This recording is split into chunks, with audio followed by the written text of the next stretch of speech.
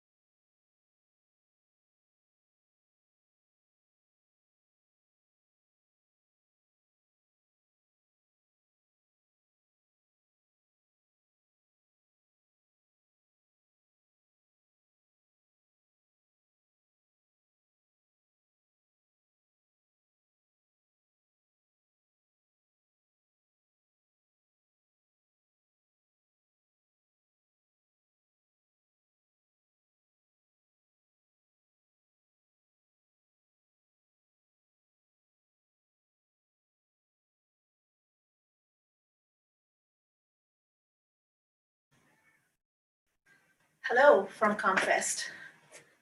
We are a local yoga studio and we practice every day. Our poses and style is very different from what you might encounter elsewhere. It is all about healing because we know that wholeness or healing, same word, same meaning, comes from the fact that we are whole. We are meant to live a wholesome life and die in a whole way of wholesomeness, undetached from our soul. We are trying constantly in our attempts with yoga to bring ourselves to our center which connects with the universal oneness of Godness, however you perceive that, just the energy and the breath of the universe that flows through us that we encounter and are able to connect to with these particular poses. It just helps you balance yourself. It just helps you heal. It helps you de-stress. It helps you get rid of those anxieties that constantly bother us all day long. I have with me today Janet, who will be doing some modified poses just to show you how to work through it if it is not easy for you to access the full pose. And there is Casey, who will be doing the full extensions of the poses. And we'll try and keep it simple, but there'll be some small challenging poses. With me, I have a mat today. A mat, something that gives you some traction. So a slippery floor is not so good. I have 2 blocks. And if you don't have blocks at home, get 2 heavy big books like the old-fashioned phone directories.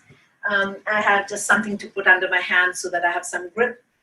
Or to grab if I need to. From ComFest. And then I have a knee pad. We are from Casey and a local yoga studio, so and we practice every day. Our poses and style is very different from what you might encounter elsewhere. It is all about healing because we know that wholeness or healing, you're sitting on that same meaning, comes comfortable for you, or just folding it under where you can. The other leg folds and the knee comes in line with the other.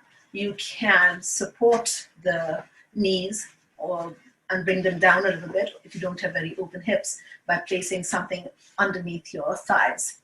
So that's what I'm going to do.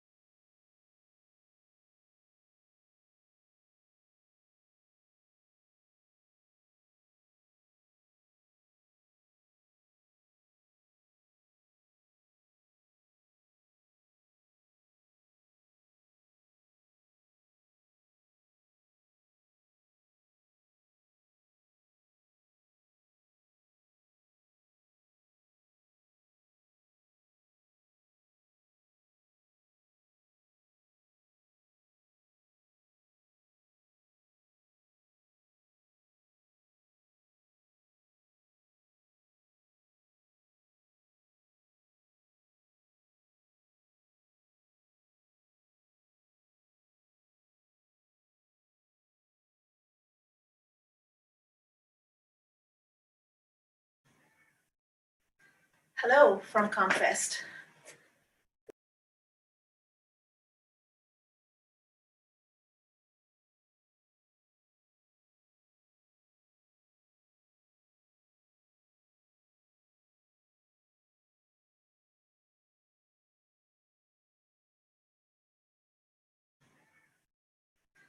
Hello from ComFest.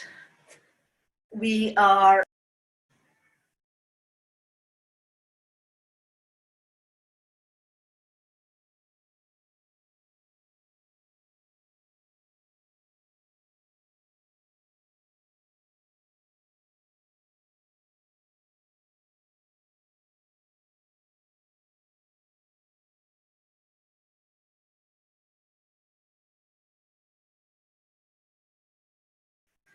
Hello from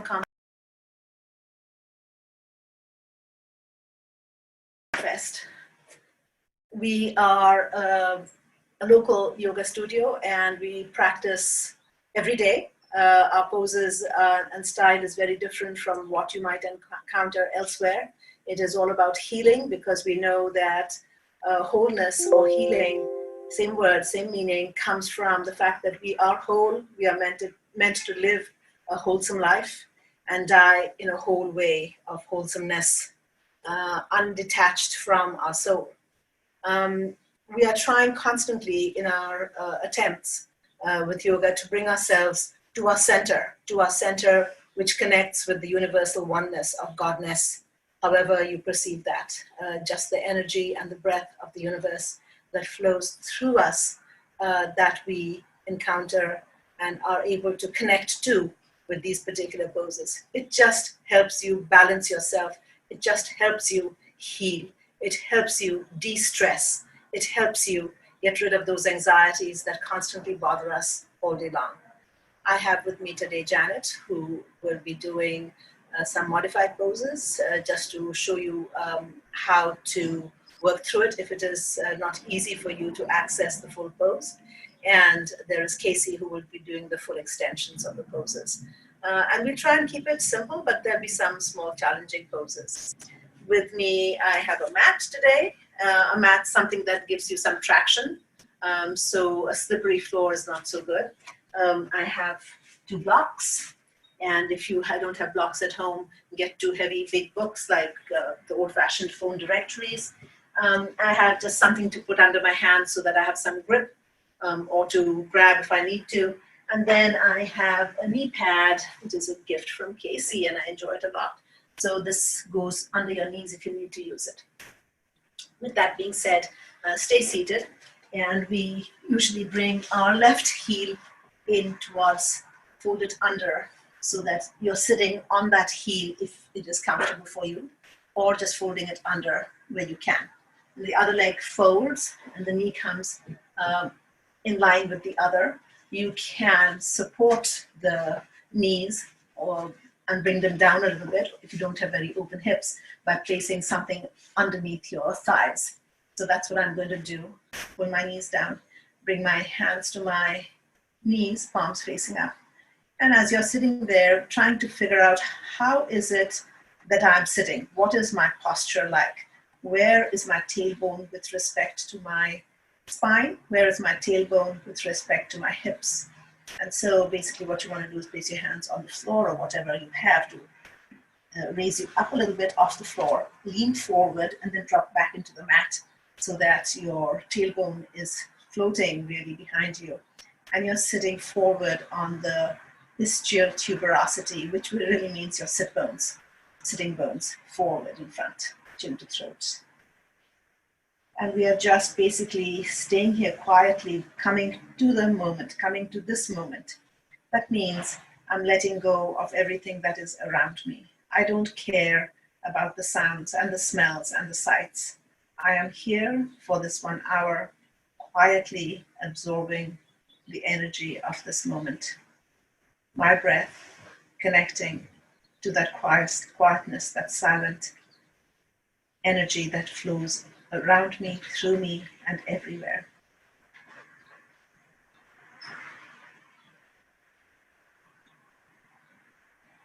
As you sit there breathing, watching your breath, not changing it, just paying attention to it, you slowly start to bring that energy from the ground that you're sitting on, through your spine,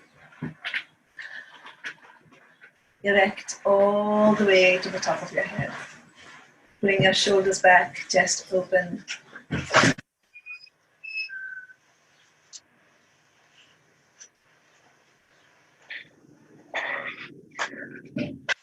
And slowly breathing out loud.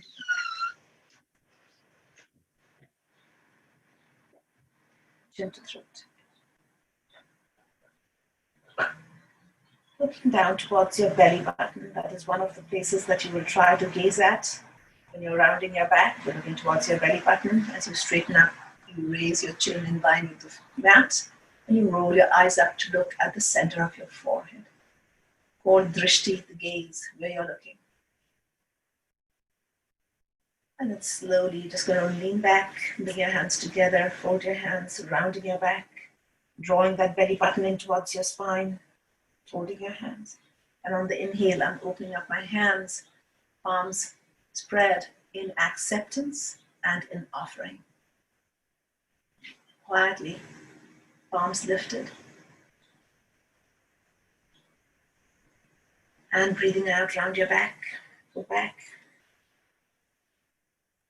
And stretch your legs out in front, all the way. I want to turn my toes in towards my shins, spread my toes, and I've got my hands folded, and I'm slowly pulling down towards the mat. And that may be too much, so you might want to bend your knees. Just watch Janet if you need some variations to make it slightly easier.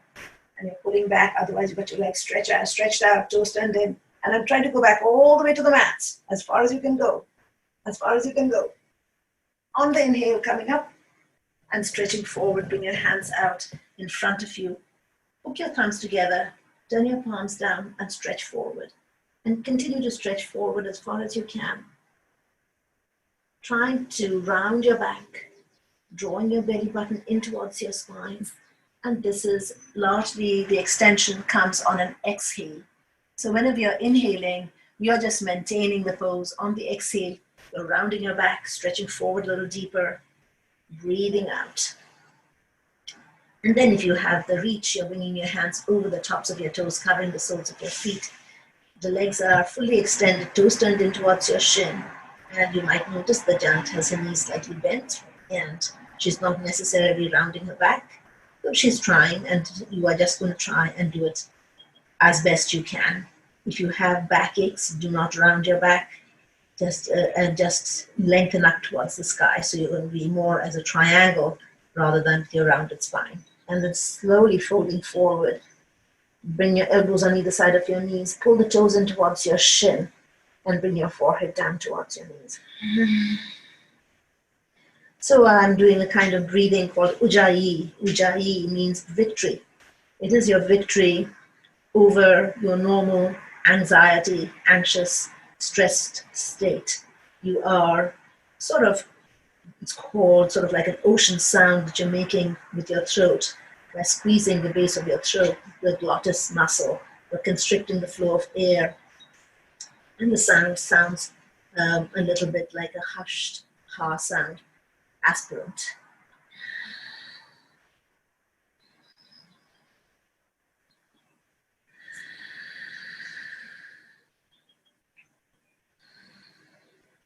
So you've basically got your mouth closed for the inhalation and the exhalation, and you're squeezing the base of your throat to make that sound. I've still got my back rounded or straight, and I'm trying to bring my chest down towards my thighs, elbows bent on either side of your knees. Tuck your chin in, round your back if you can, look towards your belly button.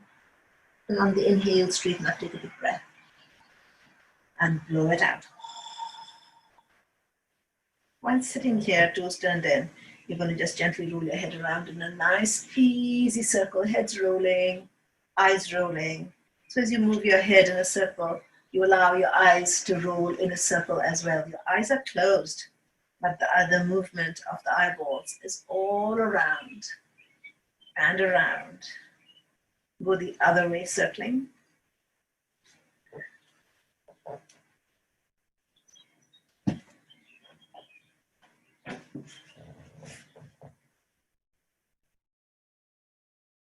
Paying attention to those little spots along your shoulders and neck and back that feel the pinch as you roll your head. We'll work on those. And straighten up, taking a breath. And breathing out, drop your left ear to left shoulder, pull the right shoulder down and away from your ears. Straighten up the head, and then go to the right ear to right shoulder. Drop your chin forward. And then get your hands together, turn your palms up towards the sky, lengthen up. So look at my arms, they aren't bent like this, they're all the way up, as straight as you can make them. And pull the shoulders back and lean back into it. And lean back, big breath, leaning back, open through the chest. To open up the chest, I'm trying to hold my shoulders back, roll my elbows back as much as I can, and lean back and lean back and lean back. On the exhale, stretch forward, try and bring your hands over the soles of your feet if you can, and then fold forward one more time, forehead to the knee. So Ujjayi breathing, the breath I was talking about, it is done to create a calmness in your body immediately. And that is because you are activating by that aspirant sound. It works against the diaphragm. It works through the diaphragm to the vagus nerve, the only nerve that flows through the diaphragm. And it brings that calmness that is part of your parasympathetic nervous system. So to do it, you're just humming the breath, going,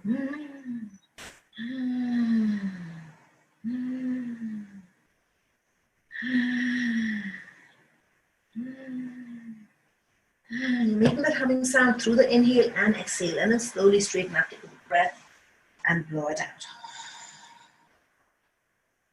We'll just do a simple twist before we stand up. So you cross that left foot again, and right leg in front. I'm going to bring my right arm up towards the sky and cross my hand over to the left thigh, placing it on the thigh and pushing that thigh down. And again, you can support that knee by placing something underneath it. Press that knee down. Bring that arm out shoulder level, chin to left shoulder. Turn your head. And then I'm going to follow my fingertips as I bring it around slowly behind my back.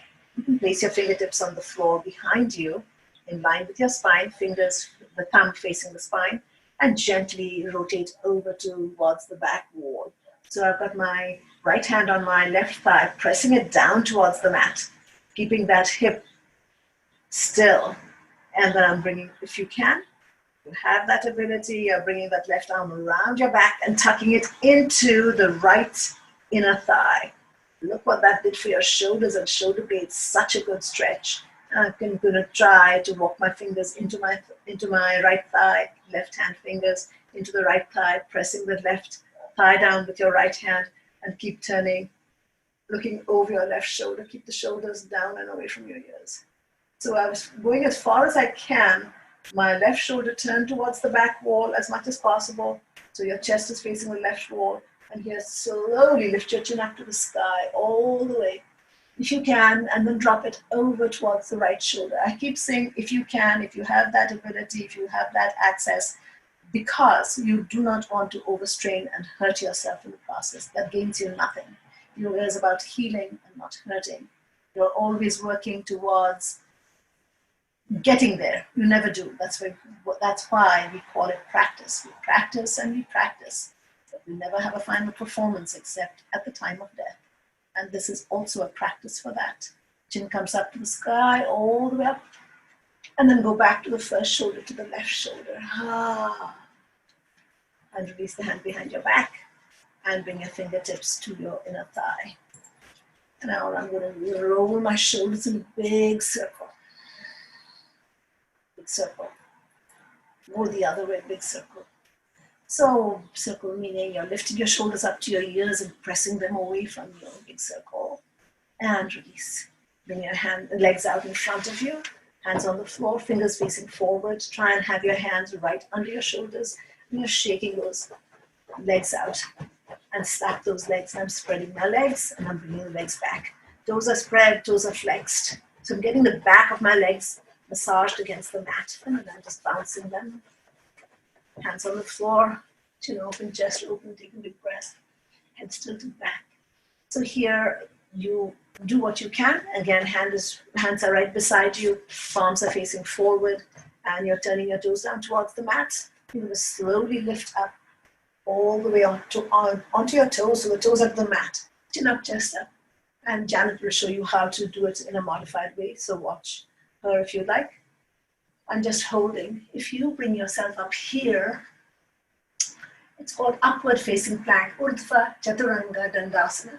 So you're lifting your hips up, squeeze the root muscles, the muscles on your pelvic floor, also known as the chakra 1, the first chakra, and release. Good breath. And breathe out, bring your hands up overhead, turn your palms up, and we'll stretch forward again, releasing those wrist muscles. And slowly stretch forward, bringing your hands around as far as you can. If you can't, just stretch it forward, and I'm just going to flex my elbows so that I can release those wrists. Turn your hands to face in, palms together, and stretch it out. And turn your palms out, turn your palms in. All I'm doing is trying to release those wrist muscles. And come back up, big breath, and blow it out. Fold the right leg. Left leg goes in front this time. Again, sitting tall, getting your knees to drop. If you have nice open hips, they should drop easily. Otherwise, I'm just placing something under my thighs, lifting my butt off the floor, leaning forward and then dropping down. So I'm not sitting on my tailbone this time. The left arm comes up towards the sky, as tall as you can make it, tall and straight. And I'm going to place my left hand over my right thigh, pressing it down towards the mat. So you should feel an openness in your groin muscles right in there. And then the right arm comes out shoulder level, chin to shoulder. And you'll bring your arm, so keep that thigh pressed down with your left hand. Opening up that thigh a little bit, that hip a little bit, bring your hands around behind you, and then drop your fingertips to the floor. You're on your fingertips, the thumb is facing the spine, and you swivel over to the right. Keep the shoulder pressed down, chin to right shoulder. Keep turning. So rotation's happening above the hips. It's happening primarily in the lumbar region of your spine, those 5 bones that allow you to bend and twist in many directions. So keeping going if you can. Take the hand off the floor and then keep twisting. The more that right shoulder pulls back towards the back wall, the longer your arms will appear to be able to get them into that thigh. And you might find one side was easy and the other side is impossible. And that's the way the body is. It depends on what you did with your life. And then chin to right shoulder, not with your life necessarily, what you did yesterday, what you did last week, what you habitually do. Chin to right shoulder, all the way up, chin to sky. Slowly bring it to touch the left shoulder. Keep the shoulder pulling down. Ujjayi breathing. So humming the breath, both for the inhale and the exhale. The breathing is not through the mouth. Inhaling and exhaling, generally speaking, will be through your nose.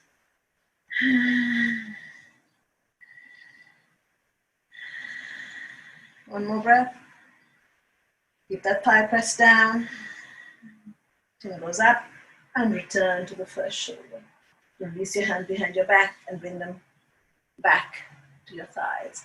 I'm going to raise your fingertips up in line with your chest.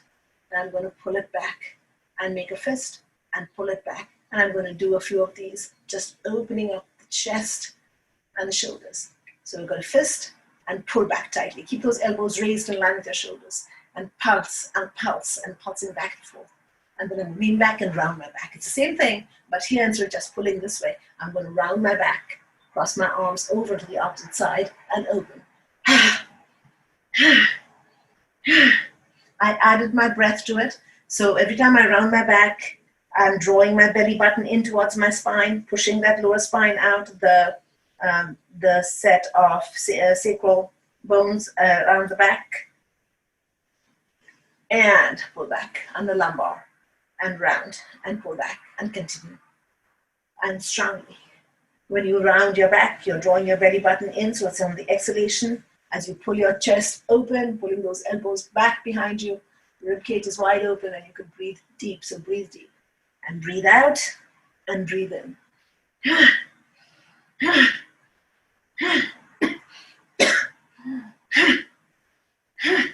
And release. And shake those legs out again. Hands beside you one more time and shake those legs out. This time we'll bend our knees.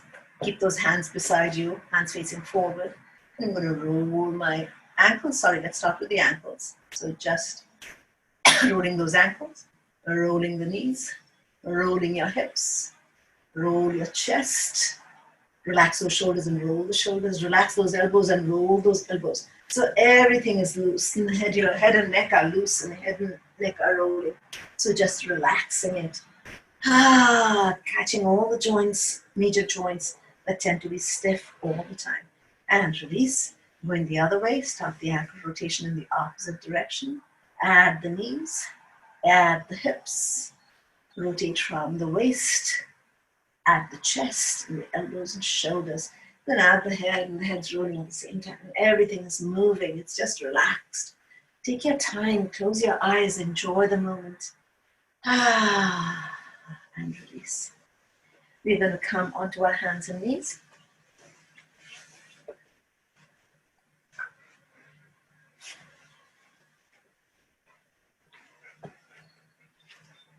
So your knees are in line with your hips, and your hands are right under your shoulders. And we're just going to basically roll our hips in a circle. So you're stepping on your toes and rolling the hips in a big circle. I'm dropping my hips over to the left and to the right. And go the other way. And drop your hips down deep towards the mat.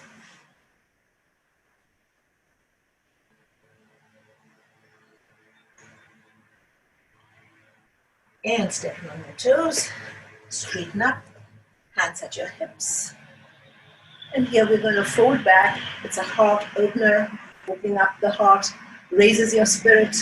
It allows the heart and the lungs to relax and stretch and produce better energy in terms of more air into your lungs and releasing the heart. So I'm just going to slowly press my hips and thighs forward, push forward, tighten up through the quads, and then keep your hands at your hips, pull the shoulders back, trying to get those elbows together behind you. Drop your head back in again. If you have back issues or neck issues, just straight up. So you're leaning back at an angle and just straightening through the spine into your knees. So otherwise, you're going to round our back, keep going, and if you can, reach down to your ankles or heels and slide your hands over the soles of your feet. Chest open, pull the shoulders back, and going back as deep as you can. Very nice. And slowly release. Come back to the mat, hands on the mat. Take a big breath and blow it out. Just going to shake our head loose, just shaking it side to side, like I was saying, no, no, no. And then lift your head up and down. Yes, yes, yes. And then I'm going to bring my left foot out in front, and I'm going to place it on the inside of my left foot, sorry, in front, and place it on the inside of my left hand. And then I'm going to bring that left hand actually on the inside. Bring your hand on the inside of the foot. Bring it around the ankle and try and grab that big toe. Two fingers, index and middle, go around the inside of the big toe. And you see both those fingers will come around the outside. And that knee should be in line with the ankle. So push forward till the knee is upright. Bring the right elbow to the mat. And then you're going to try and grab that same big toe with your right hand as well. Same formation called a mudra or a seal. And you're sealing the big toe by placing your right index and middle fingers on the inside of the big toe, sealing with the thumb. Both hands doing the same thing, to the same big toe. And then you're bringing your head down into the big toe. So you have to twist a little bit along the upper body. Don't twist your hip out.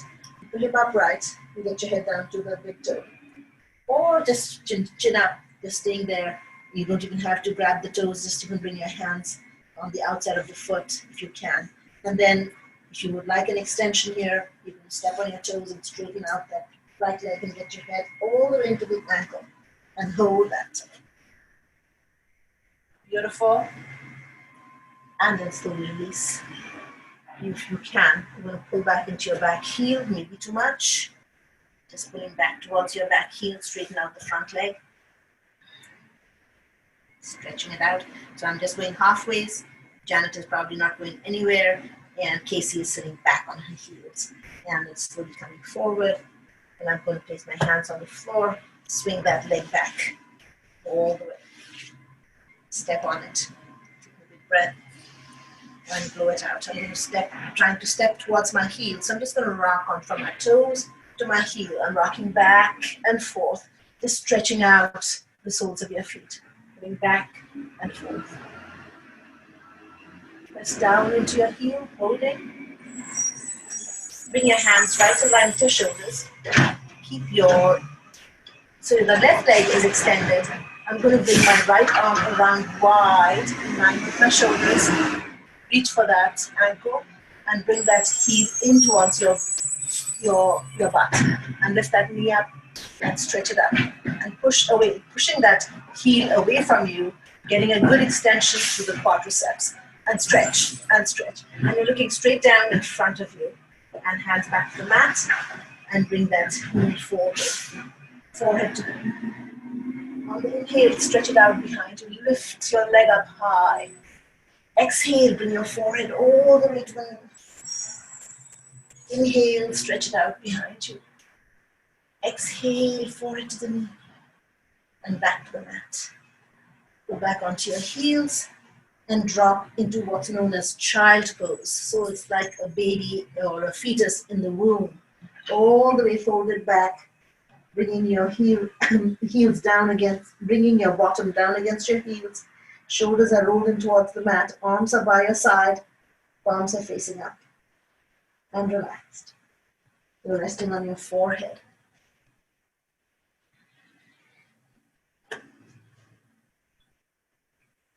And as you're here, notice that you feel a little congestion in your throat. Cough it out and clear it out. And staying there, roll onto the top of your crown. I'm going to massage my skull and scalp by rolling on my crown. Forehead over to one ear, to the back of your head, and the other ear, a big circle. Just going as deep as you can, all the way around. You really get a lot out of this because that massage on the top of your head, go the other way, is working into different parts of your brain. You're activating different parts of your brain. It really does wonders with how you feel afterwards. So you can just drop your head around, turn your head around. It should be releasing some kinds of headaches and congestion and migraines, pulling back into your heels. And just release. One more breath.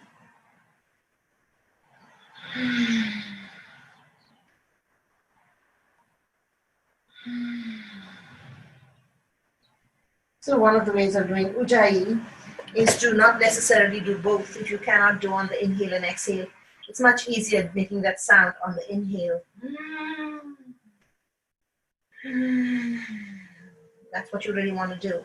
And then when you take the sound away, you have the Ujjayi sound, which is a hushed, aspirant, ha-like sound. All right, so I'm going to bring that right leg out in front and keep it on the outside of your foot. Outside of your hand, excuse me. The foot is on the outside of the hand. The heel and the wrist are lined up. And then drop your shoulder down, bring your right hand around the ankle, and you're trying to get that shoulder underneath the knee, close to the knee, and get your two fingers, index and middle, on the inside of the big toe, and wrap the thumb around the outside, trying to touch those two fingers right in the center of both the fingers.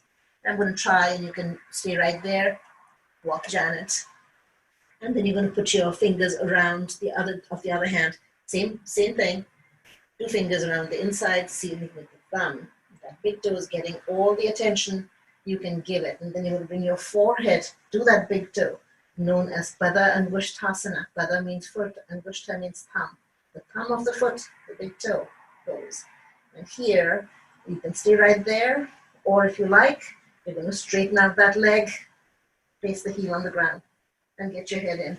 The tendency with this pose is that with your shoulder against that knee, you tend to drop that knee outwards. That affects the hips in an adverse way. So you want to keep pulling that knee in against the shoulder, not allow the shoulder to press that knee away from you. And slowly release and come back onto your knees. Taking a big breath and blow it out. Sorry, I forgot something here. So you're going to swing that leg out behind you and you're going to bring heel to bottom. Bring it up as high as you can. Bring your heel as close as you can. Bring that right hand right in line with your shoulders and the left arm goes wide and grabs the ankle.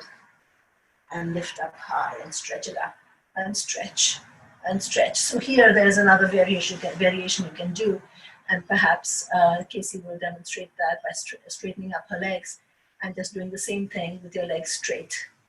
And you would have done that on the other side as well, just for your information.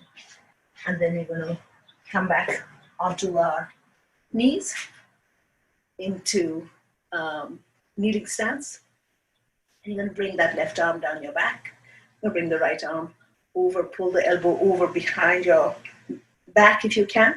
Then bring the right arm wide and you're going to try and hook the fingertips together. So what we did here was we brought that right arm wide and down your back.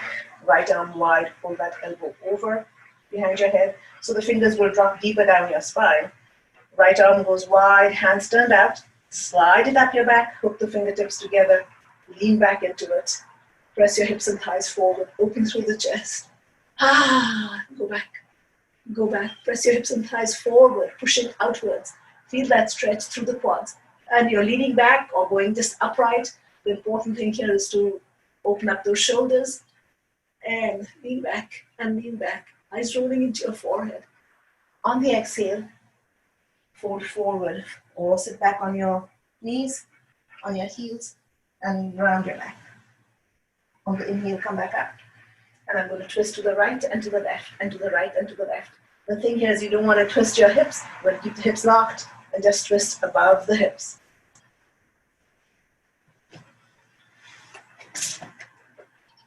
And release and come back into child pose.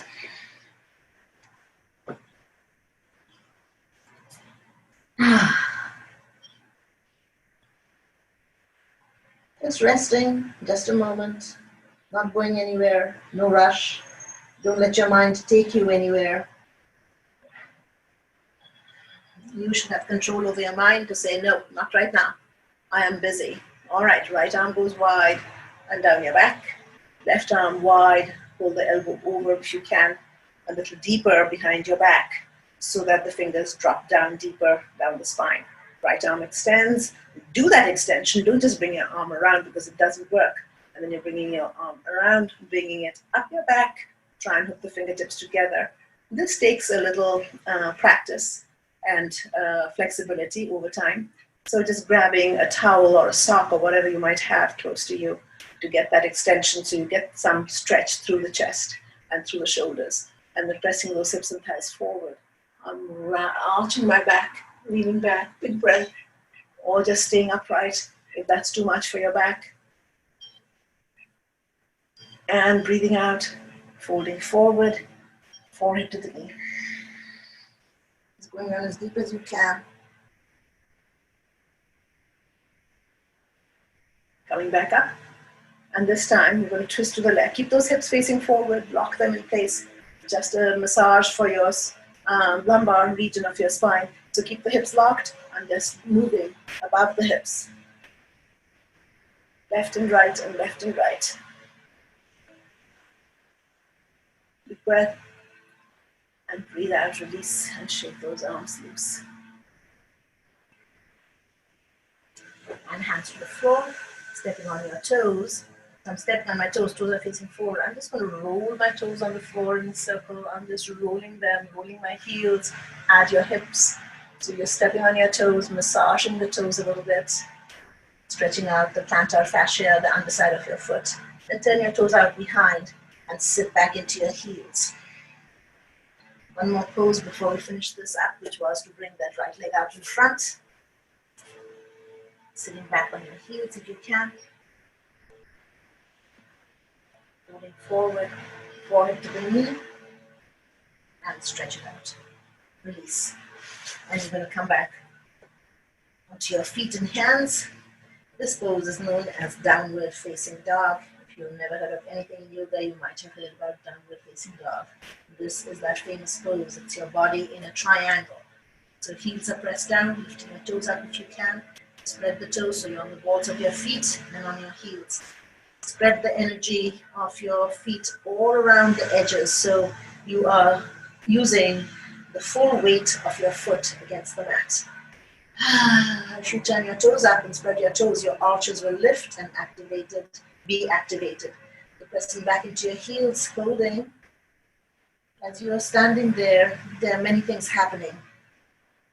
This is an active and passive pose. It activates many muscles and it releases many muscles. So here, you're trying to straighten up the legs.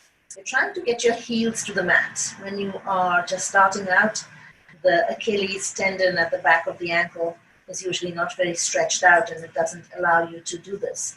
So placing your folded up mat, scrunch it up and stick it underneath your ankle or underneath your heel and step on it to get some kind of support for the heels. And then straighten out the leg, thinking about sliding that kneecap up towards your thighs. You have to squeeze the quads and the hamstrings and then try and send that kneecap up towards the thigh. So that will straighten out the back of your knees, a really important thing. Lots of nerves, lots of other things knee to the back of your knees. It connects the upper body, upper limb, upper part of your legs to the lower part.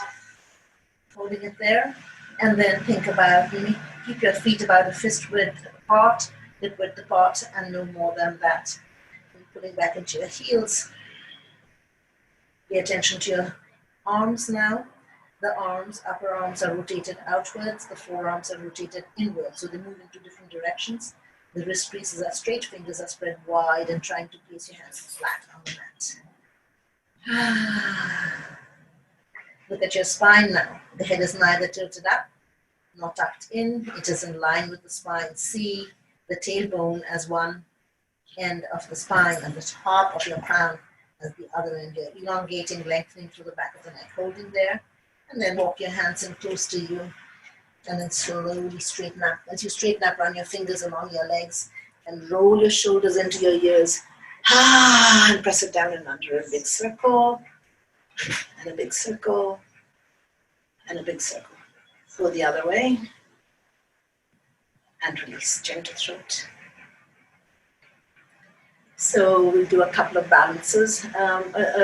One that's really nice, and I asked before class what Janet would like to share with you, and she suggested this pose. It is a lovely one because it stretches both your hips and shoulders and everything in between. It's called Garuda Asana. Garuda is this eagle or similar kind of bird that is used a lot in yoga philosophy. It is the one that carried the universe in its beak, sort of supporting it while chaos reigned everywhere.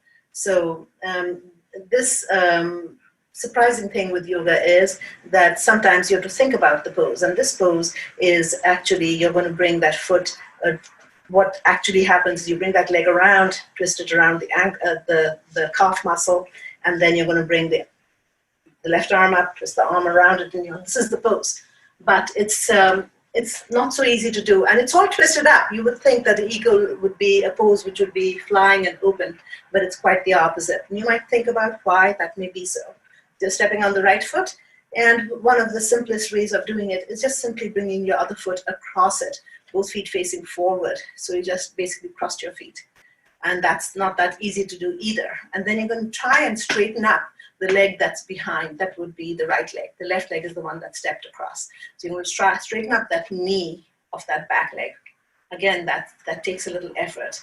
And then trying to align your hips with the front of the mat, so you and line with your toes. So you have to push that right hip forward, left hip pulls back. Bring your left arm up in front, bring your right arm around it. Twist the forearm, and then you're trying to bring your hands in prayer position, or you can just fold the fingers over, which is what I suggest you do. And so you have a two-handed fist. One elbow is inside the other. You're going to round your back and bring your fist under your chin. Watch Casey if you want to do it. Do the full extension and round your back. So as your elbow draws in towards your belly button, you're using that lower muscle in your belly called the transversus that runs from side to side, the one that looks, makes you look paunchy, belly sticking out. So you're rounding that back, pulling that belly button in, drawing that transversus muscle in towards your spine, strong, rounded lumbar. And then on the inhale, slowly straightening up. And release. And shake it out. And the other leg. We're just going to basically work those toes out a little, work those feet out a little bit, and just stepping lightly one foot and then the other. And then speed it up. And bring the knees up higher. Start shaking your hands, wrists, elbows and shoulders, bring them up towards the sky. And I'm just going to do little circles. Do the other way. And then as I'm doing that, I'm going to take my left foot off the floor and keep my arms shaking, and we'll shake the legs. So you're just basically shaking all the way to the hips. Shake it loose. It's not an effort like that. It's just jelly-like, and the arms are doing the jelly-like thing as well. And then the other leg. So shake it out, all the way to the hips, arms all the way to the shoulders. And release. Big breath. And blow it out. So you can either bring your foot over across the other way, so it'll be the right leg this time coming in front, or you can bring your leg up to your knee, or you can bring it up all the way around the ankle, which right now my leg is not allowing me to do. So I'll watch Casey if you want to do that. Then I'm just going to cross my legs here, turn my hips so that my right hip pulls back, left hip pulls forward, and right arm comes up, elbow into elbow, forearm twists. Watch what's happening with those shoulders, opening up the back of the shoulders. Get your hands together or in prayer position if you can, if you like. And bring your elbows in towards your belly button. Lift the chin up. Round your back. The gaze is not wandering. It is soft. And it's looking where your eyes drop, about a few feet away from you. Keep the gaze resting there, soft. Ujjayi breathing. Straighten up. And lift your chin up. Tilt it back a little bit. Eyes rolling up towards your forehead. And release. Shake those legs out. Big breath. And blow it out. This is known as Baby Johnny, which is baby means goddess. And I'm bending my knees. This was Casey's choice for today. And I'm going to, his feet are just sort of turned at a 45-degree angle or a little bit more if you can. Spread your legs, bend your knees, tuck your buttocks in. So you don't have your butt hanging out and your chest dropped forward. Tuck your buttocks in. So again, the focus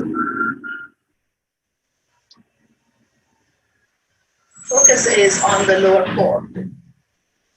One of the advantages of doing class from home is these wonderful foamy sounds like the garbage guy. Tuck your buttocks in, pull your shoulders back, and drop a little more. And turn your kneecaps out. Don't let them collapse inwards. They need to go out towards the back. And drop a little more, pull your shoulders back, bring your arms up. Spread those fingers wide, and they're raised shoulder level. Keep those knees rotating out. Keep those hips locked. And you're going to twist to the right and to the left and to the right. So what tends to happen is that your shoulders drop, your elbows drop, and you just do a little thing like this and your hips are rolling. You want to be making it strong. Keep it locked and twist.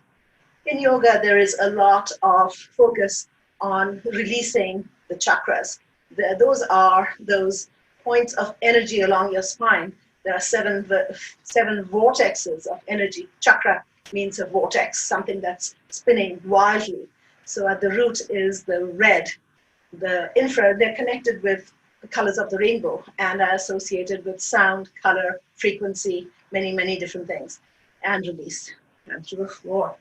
I'm going to drop my bottom down, chin up, chest up. Coming back to the chakras. If you drop down into a squat like this and you have your knees turned out, you cannot but open the root chakra. That would be the vortex of energy, slow moving, infrared in color and in frequency and in energy. And it's pointing down towards the floor. That is your tailbone. That energy is associated with instinctive behavior, fear, doubt, all of those things. So just opening it up, allowing the root, the muscles on your pelvic floor to relax. Just staying there for a moment, folding your hands, spreading your knees wide and straightening up if you can. You may not be able to go down all the way, and Janet will demonstrate that for you. She's quite capable of going down all the way. She'll just show you the modified version today. And release and have a seat.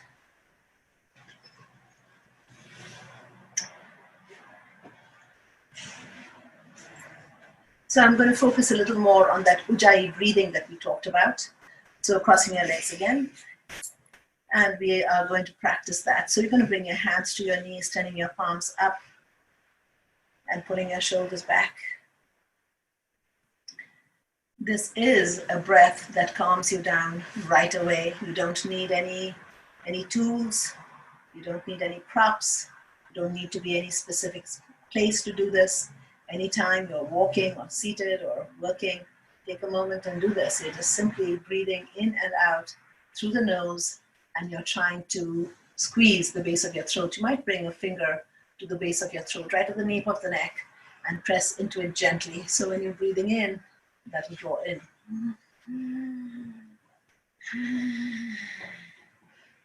Just humming the breath.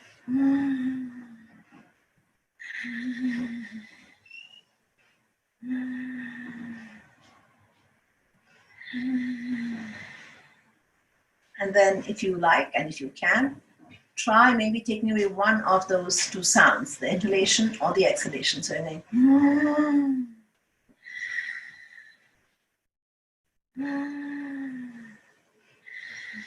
you're still doing the same thing, but you've taken away the sound.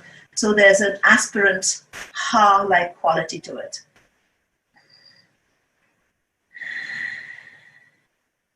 And then try and do both without sound.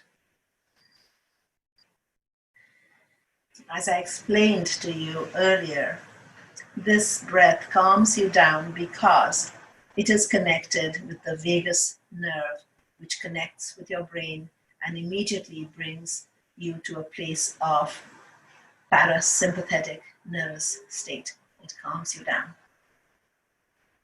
Practice that. And let's shake those legs out. Move the other leg in.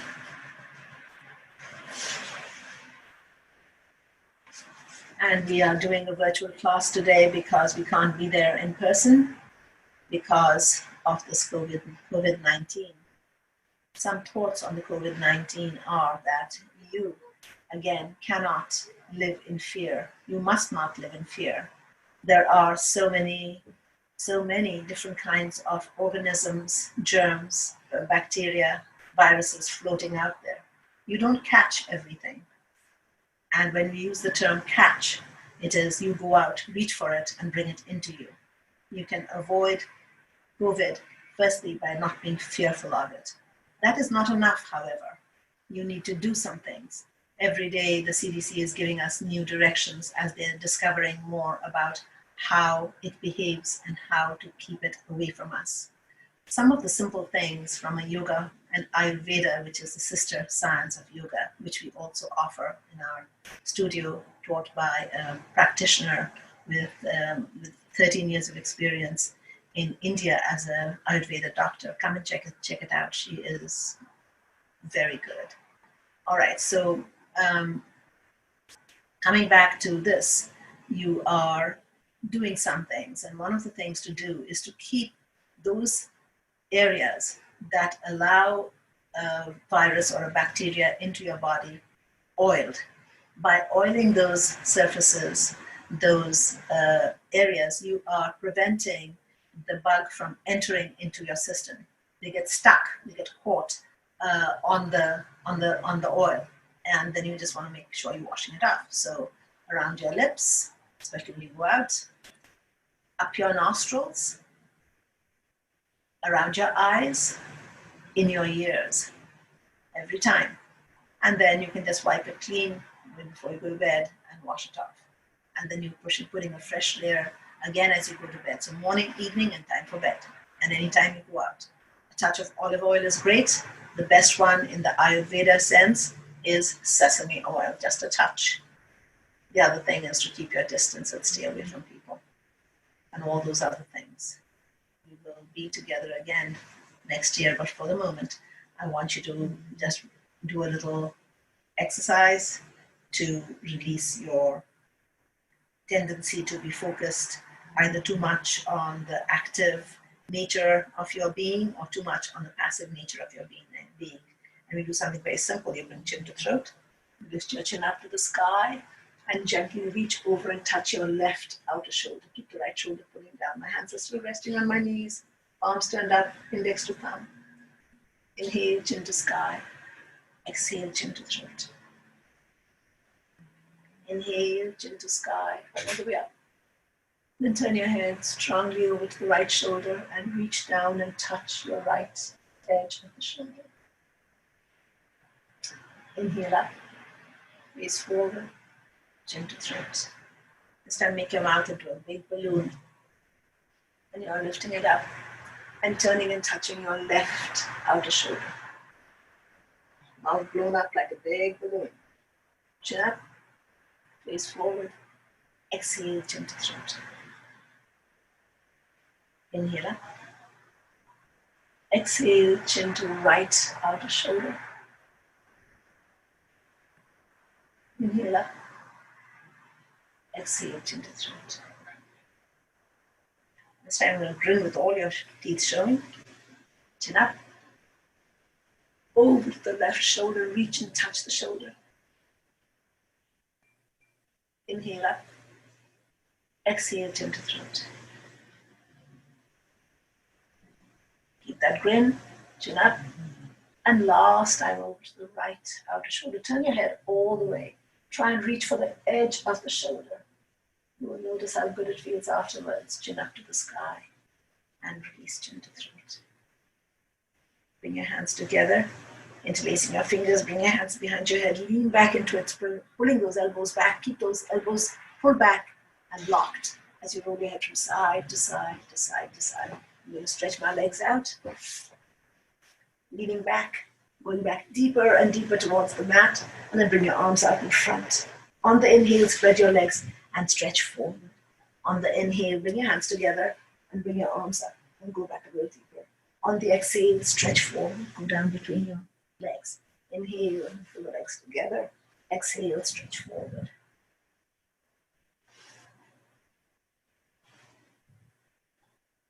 And release. And we're going to cross our legs and we're going to rock and roll, as I call it, on our backs, just massaging the spine. So you can either do it all the way, bringing your feet overhead to the floor behind you, or just gently rocking on your back. Watch the ladies, and then slowly going all the way.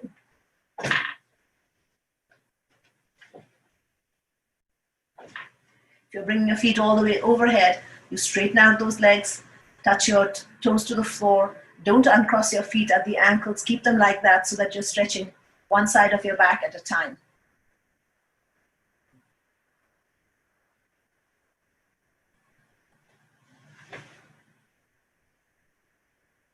Pull the toes to the mat.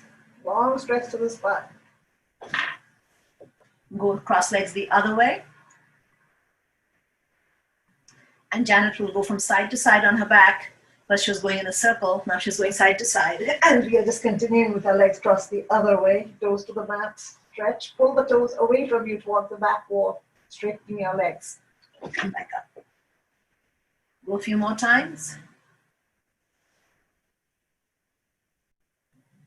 And then put your fingertips under your bottom, pulling the fingers under you, sitting on them. Drop your head to the floor, stretch your legs out. Or you can keep your knees bent and legs crossed. And then I'm going to lift my head and get the top of my crown to the mat. So to do that, you have to lift your chest up. So I'm going to tuck my elbows under and walk my butt up onto my arm so that you are reducing the space between the vertebrae and the spine has to arch upwards towards the sky. Top of your crown to the mat. Of course, this is a very strong flexion of the spine, so be careful. Tuck those elbows under. Breath is flowing freely. Flex your feet. Straighten out those knees, back of the knees straight. Close them then towards your shin. Eyes roll into your forehead.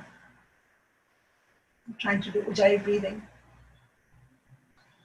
It is beginning to get uncomfortable. Slowly straighten up. Cross your legs.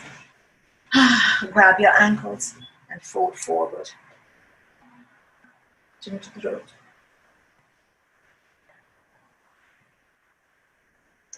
And slowly straighten up. Take a big breath and blow it out. So we're going to roll onto our right side for just a moment. Stay on your right elbow, bring knee to chest, grab the big toe, stretch it up towards the sky, pull the toes in towards your shin, and bring your shoulder on the inside of the knee and straighten up that leg as much as you can. Little stretch it straight out in line with the hips in front. Bring it up, bring it back again, just stretching the leg. And knee to chest. Line back, roll the ankle, go the other way, roll the ankle. And then fold the leg, bringing your right arm around the left ankle. Hump the knee and bring the knee towards your chest and gently press towards your chest. If you've had a hip replacement or a knee replacement, this is not a good pose. And release. Roll onto your left side.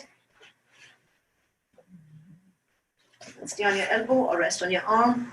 Bring knee to chest, stretch it up towards the sky, straight leg, and fold it out in front. And open, and fold it. Fold it means you're just actually laying it straight out in front of you in line with your hips. And bring it up, lie back, fold the leg, knee to chest, do a few ankle rotations, very slow and deep, and you're flexing and pointing your feet. Bring your heel in against your chest. No. Bring your left arm around the heel, hug the knee, and bring knee to chest.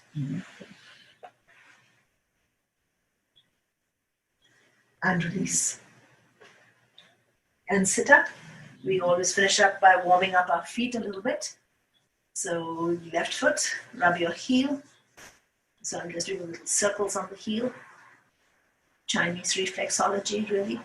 Rub the arch of the foot. Use the heel of your palm to grind into the center. So working from this outside edge of the arch, work inwards towards the center. And I'm just going in a circle, massaging into it, whetting up that appetite because this is related to digestion, massaging it.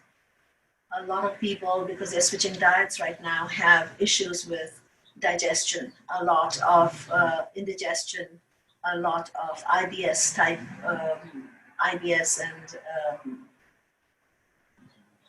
Crohn's disease kind of issues, just serious constipation. So you want to be able to keep that moving, and one of the best things you can do for that is keep some psyllium variation in your home. Psyllium is Psyllium, psyllium. It's available as Metamucil or Health Mucil. There are a variety of different, I don't know what they are, there are a variety of them, but they all contain this. If you can get some pure psyllium, it's something that you can keep in your pantry and have on a regular basis just to allow for regularity. You want to have a lot of fresh greens. There are so many wild greens growing right now. Now my fingertips are between my toes, holding with the opposite hand, and I'm rolling the toes around in a circle. So you want to have a lot of fresh green weeds, the healthy weeds that are growing right now. Over and under and shake it out and slap it. Left foot as well. Start with the heel, rubbing the heel into the arch, Focus on the arch, the belly.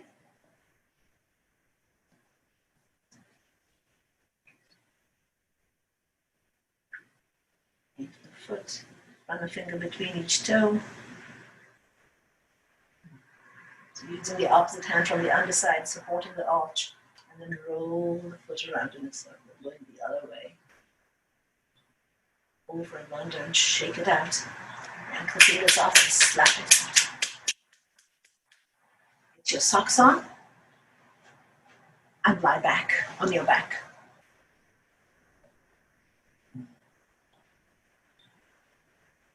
If you can. If that's uncomfortable, you're laying on one side.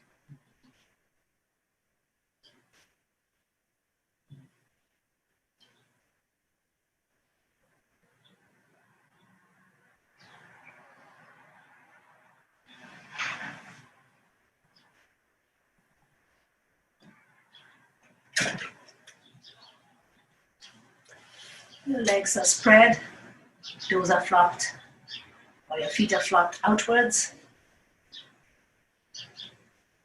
Inner thighs are relaxed. You're actually sending a suggestion to your inner thighs to relax. Shoulders are tucked under so that the back of your neck is not on the mat. Tuck your chin in towards your throat and drop your head back. Keep the back of the neck relaxed. Palms are facing up, arms relaxed by your side. Fingers curled and relaxed. Just feeling the energy you have created within yourself and how good it feels.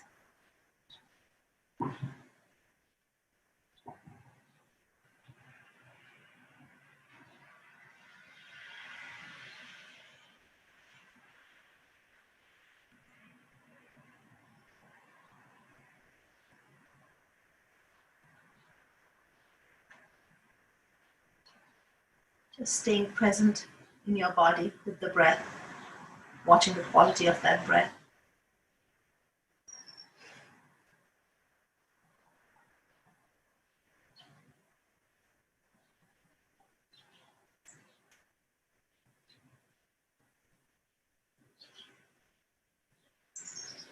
A special breath today for ourselves and what is known as Metta Bhavana. Metta is loving kindness for all souls around us, all sentient beings. So saying first, may I be happy, may I be healthy, may I be free of suffering and in a safe space. Suffering is, according to yoga philosophy, our connectedness with the ego self that is only going to be around for 100 years. It is not perfect. So we tend to connect with that and forget that there is a true living soul that is unrealized, which is why we are here. We need to connect with that. We need to connect with Atma, the soul. We need to connect with universal energy, the only truth there is, however you perceive your God. It is our tendency to like things and hang on to them, tend to get addicted to them. Things we don't like and avoid them become phobias. We want to stay in the same place all the time, which is not going to happen because life moves on. And then there is our fear of death. Those are the causes of sorrow.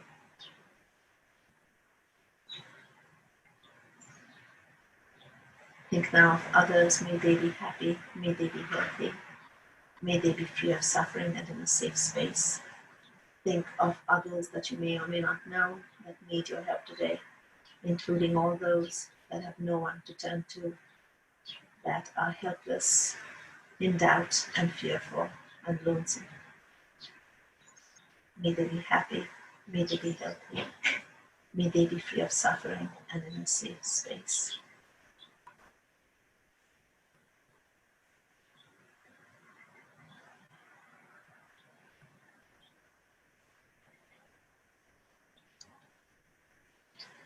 And just relax a moment.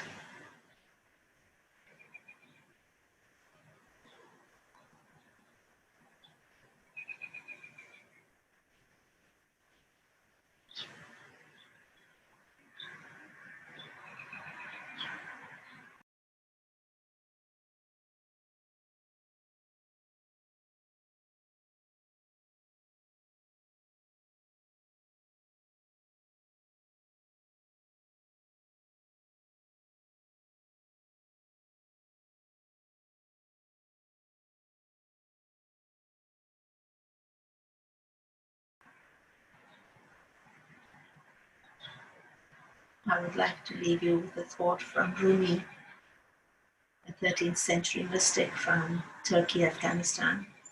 Rumi, Jalaluddin Rumi. One of my favorite thoughts, it says, out beyond ideas of wrongdoing and right doing, there is a field. I'll meet you there. When the soul lies down in that grass, the world is too full to talk about.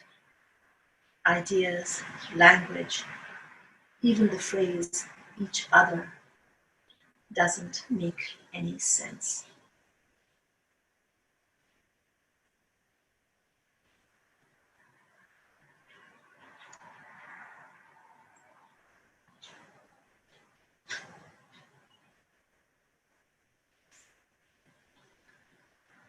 And take a big breath, bending your knees, rolling your ankles, wiggling your toes, working your hands and feet. Work them strongly, rolling your ankles. Open and close your hands into a fist. Tuck the fist on the thumb on the inside, tuck the thumb on the outside, roll the wrist. And just twisting, turning. Sit up on your bottom, move those arms and legs. Nice and loose, everything's loose and moving. And cross your legs, taking a big breath. And as you breathe it out, we come onto our knee and you can stay with your legs crossed. I'm just going to fold my legs behind me and come down, hissing the breath out, bring chin and chest to the ground. You're all out of air. When you come back up, big breath in and crossing your legs. And release your breath in a big, loud, audible, extended sigh. Notice how immediately it brings you release and feeling good. Holding your hands, taking a big breath and bowing. We always finish up with 3 chants of Om Shanti, which simply means peace. Om Shanti, Shanti, Shanti. Peace. There can be no peace without non-violence. Practice non-violence within yourself, with others, with the whole universe of all sentient beings. Namaste.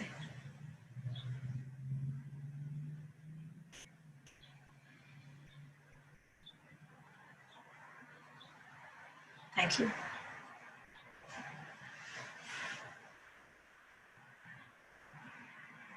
Please check out our website and check out our other classes. We are on Zoom every day.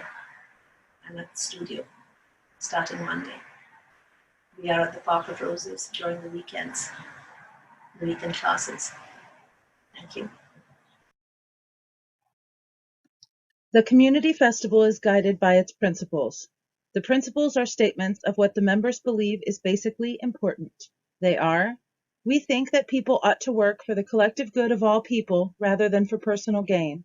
We support cooperation and collective activity rather than competition and individual profit. The basic necessities of life are a right and not a privilege. People have the collective right to control the conditions of their lives.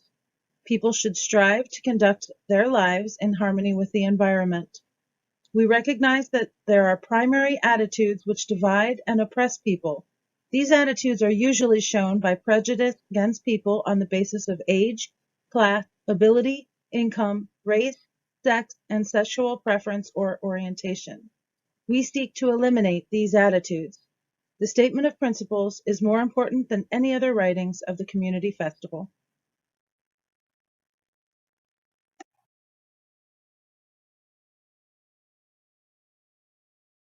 Stay tuned for more virtual ComFest workshops and speakers.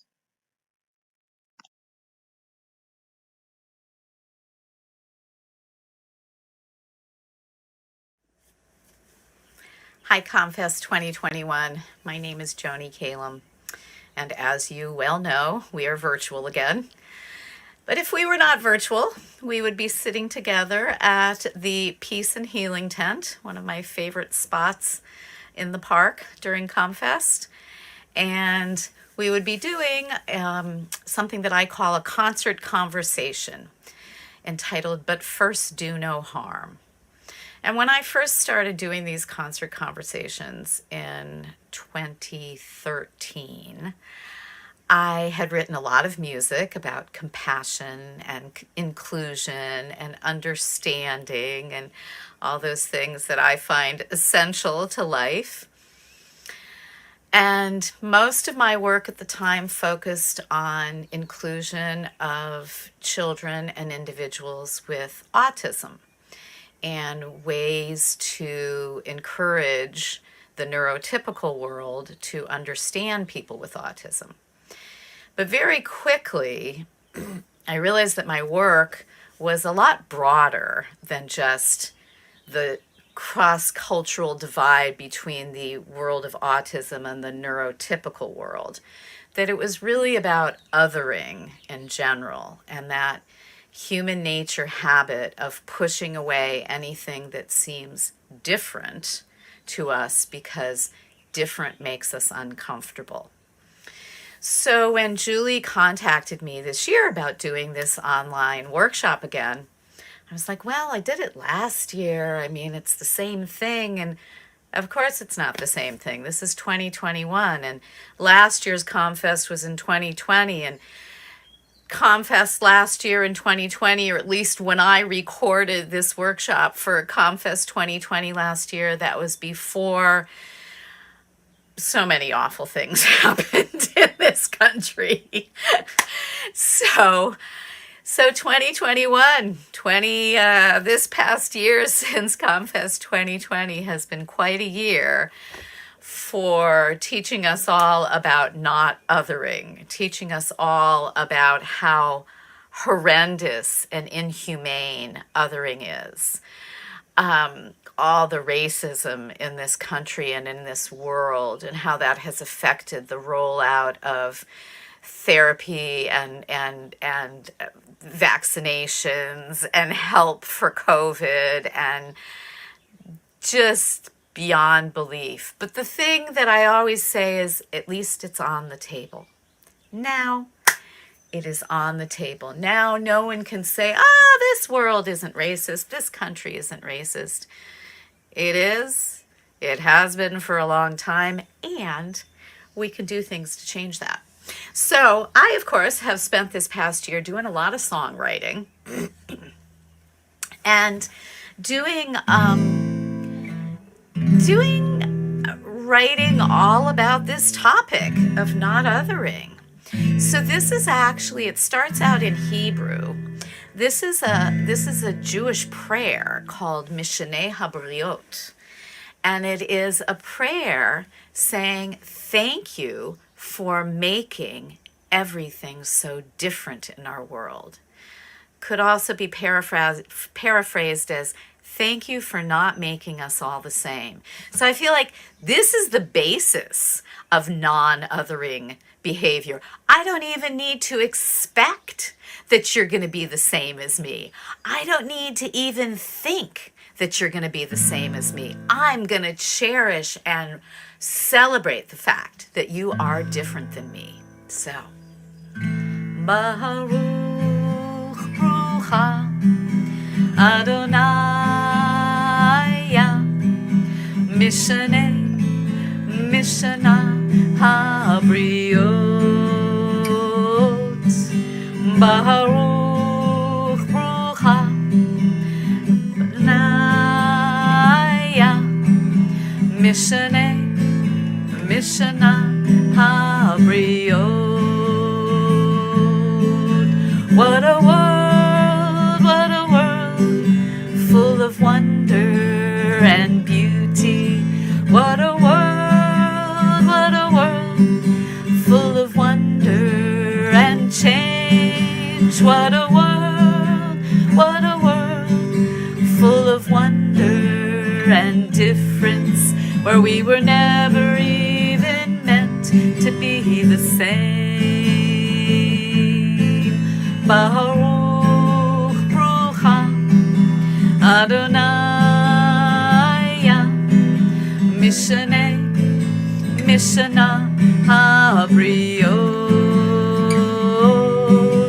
Baruch Rucha Adonai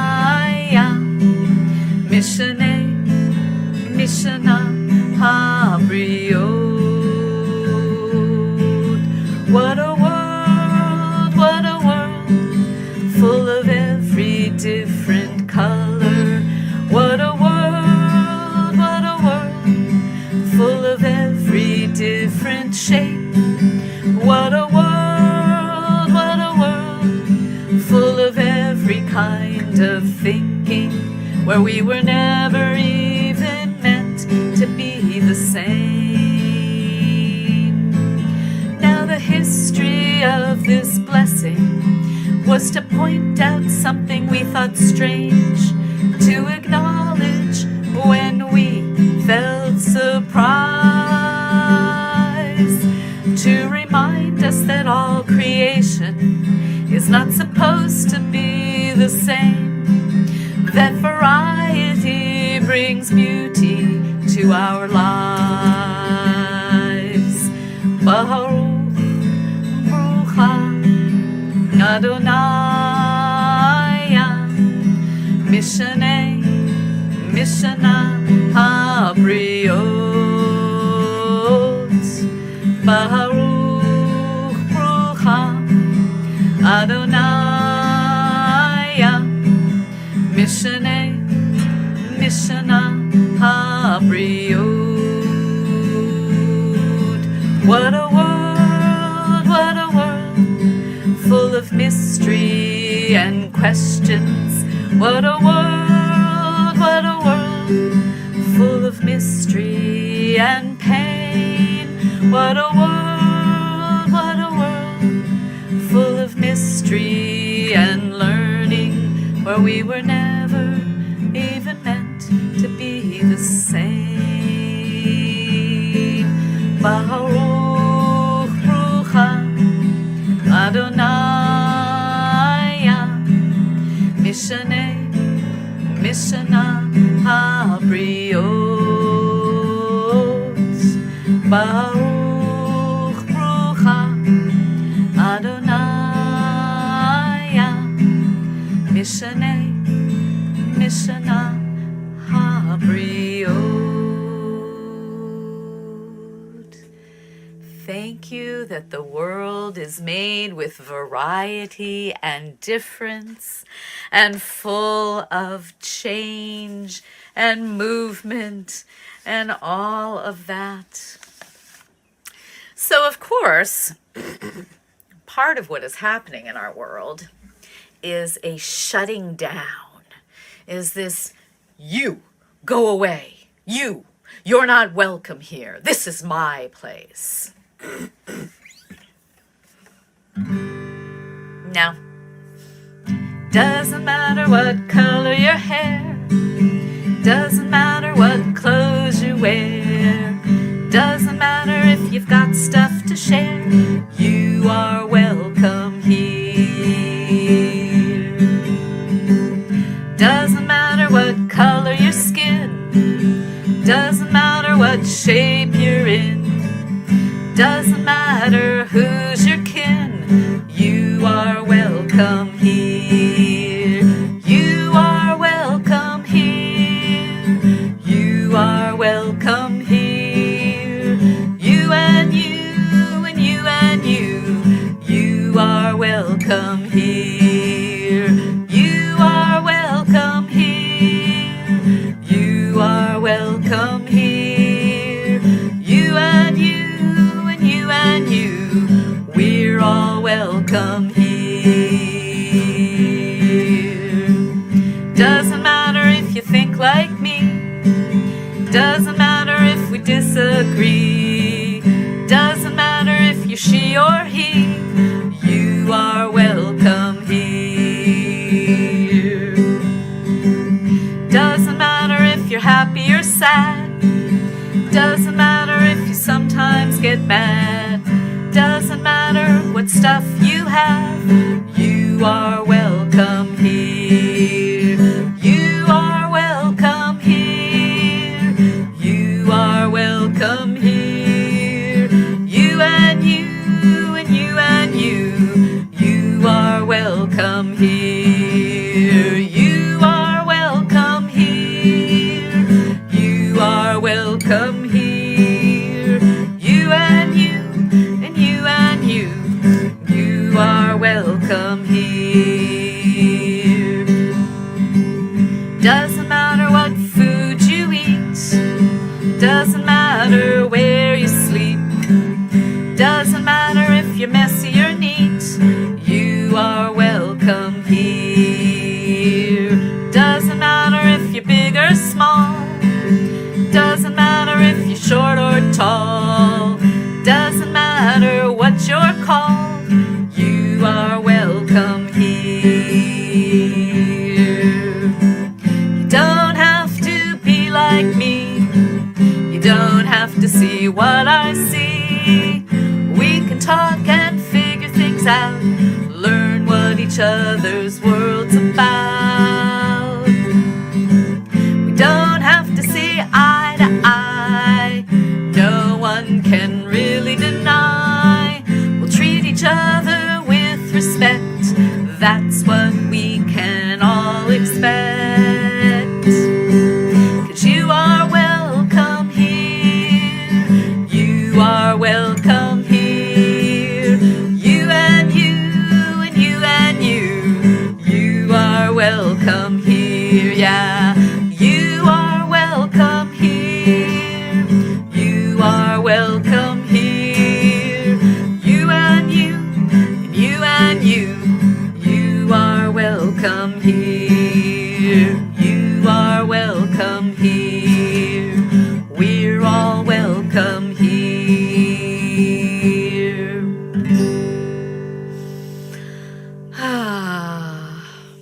Would that were the case. Would that people were walking through this world feeling welcome, feeling respected, feeling loved. So, have you gone to a lot of protests this year? Despite COVID, protests while we're wearing our mask over our nose. I was at a lot of protests this year, and I believe it helped. I believe it helped make some changes. So here is a call and response song I wrote to be sung at protests, and I hope you will take it up and use it at your next protest. Okay? It goes, I say something, and the response is, I will do that thing I said. So first I'm going to say stand up, and you say, I will stand up. And then you say, be strong, I will be strong. Join hands, I will join hands with those who work for justice. And then you can put in the other things that we are always working for: voting rights, equality, equity, housing fairness. The list goes on, right? Okay, ready? Stand up, I will stand up, be strong, I will be strong. Join hands, I will join hands, those who work for justice. Stand up, I will stand up, be strong, I will be strong. Join hands, I will join hands, those who work for freedom.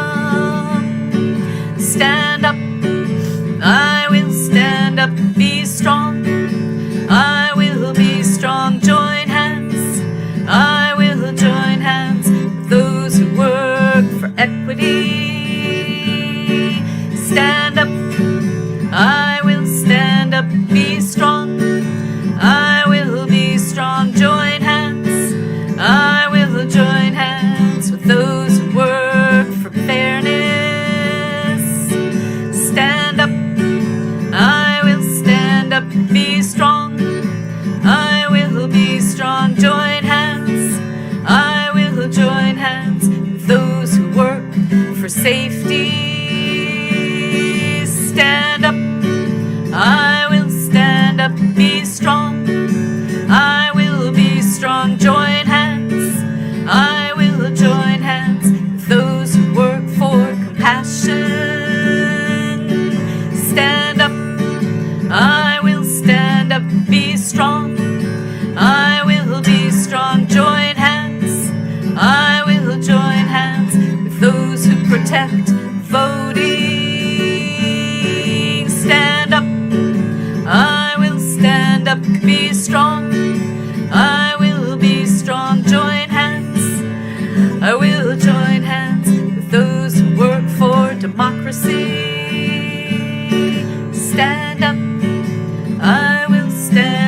be strong.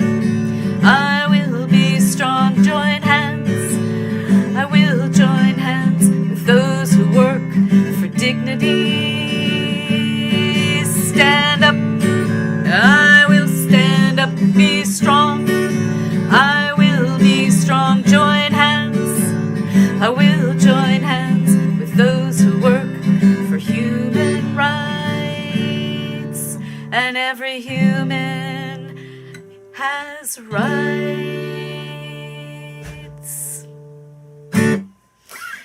So that's only one of the stand-up songs I wrote this year. You want to hear the second one? The second one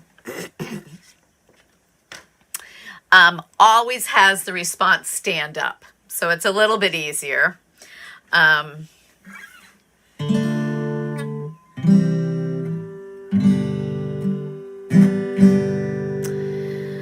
Yeah, so this one comes from, this one also has some Hebrew in it. It's doing a lot of bilingual thinking this year. This one comes from an old Jewish phrase: in a place where there is no one behaving like a human, try and be human. So I always say before I sing this one, stand up doesn't have to be a physical act. If you are someone who cannot physically stand up, you can always still stand up inside. And so it is that ability to stand up figuratively for justice in the face of things that are not just. So get ready to be that call and response singing stand up. You'll see how it goes. And even when the chorus is in Hebrew, the response is still stand up in English. On gray and dreary nights, bring the light. Stand up. Where there's no justice, do what's right. Stand up. In times of fear and anger, bring the calm. Stand up. In times of great suffering, be the balm. Stand up.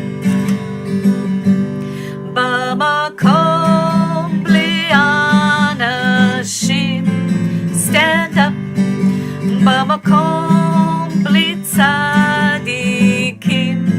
Stand up. Bamakom blishviut. Stand up. Bamakom blicherut. Stand up. Where lies are flying, bring the truth. Stand up. In times of doubt, be the proof. Stand up. In a place of bullies, be humane. Stand up. In a time of craziness, be sane. Stand up.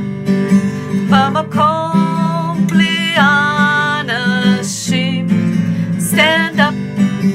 Bamakom blitzadikim.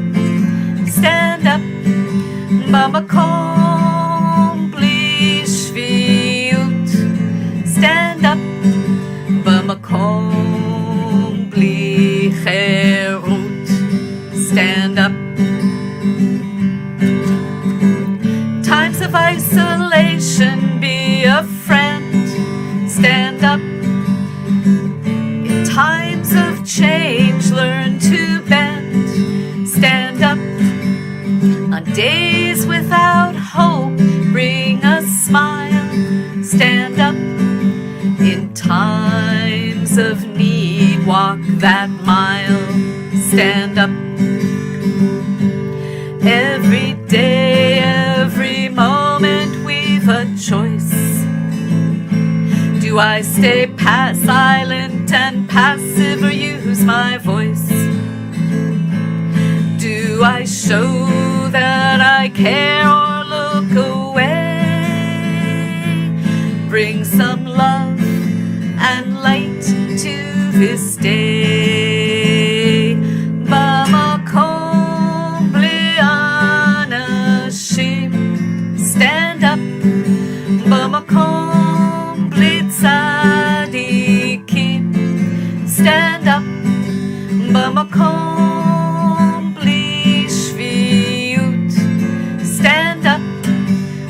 Makom bli cherut.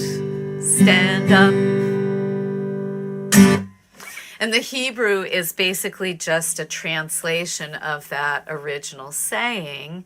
In a place where there are no people, stand up. In a place where no one is behaving righteously, stand up. In a place where things are crazy, stand up. In a place where there is no liberty, stand up. So we all know that this was a tough year, and we're not out of COVID yet. Obviously, the vaccines have helped, and people wearing masks have helped. But we're not done yet. And we still have to be careful. And we also have to be tolerant. So, tricky. We have to trust. Tricky. We have to take care of ourselves. So,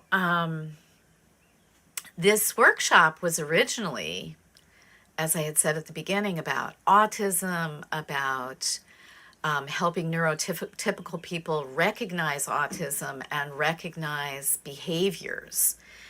And I wrote this song written in the words of someone near and dear to me who has autism, called You Have No Idea. And I realized, like, after I wrote the song, that it's not just about autism. It's very much about mental health issues. But it's about everything and everyone, because we never have total understanding or knowledge of what someone else is going through. And I'm very cognizant of so many of our fellow human beings who just had a really awful time this year because of the isolation and because of the fear. So this goes out to everybody who experienced that this year, and who of us didn't. Some days I just can't calm down. My skin is on fire, my brain's whirling round. Moving makes me better, but I know that bothers you. I need some help, I don't know what to do.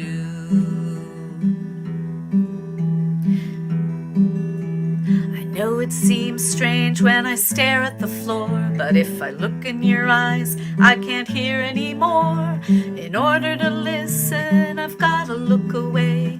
Not all the time, but it's really bad today. And you have no idea what it's like to be me. No idea how hard it can be. No idea how I long to be free. You have no idea what it's like to be me. I know you get embarrassed when we're out and about. The noise and crowds scare me, but I don't mean to shout. I know you spent a lot on my nice new shirt. I can't put it on, it makes my body hurt. Well, you have no idea what it's like to be me. No idea how hard it can be. No idea how I long to be free. You have no idea what it's like to be me. I know you worked real hard to make this good food. The smell hurts my head, I don't mean to be rude. I don't mean to misbehave, I don't mean to get mad. I'm so sorry, I don't want you to be sad. Well, teacher says I'm spoiled. Grandpa says I just need rules. Grandma says in her time I wouldn't dare do what I do.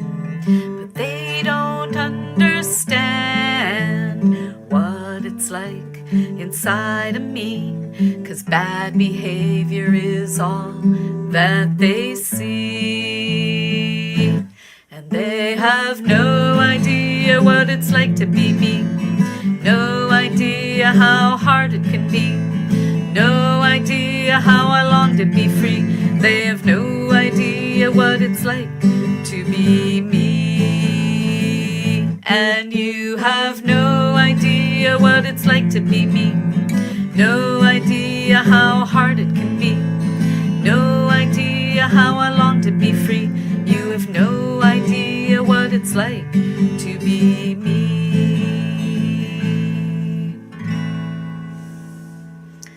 And that song is specifically about a phenomenon called sensory processing disorder, which affects 1 out of 6 people. And it, in short, I do whole 90-minute workshops about it, but in short, it affects the way our senses process the information that is coming into us. It leads to PTSD because people are bombarded sometimes by sensory input. It leads to erratic behavior in public because they are trying very hard to keep themselves calm and grounded.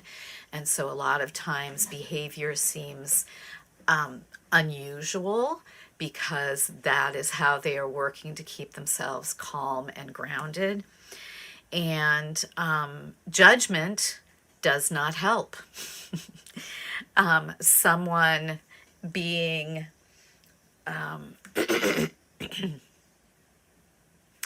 exclusive and pushing someone away does not help.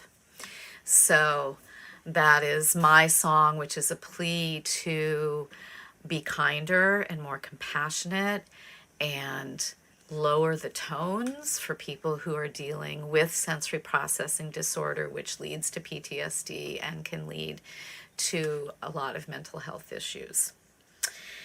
So we're going to end with 2 songs. This one just came out on my album. I've put out 2 albums so far in the midst of COVID. One is an environmental songs album called Every Day is Earth Day. And the second one is an album about journeying as an adult called Days of Honey and Days of Onions. And this song, Crazy Dreams, is on that album because I'm still feeling like we can fix this world. Well, I woke in the morning from a crazy dream and I was wondering what it means. Dreamt that I was flying above the grass so green. Below I saw the oceans blue, the mountains tall and high. Everything looked peaceful from way up in the sky. So what do I need to do to make this dream come true? What do I need to do? What do I need to do to make this dream come true? What do I need to do? Well, I woke in the morning from another crazy dream and I was wondering what it means.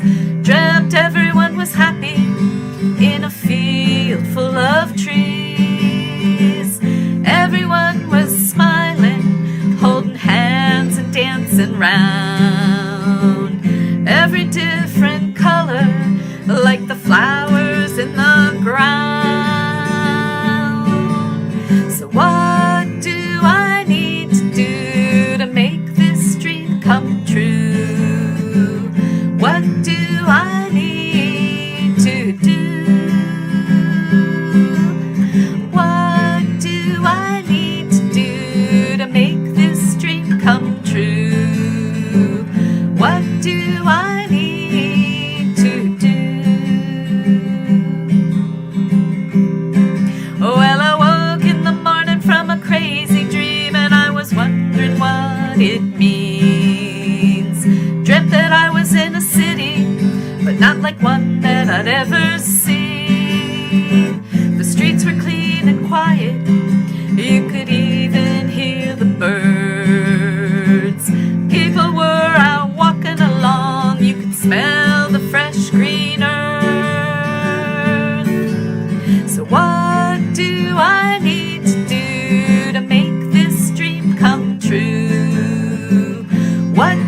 I need to do?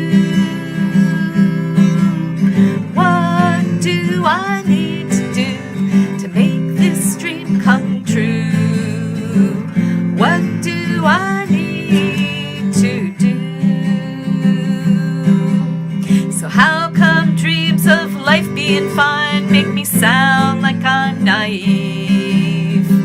How come our world's so full of pain with no sense of relief? I still believe in childish dreams that we can get along. I still believe we can heal the world. Don't tell me that I'm wrong. So what do I need to do to make this dream come true? What do I need to do? What do I need to do to make this dream come true? What do I need to do?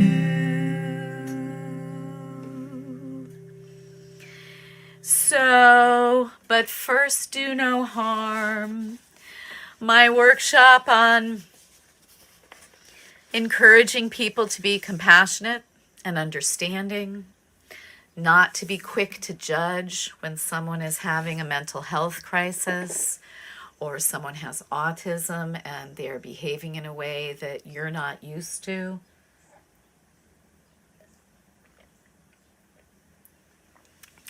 Or someone speaks a language that you're not used to, or their skin color is different than yours, or they come from a place different than you, a different culture, a different religion. Let's stop judging. And with all of that, I am optimistic. This is a song that basically says, in the end, everything will be all right. And if it's not all right, it's not the end. A wise man said, in the end, everything will be all right. And if it's not all right, it's not the end. Sing that with me. A wise man said, in the end, everything will be all right. And if it's not all right, it's not the end. Israel and Palestine, China and Tibet, India and Pakistan, no forgive and forget. Liberals and conservatives, blacks and whites, if it's my way or the highway, then no one's right. A wise man said, in the end, everything will be all right. And if it's not all right, it's not the end. Tamils and Sri Lankans, Turks and Kurds, Democrats, Republicans, cats and birds. Every story's got a conflict, like Jerry and Tom. Do we get the point? 'Cause the list goes on and on. So what's gonna make us reach across the aisle? Stop the fighting, shake hands, maybe smile. A wise man said, in the end, everything will be all right.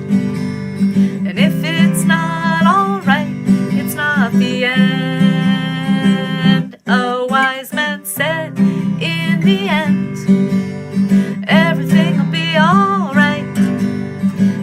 If it's not all right, it's not the end. Sitting round the table, gotta work things out, making peace with enemies. That's what it's all about. We all need the same things.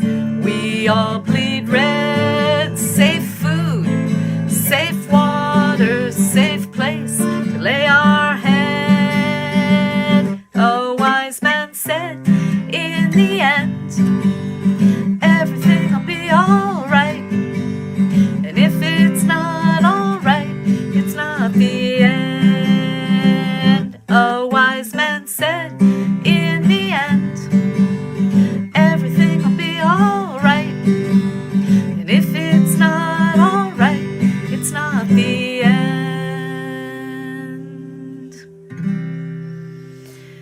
So, my heart goes out to everyone who lost someone this year during COVID, everyone who experienced mental health issues. I know I had days of deep depression this year. Everyone who walks through life with autism, everyone who walks through life with sensory processing issues, everyone who is walking through life feeling a little bit different. Yeah, it's okay to be different. We were all created different, and amen for that. So here's to ComFest 2021 online, and here's hoping for ComFest 2022 together in the Peace and Healing tent. So, bye ComFest.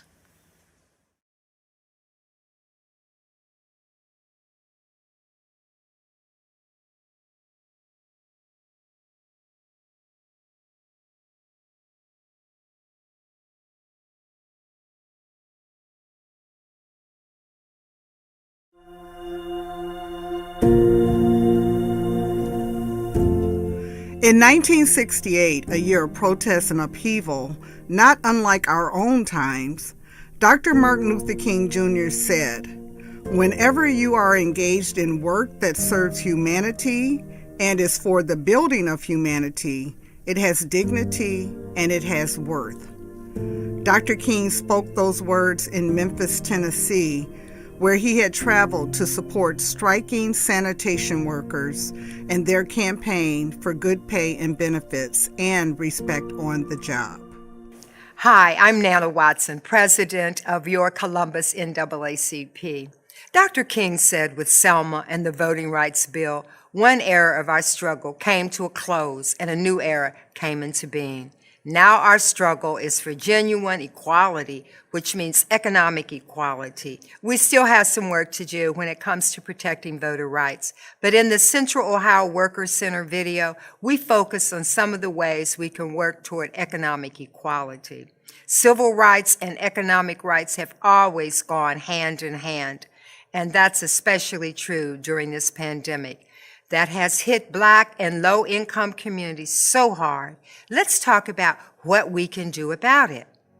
The idea that every job has dignity, that we all deserve a paycheck that allows us to live a good life, the right to be treated with respect by our supervisors, managers, and the owners of the businesses that depend on us, these are values shared by all working people. And they are the values that unite us during a global pandemic that threatens our health, our paychecks, and our communities. The Central Ohio Worker Center, or COWC for short, is committed to organizing and advocating on behalf of low-income and immigrant workers in our communities. As NAACP President Nana Watson said, this COWC video focuses on economic equality, and in particular, the barriers to achieving it, the laws that can help us secure it, and what you can do in your workplace and neighborhood to win it. We hope that you find this information useful, and we invite you to join us in the effort to win economic justice for all working people in our communities. You're supposed to get paid for all the hours you work. Your employer is required to pay you at least the minimum wage, and you get paid overtime when you work more than 40 hours in a work week. It's simple, right? It is simple because it's fair and it's the law. But unfortunately, too many working people are not paid all the wages they earn. When an employer refuses to pay an employee all their wages, it's called wage theft. You may not have heard the term wage theft before, but there is a good chance that you know someone who has experienced it. In fact, you may have experienced it yourself. Forms of wage theft include not receiving at least the minimum wage, taking employees' tips or failing to pay tipped workers the difference between the minimum wage and their tips, not receiving overtime pay for hours worked in excess of 40 hours during the work week, receiving only partial pay, illegal paycheck deductions, being forced to work off the clock, being misclassified as an independent contractor to avoid minimum wage, overtime, and other laws, or simply not being paid at all. Wage theft occurs every day. It's happening to someone right now while you're watching this video. How big of a problem is wage theft? The current minimum wage in Ohio is $8.70 per hour for non-tipped employees and $4.35 for tipped employees. It's estimated that more than $600 million a year is stolen from Ohio workers in minimum wage violations alone. Wage theft also deprives Celebrate One and other communities of tax revenues for infrastructure, public investment, and social services. If you're an hourly employee required to do extra work, like setting up before clocking in or cleaning up your work areas after your workday is over, you have the right to be paid for that time, even if your employer tells you that it's off the clock. If your employer refuses to pay, it may be wage theft. If your employer refuses to pay you at least the minimum wage, it's wage theft. If you work more than 40 hours in a work week, eligible employees must be paid time and a half for hours over 40. If your employer refuses to pay it, you may be the victim of wage theft. Workers are often told that they aren't eligible for overtime because they are independent contractors, when in fact, they legally should be classified as an employee. And if you quit or you're fired from your job, you have a right to be paid for the hours worked. Who are the victims of wage theft? Studies indicate that Black, brown, other people of color, young workers, women, and immigrants are more likely to experience wage theft because they are more likely to be in low-income jobs. The majority of workers who experience wage theft are over 25 and native-born United States citizens. Nearly half are white, more than a quarter have children, and more than half work full-time. Law-abiding businesses are also put at a disadvantage. In other words, wage theft affects all of us, and it is a barrier to economic equality. Therefore, all of us must work together to end wage theft. What can we do to fight back against wage theft in our communities? Hi, I'm Rob Dorrance, member of Columbus City Council. Government needs to do everything it can to prevent wage theft. And most importantly, victims of wage theft need to raise their voices and organize to protect their own rights, their coworkers, and their communities. The Fair Labor Standards Act is a federal law that requires employers to pay no less than the minimum wage and overtime when eligible employees work more than 40 hours. In Ohio, we have a state wage and hour law with similar requirements. Wage theft is against the law, and it's illegal to retaliate against workers who report wage theft. The City of Columbus recently passed a strong new anti-wage theft law. It prevents businesses found guilty of committing wage theft from receiving city contracts and city financial incentives. The city will also refer victims of wage theft to federal and state authorities so they can obtain no-cost assistance to receive the money that they're owed. COVID-19 has had a terrible impact on our communities. Folks have gotten sick, lost jobs, had their hours cut, and died because of the virus. We can feel cut off from our coworkers, friends, and families, but we're not powerless. And when we work together, we become stronger as individuals and as a community. There are laws that protect us when we demand that employers follow health and safety laws, and when we organize for better pay, benefits, and working conditions, including protections against COVID. COVID-19 is a deadly and highly contagious virus. If people with serious medical issues or older people become infected, they are at a higher risk for serious complications and even death. In fact, anyone who becomes infected can become very sick, experience serious complications, and die from COVID-19. We may become infected by the virus and not know it, but we still can infect others even if we don't have any symptoms ourselves. As the number of hospitalized COVID-19 patients increases, our co-workers, neighbors, friends, and family members who need medical care for other reasons are placed at risk because their treatment may be delayed due to a shortage of hospital beds, staff, and other resources. COVID threatens our health, our jobs, and our neighborhoods. So, what can we do to protect ourselves and other people in our community? Knowledge is power. It's important that all of us know our rights and how to enforce them. Under the Federal Occupational Safety and Health Act of 1970, a covered employer must keep the workplace free of known health and safety hazards. As an employee, you have the right to speak up about health and safety hazards without fear of retaliation, and you can file complaints with the Occupational Safety and Health Administration, which is known as OSHA, to enforce your rights. If possible, you should tell your employer about your concerns. If you believe your working conditions are unsafe, you may file a confidential complaint with OSHA. You ask OSHA to conduct a workplace inspection. You can call the Columbus OSHA office for answers to your questions and for assistance with filing a health or safety-related complaint or a whistleblower complaint if your employer retaliates against you. Your employer is prohibited from discriminating against you. That means firing you, disciplining you, cutting your pay, denying you a promotion, or retaliating against you in any way because you filed a safety or health complaint with OSHA, raised a health and safety concern with your employer, participated in an OSHA inspection, or reported a work-related injury or illness. Consult OSHA about the strict timelines that apply to complaints. The Ohio Department of Health has issued mandatory COVID-19 guidelines that all reopened workplaces in our state must follow. If your workplace is not in compliance, you can take action to protect yourself, your coworkers, your friends, family members, and your community, and hold your employer accountable.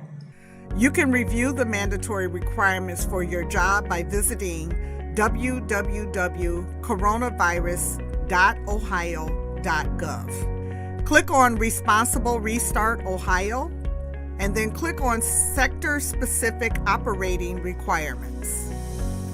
If you don't see your industry or occupation, click on Primary Sector and locate guidelines there.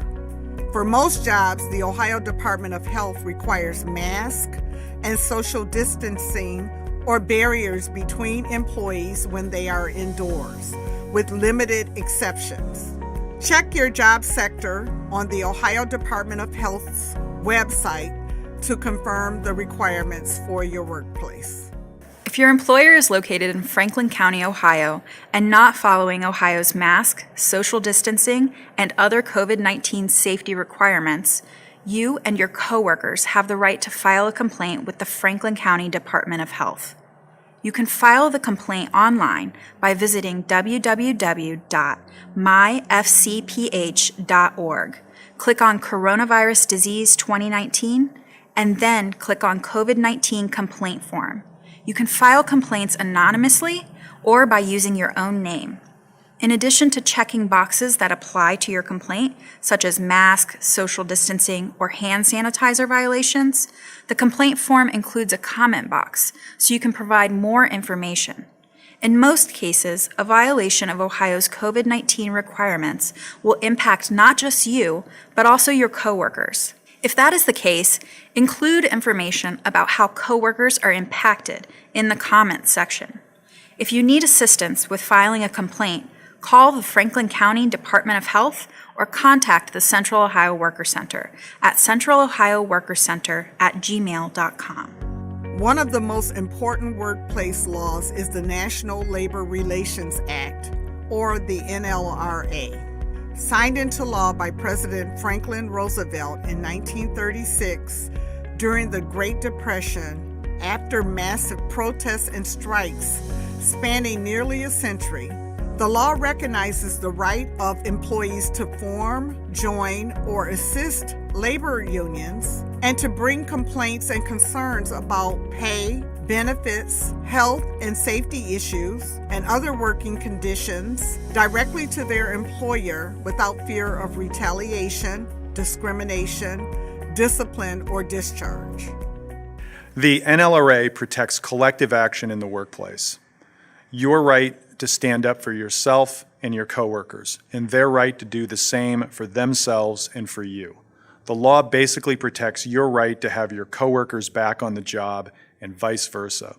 Examples of protected activity include talking with coworkers about the need for better working conditions, such as COVID-19 safety protections, circulating a petition demanding better pay, benefits, schedules, and effective health and safety protections, and joining with coworkers to talk directly to your employer about the need for improvements at work. The NLRA also protects your right to form a labor union, so you and your coworkers can use your collective strength to negotiate with your employer for better pay, benefits, and working conditions during the pandemic and beyond.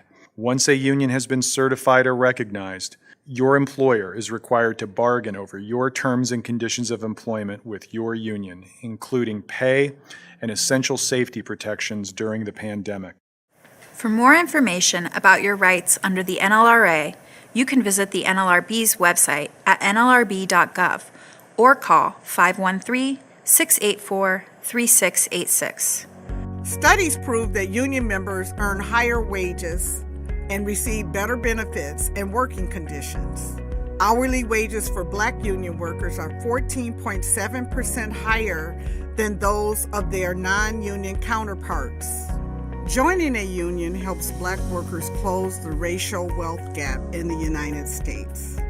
For Black workers, the increase in earnings, benefits, and employment stability from union representation translates to a higher likelihood of home ownership and larger contributions to 401k retirement plans.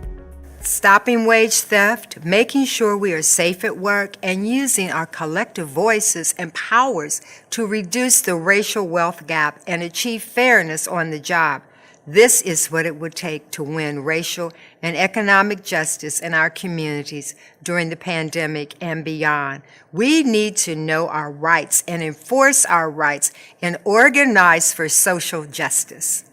The Central Ohio Workers Center has made additional materials and resources available on its website at centralohioworkerscenter.org. Most importantly, we want to work with you on the workplace and community issues that matter to you. Please join COWC today or register for updates so we can stay in touch.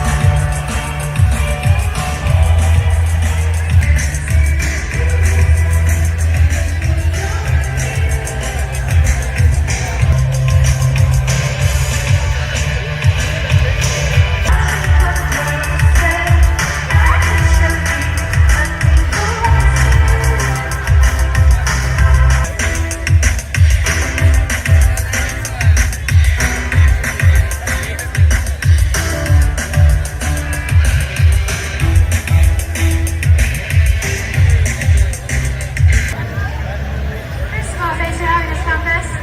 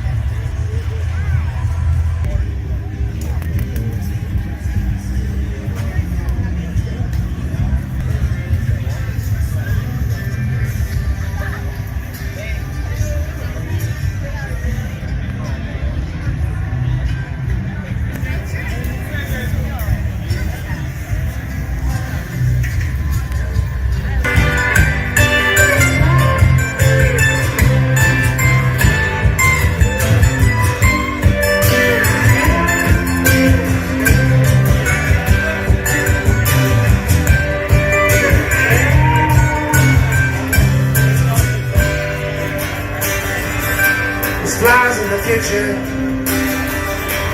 hear the buzzing. I ain't done nothing, 'cause I woke up today. Got nothing to say. Make me an angel. Make me a poster of an old rodeo. Just give me one thing that I can hold on to. Even this minute, it's just a long way to go.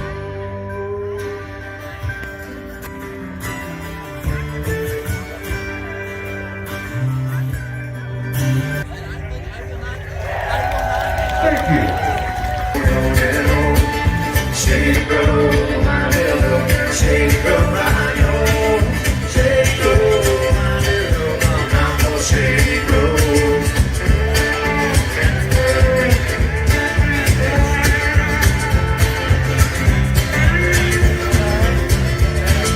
Wish I had been just straight, ain't no big crime.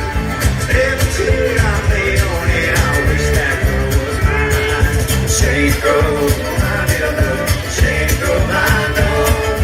Shake, grow, my little, I'm gonna shake, grow.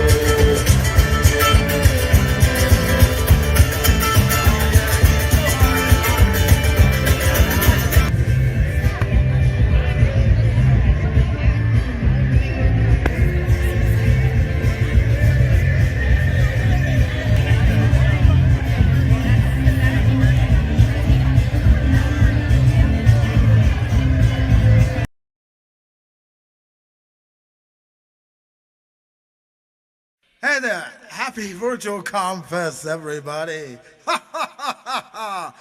Happy Virtual ComFest 2021! Hello, Virtual ComFest! What's up? Happy Virtual ComFest. Virtual ComFest time. Welcome to ComFest, ladies and gentlemen. Welcome to the virtual event of your lives. Happy ComFest from Gathering Stars! Hi, ComFest 2021. Hello, ComFest. Hello, ComFesters. Hello, and happy ComFest. Happy ComFest, everybody. And happy ComFest to you. Happy ComFest to you. Happy to be here, even if it's just in your living room. What's up, ComFest? Happy ComFest! Happy ComFest. I hope you're having a wonderful day. We wish you a happy ComFest. Hello! I did not do that. I wish you jazz, bozo, gazebo too. The scene at the off-ramp is like a who's who. Solar, live arts, impromptu. Here's a trash bag, you're on the grounds crew. Happy ComFest, happy ComFest. Yeah! Everybody!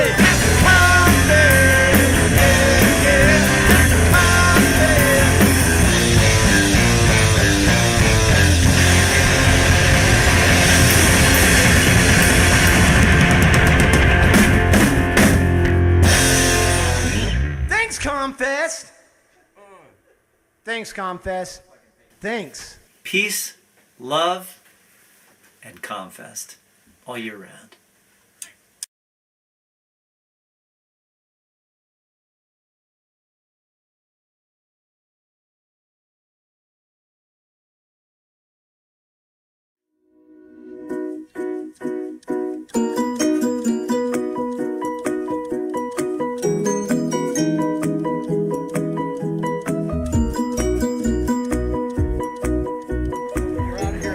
Can you just talk about some of your experiences with Kind Meals and your feelings about it? This is my first time out here, sir, but I think this is joyous. As her name is, Joy, the leader of the pack. Yep. But this is the thing. These people are taking time out of their lives to help others, which is a fundamental statement of kindness, heartfelt, true love for others. And I would love to be a part of it. And it's good to see people doing good things, because I know most people would say they have better things to do. What better thing can they do but come out here and try and help people?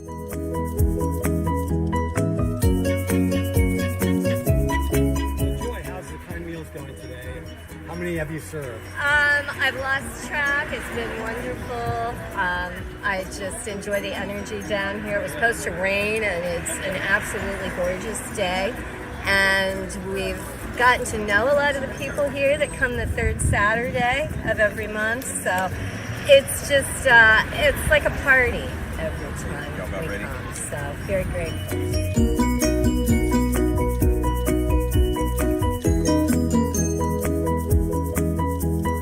All right, so Lydia, Hi. talk about your experiences here at Kind Meals. It's been really rewarding having this community store. Actually, you know, instead of donating stuff to a good cause like Goodwill, bring it here and it goes directly. You know someone's getting it. You know someone can use it. And it's really a good thing. And getting to know the community, meeting people, hearing their stories. I love it. All right, so Emily Cappuccino, Yes. can you talk about your experiences with Kind Meals? Sure. Okay. So we are a nonprofit animal clinic and rescue.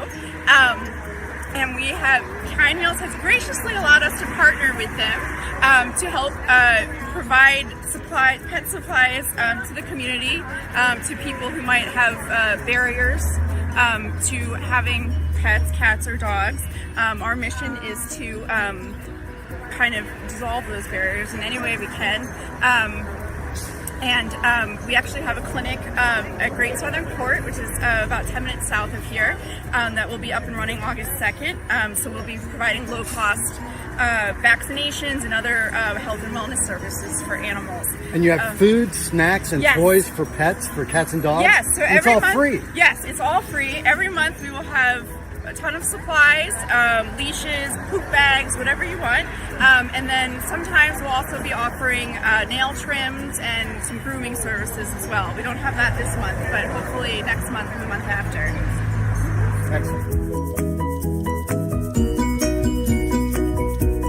So Paul, you're down here at Kind Meals today. Tell us about your experience. I just kind of love it because, I don't think too far from here. And one day I was riding my bike and I seen this lovely place set up. So I decided to stop. So I've been here ever since. And just to see the neighborhood people come and enjoying themselves. I love the fellowship with people. I love it because they call me Paul. We love it all.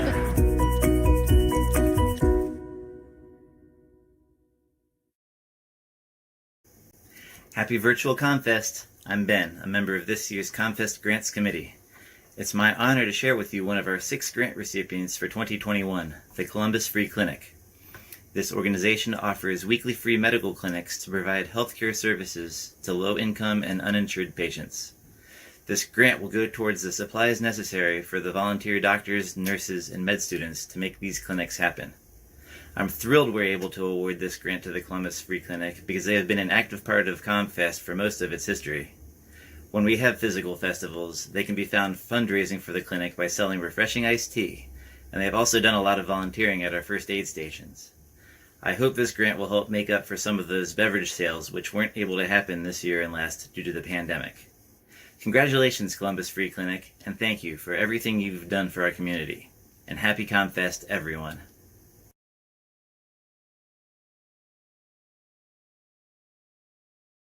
Stay tuned for more virtual ComFest workshops and speakers.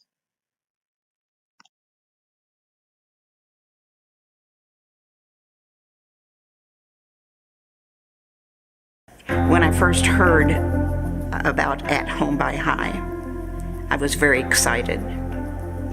Usually when people come to help you, they're usually coming to help themselves. But I joined up and I was pleasantly surprised. I'm a member and a volunteer with At Home by High. I like helping people and I enjoy meeting new people. And I've helped with picking up food and delivering it to our neighbors. I've taken people on grocery runs, picked people up at doctor's appointments. They would bring in food, they would just arrange other things. It was just beneficial for all of us in the building. I believe that At Home by High is important because community is very important. At Home by High helps people get out of isolation. Isolation is not healthy. I remember one time we went to the zoo, and that was quite nice. I'd never get a chance to go out to the zoo. I had no way to get there. I enjoy all the activities, and especially the trip we made to Cincinnati and for the art museum, which I have never been to. Museums are one of my favorite places to go to. I've been a member about 2 years now, which is a big blessing. I've met a lot of friends through At Home by High. It's been really an excellent service to the members, and it's, I think created a lot of friendship among all of the people in the group. At Home by High was a godsend for me. I needed something like this, but I didn't know that I needed it. When you have a group of people that focus on the community they live in, they can make it a better place.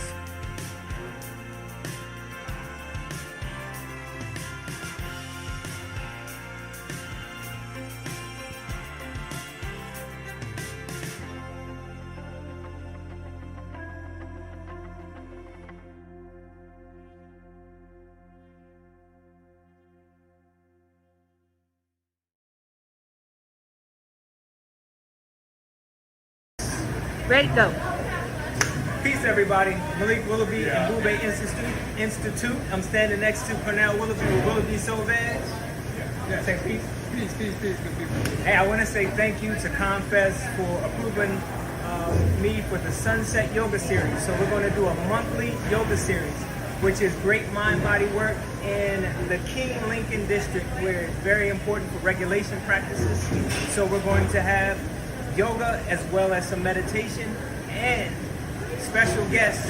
We're going to have some folks playing, so we're going to have a band out there.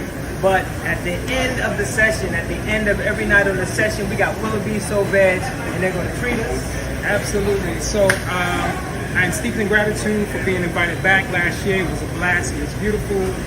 We did some really, really, really great treats. A lot of stuff came out of the garden. I merged it, and we had just a barrage of goodness after these beautiful practices. I'm coming back this year. Everything's going to be a surprise, and I want to make sure that I please people like I pleased people last year. Thanks for having me back. I appreciate it. Absolutely. So it's a blessing to have my brother back. Thanks again to ComFest 2021 grant, as we are a recipient. The Willoughbys are very grateful. Peace. Time to go home.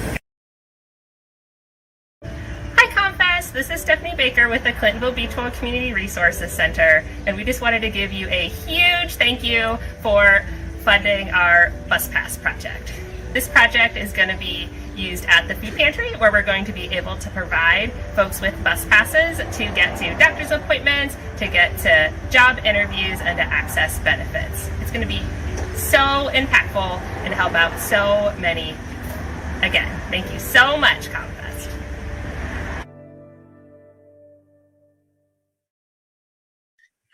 All right, so my name is Kathy Cowan-Becker. I am the Executive Director of Simply Living.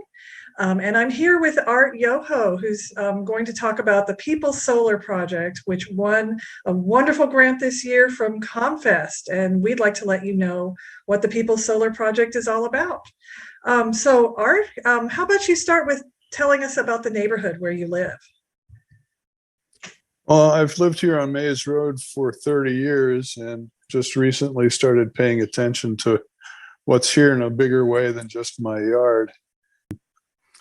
So it's a very diverse place. We've got extra space to work with, and we realize that it's the right scale. It's about 300 acres, about 1.5 miles long, and it's a manageable scale to do a microgrid that will be able to supply clean power to the neighborhood, to the schools, to the churches, to the mosque, and create the kind of future that we would like to enjoy. And by having design privileges, we can design something that we can live with and enjoy. Hello, every from ComFest. Microgrid is site specific. There are now 2 that are the same. And every site is specific. So we have in mind incorporating more than just clean power in this project, but also clean economics, where the neighborhood retains the ownership and benefits of the lower prices and the increased revenues.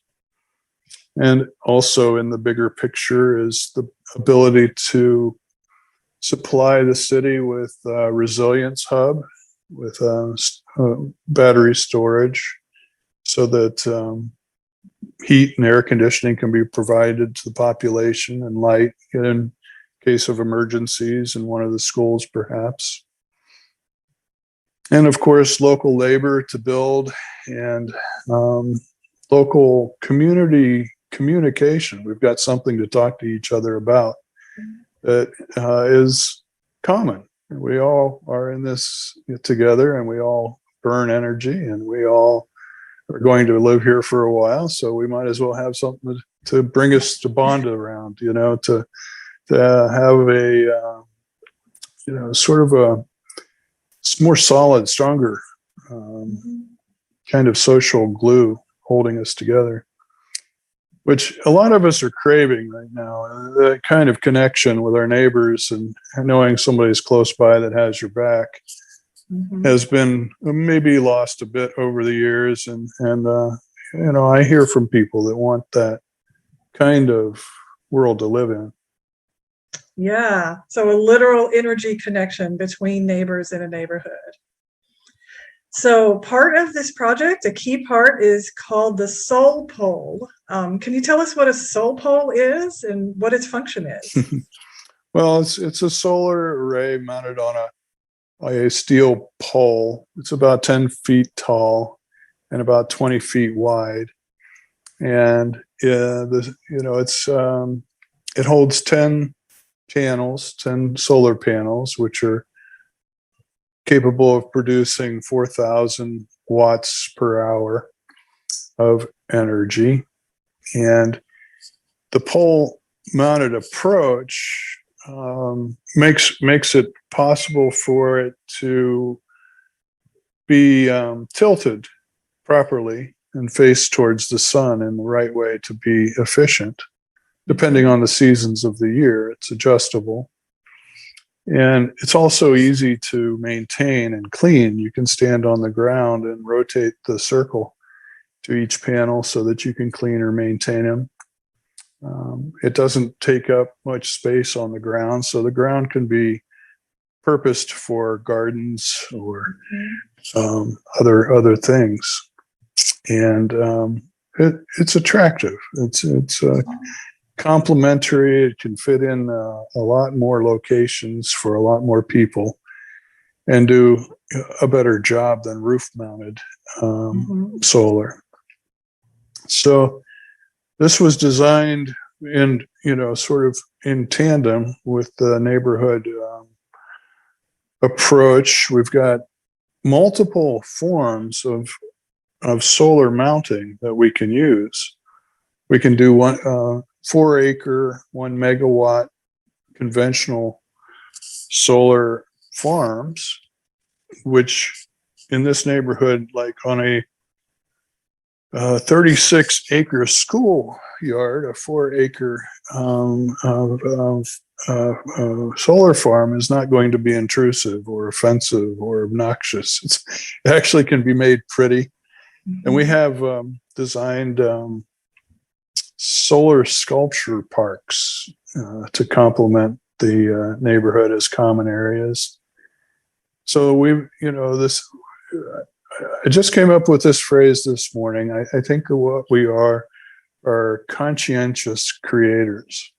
And we liked that role. And anybody can do it, and everybody is invited to contribute. Yeah, that's wonderful. These are truly, really beautiful items, the soul poles, and would be, a really beautiful addition to any garden. And you can do any kind of gardening around it. You could even have sheep or goats around it. So what is your ultimate vision for the People's Solar Project? Ultimately, I would like to start immediately designing and building a zero emissions neighborhood. And it's not just with electricity, but also with natural gas that needs to be replaced. And all of that can be done with the energy from photons, moving electrons. And the electrons can be used to separate the hydrogen and oxygen and water to make fuel to either convert back into electricity or to heat with. And all of this needs to be done simultaneously. It's not a step-by-step process. It's a start with the outcome and do it. And what's unique about this is that it can pay for itself. It has value. And it is not one of those things where we need to have funding. We just need partners to collaborate with, like the schools and the city council. So it's an approach that makes sense, and it actually changes. It flips things over so that the residents are the ones that are in the position to create, to finance, to own, to operate, and even eventually donate it to the city. It's not really good that any one neighborhood might benefit more than others. Yeah, so this is truly power from the ground up, created by the people for the people.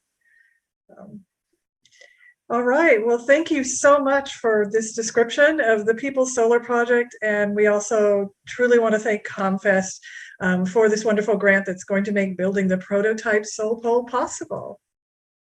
Everybody, this is Anthony for Virtual ComFest, coming here from the big room, sitting with the one and only Randy Malloy. Randy, how are you today? I'm good, Anthony. How are you? Awesome. I have the pleasure of announcing that you are our honored volunteer for the 49th annual ComFest. Congratulations. Well, awesome. Thank you. Yeah. I was not aware. I was told there was an interview, but I was not told why. Well, that's great. Thank you so much. Thank you. That's awesome. You do a lot for the community. You've kept music going for us here in a time where we've needed music badly. Can you just tell me a little bit about maybe how you first got involved with ComFest? Oh, oof. Well, I moved here in the late 80s and found ComFest and thought it was this amazing thing and started participating and going to it. And then when I got involved in the radio station in the early 90s, I said, can we be at ComFest? And they were like, sure, but you have to do something. Okay. And I was like, what do you mean you have to do something? Well, you have to be part of ComFest. You can't just take advantage and be, marketing. You have to do something. You have to give back. Okay. That's the ComFest way. I said, oh, sure, I'm cool with volunteering. So what do you do? So, started picking up garbage and then basically said, hey, you guys are using wooden stakes and you're putting around the stage and they're breaking off the ground. You're leaving stuff. I said, we have metal stakes that we can recycle every single year and we can reuse over and over again. I said, we'll take care of staging, all the fence around the main stage and some of the trees and some of the other areas. Okay. And they were like, great, do it. So that became our call and we came and we started fencing. So we'd come down and set up the night before and we would fence the main Bozo stage at ComFest and the backstage area, and we'd put gates where the volunteers would come in for the stage and maintain all that fence around where the trucks loaded in and just, doing that stuff and picking up and being part of making it happen. Very cool. And it just sort of became our thing. I get a call from Candy and she'd be like, you're going to be on stage here. I'm like, yeah, we're set. We'll get the fence. And we started to not have to fence around the trees and bushes, which was great. And then just started to around the main stage and sort of became our thing. And, over the years, I had different people come and help me. And in the pouring rain on a late night at 2 o'clock in the morning, waiting for Michael Jordan's sound to come, we're like, where are the speakers? We can't fence a stage without the speakers. And it just became the thing. And it was just sort of part of it. So it sort of became, every time we did ComFest, it's like, all right, we do fence. Awesome. And that way, we never had, it was the same fence every year, right. Metal stakes, so we just pull them out of the ground, didn't damage the park, didn't leave any residual, and the park was left better than we started because we aerated. There you go, right? All those stakes aerated out. Because we aerated the ground. You get a head start on reseeding for next year. Nice, very nice. So you started as the trash man, now you're the fence man. Yeah. Tell me what else you're doing in the community besides ComFest, because ComFest is one weekend a year, but you're out there every single day and night and weekend doing stuff for us. What do you do for us? Well, we do a thing called the Green Tea with the radio station. I was a volunteer when I grew up in New Jersey. I volunteered, I drove an ambulance as a volunteer. It was always sort of part of the ethos of you have to give part of yourself to tithe. So they just let anyone drive an ambulance in New Jersey? No, I went to school for it. Okay. I went to college for 2 years. I had to learn to do that stuff. But I did it for free because it was just something you could do as a volunteer emergency squad. Like a volunteer fire department. Right. That was the ambulance guy. Okay. But we do cleanups all the time. I clean up my neighborhood near the university. We do cleanups around the city. We help with things like Habitat for Humanity. It just, you don't have to change the world. You just change the little world you're in. And if everybody just changed that small little part of what they do, well, then it would make a big difference. Sure. So like at ComFest, the last couple of years, Brian Schweiker needed help with pouring beer. So we had the staff do beer pouring. Okay. And we did it. We actually tried to do a competition with the drag queens to do beer pouring. Okay. Who would get the most people to the tents. And it's part of the community means that you are that community and you have to be part of it. Right. You can't just sort of blithely walk through it. You have to enact and do things in it. Sure. To help it be that community. That's literally the story of ComFest. Exactly. It is. And that's why I guess it was an easy fit for me because it had all those sort of good parts that, well, look, it's like camping. The old motto of camping, make the campsite look better than when you got there. Right. If someone else left trash, you can kind of shake your head and say, you suck. Take only pictures, leave only footprints. Exactly. And that's kind of, that's the way it should work. Okay. And if more people did that, then we'd have a better place overall. Sure. So I guess that would be the ComFest way. So it was easy to fit in that. That's awesome. You were already ready for it. Ready for it. All right. So what do you get most excited about that you do all year long? You've got a full plate. What's the number one thing that you get excited about that you get to be a part of here? Oh.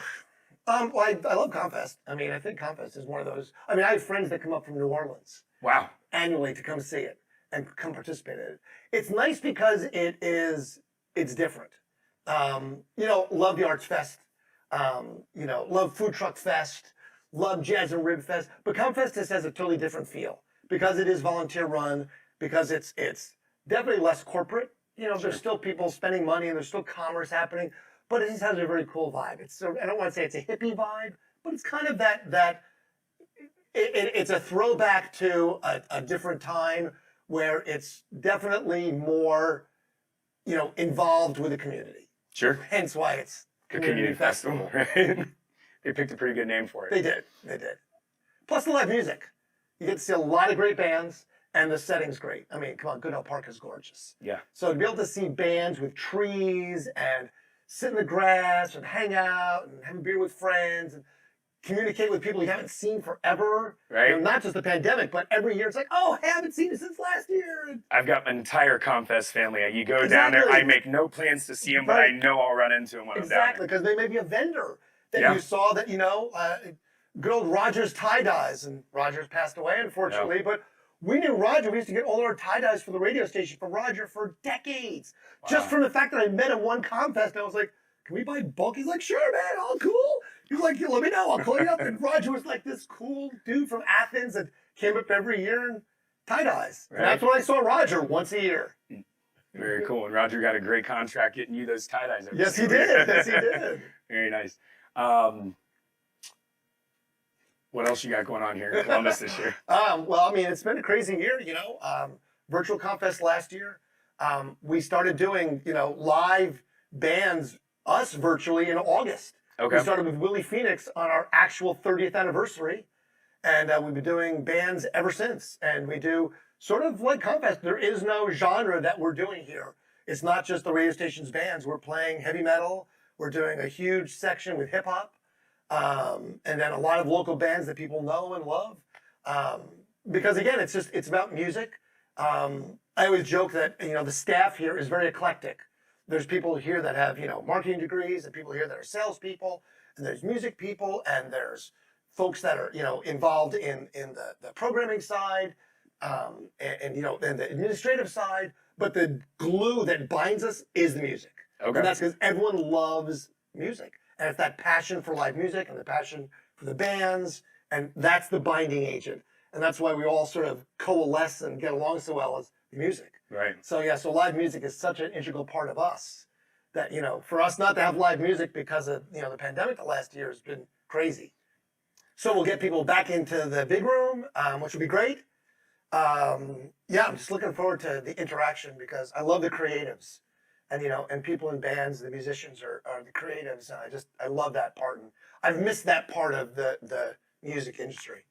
No, that's awesome. Thank you so much. I really appreciate it. Thank you for having us. We couldn't be doing what we're doing right now without you again, graciously allowing us to be in here to do this. Well, I mean, it's an honor for me, actually.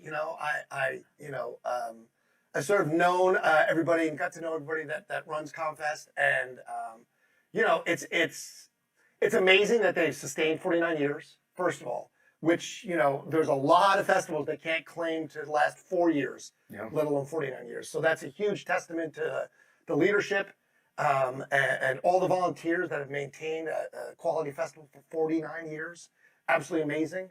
I think that it is something that the city as a whole benefits from because it does really highlight the diversity. It really does highlight the inclusiveness. And it really does highlight just the overall sense of pride that the community takes in live music, and how well we can get along when we put our minds to it. So that sense of pride in the community. I mean, it's really I'm honored genuinely to be chosen. All joking aside, because it is something that anyone you ask about ComFest, they know what it is. Right. It's not something that I've never heard of that. I mean, if you've been here for a year, you know what ComFest is. So thank you so much. It's a great honor. Thank you.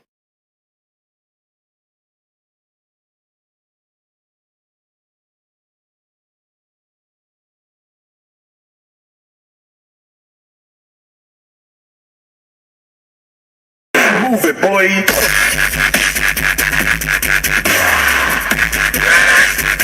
Come now.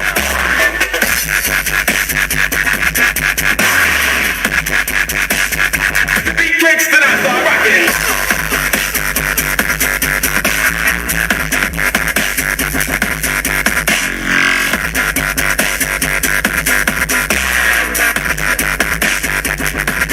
Let the bass kick.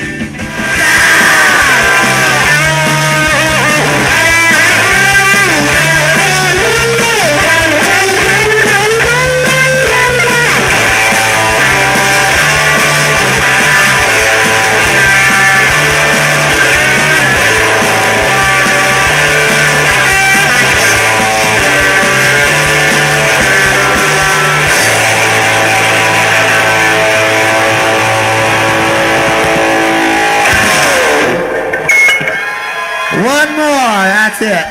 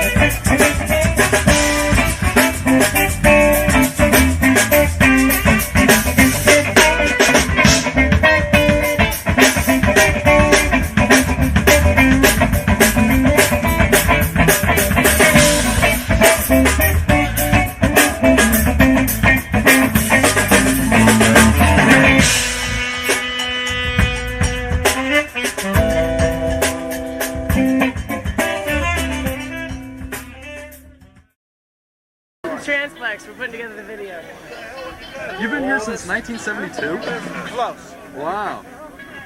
That's really great. Can we get you to just state your name and Roger. Rogers Tie-Dye. Rogers Tie-Dye. All right. Got it. This is a colorful place, too. Wait a minute, I think Jim might like. Know any jokes? I think we already got it. I'm spontaneous. You already get Carol? Okay. Thought I'd ask. 3, 4. Saw your name on the interstate. I was too tired to blame you for smoky moments, sad shrugs, and burning down at the stake.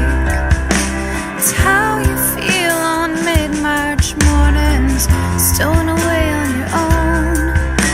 Radio calling down some song, and it's better than making it home. And if I tried to make amends, I'd be kicking stones. You're staying safe so far away, and I'm frozen on my toes. Fade away, but I'll forget you not. Fade away, will you forget me?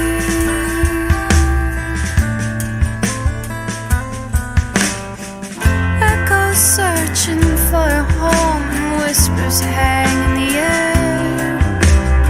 Sometimes I forget your face, sometimes you're standing there.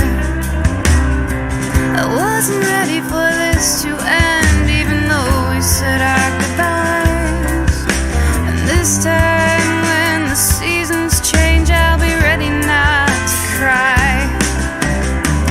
Catching up with killing time, I never thought it could bend.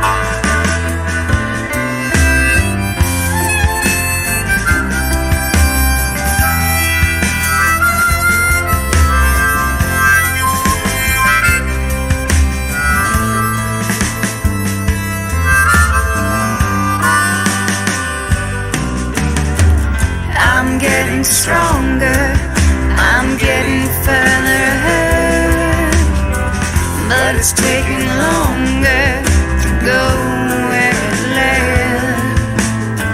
I'm getting stronger, I'm getting further ahead, but it's taking longer to go where it led to go. Fade away, but I'll forget you not, and you will fade away. Will you forget me? Fade away,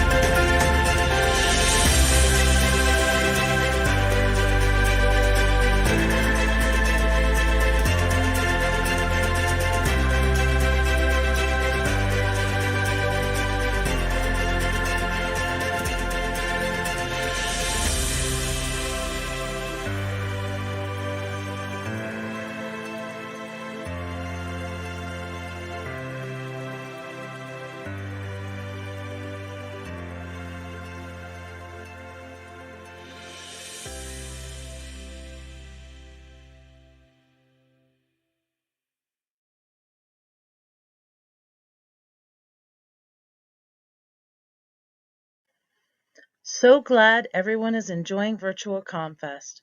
When you're done here, there's so much more to see on our website. Please visit comfest.com to experience the other live and pre-recorded streaming broadcasts running throughout the weekend. There's also this year's program guide and our archives. Plus, you can get more information about the community organizations presented here and more. Find out how to volunteer and learn other ways you can join our community and contribute to planning our big 50th ComFest in 2022. ComFest can't happen without our volunteers, so a special thank you to all the volunteers who joined in to organize Virtual ComFest 2021. Finally, don't forget to pick up your ComFest t-shirts, mugs, and other merchandise this weekend. Happy ComFest!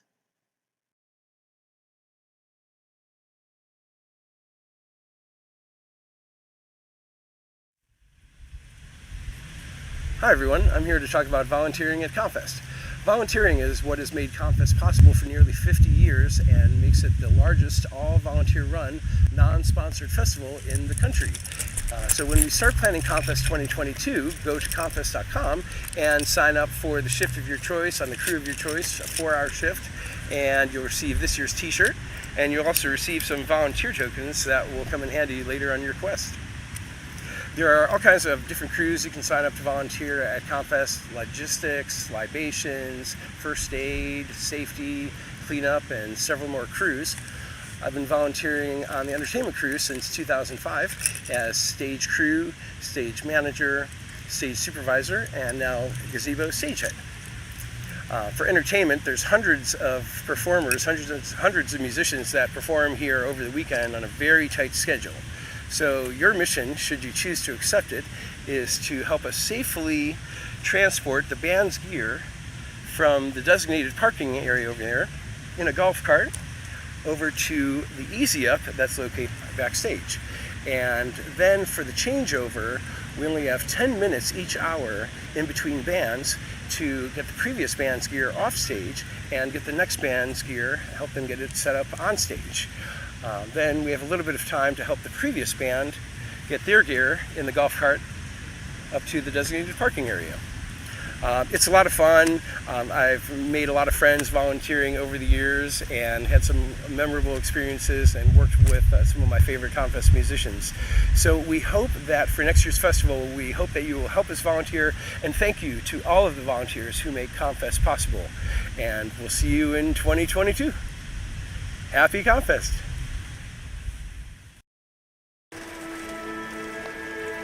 That face that is usually covered by her phone has finally made an appearance.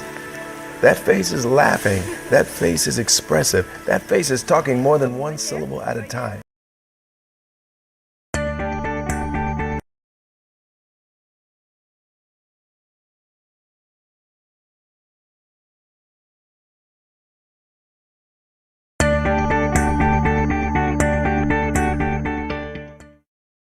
ComFest is a 41-year-old community festival, all volunteer run, no corporate sponsors. We do this and then give money back to the community through gifts and grants to the tune of over $300,000 in the past several years.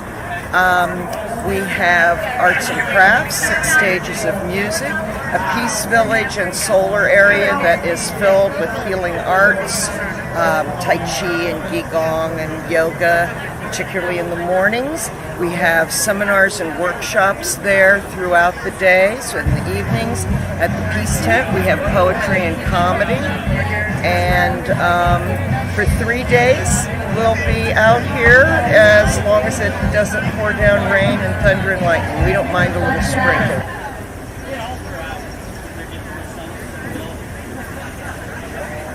I get my inspiration based on things I meet in my home.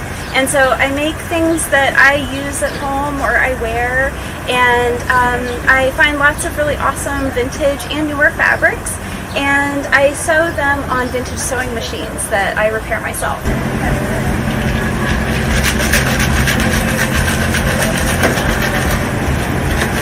The food is great. We had bourbon chicken, rice and beans, and ice cream. What are you going to have next? Corn dog? More chicken? You can have whatever you want today. We declare this junk food day for her, so she can eat whatever she wants. I love to come here and relax and listen to music and paint. Yeah, hang with our friends. Just hang out. It's nice just to sit here on a blanket in front of the tree. I like to make every single hula hoop different. I've only made one repeat hoop, and that's because it was Ohio State one. But other than that, I've never made the same hoop twice. It's awesome. All the people seem so nice. I just moved down here, so I've never heard of ComFest, and I was really glad to be invited. Encourage everybody and remind them, take Coda or ride your bike, and don't bring any alcohol into the park. Buy our beer and wine, and we have mixed drinks this year. We have some very delicious mixed drinks that people can purchase. And your money goes all to good efforts, and all of your tips go to homeless shelters and food banks. So be generous, please, and come and be safe and have a lot of fun.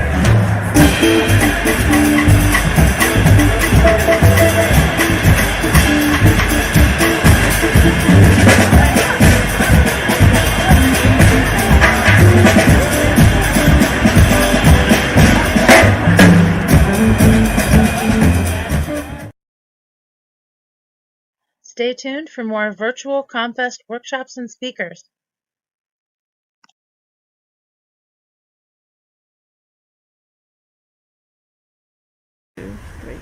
The Free Press is celebrating our 50th anniversary this year, and we wish you a happy ComFest.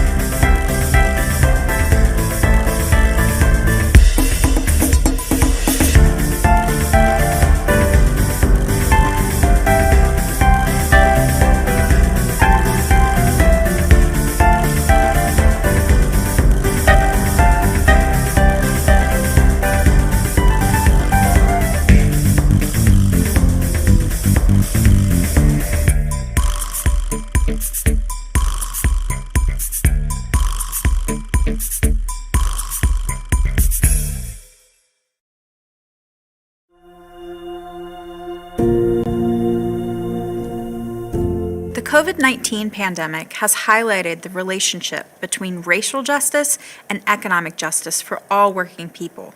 The virus caused layoffs and the elimination of millions of jobs, and low-income and minority communities around the nation have been hit hard. But serious problems existed before the pandemic.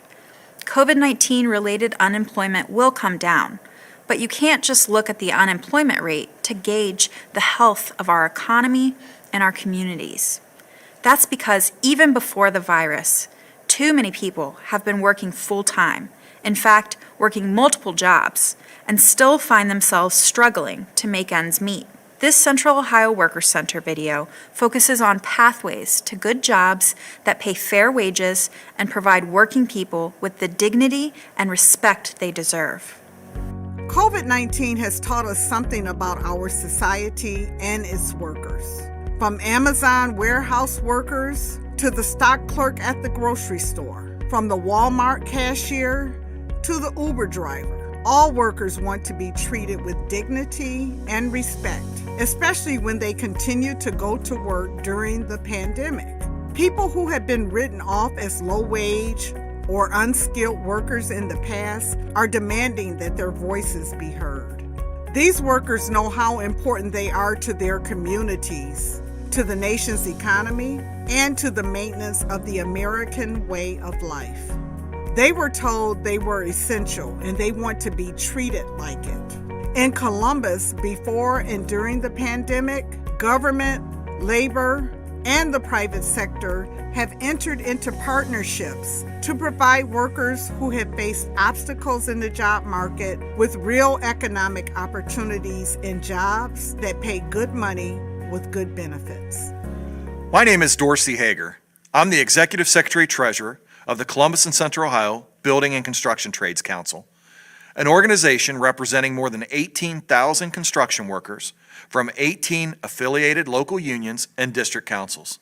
Despite the pandemic, there are still good jobs in this city. The key is finding and safely accessing them. Some of the best paying jobs in Central Ohio don't require you to take on tens or hundreds of thousands of dollars in student loan debt or earn an advanced degree. Instead, you can earn as you learn by working in the building and construction trades. You learn on the job and through classroom training that teaches practical skills you can use when you practice your construction trade. Tradespeople work as insulators, plumbers and pipe fitters, painters, electricians, bricklayers, iron workers, and sheet metal workers, among others. Careers in the skilled trades offer great pay and benefits, such as a pension and health, dental, and vision insurance. Beyond the compensation, there is a pride that comes from building something and knowing that your efforts contributed to create something great. I'm very proud to be involved with the Building Futures program. It's a partnership between the Franklin County Board of Commissioners, Franklin County Department of Job and Family Services, the Columbus Urban League, and the Columbus Building and Construction Trades Council. I cannot say enough about this program and what it has done to offer communities and low-income workers. Rather than just talking about change, the program is changing lives for better by putting real money in people's paychecks. I'm Leland Bass. I'm the program manager for the Building Futures program. Participants in the pre-apprenticeship program receive world-class training that leads to great career opportunities in 20 skilled construction trades. Safety certification and trade-specific instruction are taught to give students more in-depth knowledge about the trade career they want to pursue. No prior construction experience is necessary. After successfully completing the 12-week pre-apprenticeship program, a graduate can quickly secure employment with life-changing starting wages ranging from $15 to $26 per hour, plus full benefits, including health, dental, and vision insurance. The program focuses on low-income workers and people who are unemployed or who were incarcerated. In addition to teaching construction skills, the program provides professional development training and other support, like coaching, counseling, and financial education that can be used on the job and in someone's personal life. We want people to succeed, so participants can tap into financial resources to help with transportation, early child care, and housing through our government partners. Building Futures pre-apprentices even receive a weekly stipend for their time. In Columbus, there are good construction jobs to be had, and the Building Futures program is a pathway for those jobs. If you're interested in the program, you can call me at 614-323-5496 or send an email to lbass@cul.org to set up a time to talk. This program is making a difference. Hi, my name is Ebony Davis. I work as a second-year apprentice in the construction industry. I became a drywall finisher after I enrolled in the Building Futures program. Building Futures opened a lot of doors for me. The program taught me what it takes to succeed in my trade and made sure I had the support I need to get through the program. It's been an awesome experience. Today, I earn good pay and benefits as a member in the trades. I'm respected on the job and in my community. Building Futures can do the same for you. There is a solution to the problem of low-income work in our communities. It's good pay and benefits for every job. The Building Futures program provides access to the kinds of jobs that can transform lives and communities. Columbus has a history of partnerships that can provide real solutions to work and racial justice issues in the COVID-19 era and beyond. In Columbus, the city has used community benefit agreements to promote the use of local labor on public construction projects. The Linden Community Center and Park is a great example. These agreements really are partnerships designed to provide good jobs for local community residents and access to careers in the building and construction trades and equitable neighborhood development. They're another way to provide real economic opportunities for minority, women, and low-income workers in our local neighborhoods for years to come. When working people come together and organize in their communities, they can often help develop solutions to problems that have existed for decades, such as the lack of good-paying jobs and the need for more investment in distressed areas. Community organizing and building coalitions with other organizations can help us achieve our goals of providing good-paying jobs and sustainable neighborhood development. Based on the success of the Building Futures program, we developed a similar program called Driving Futures.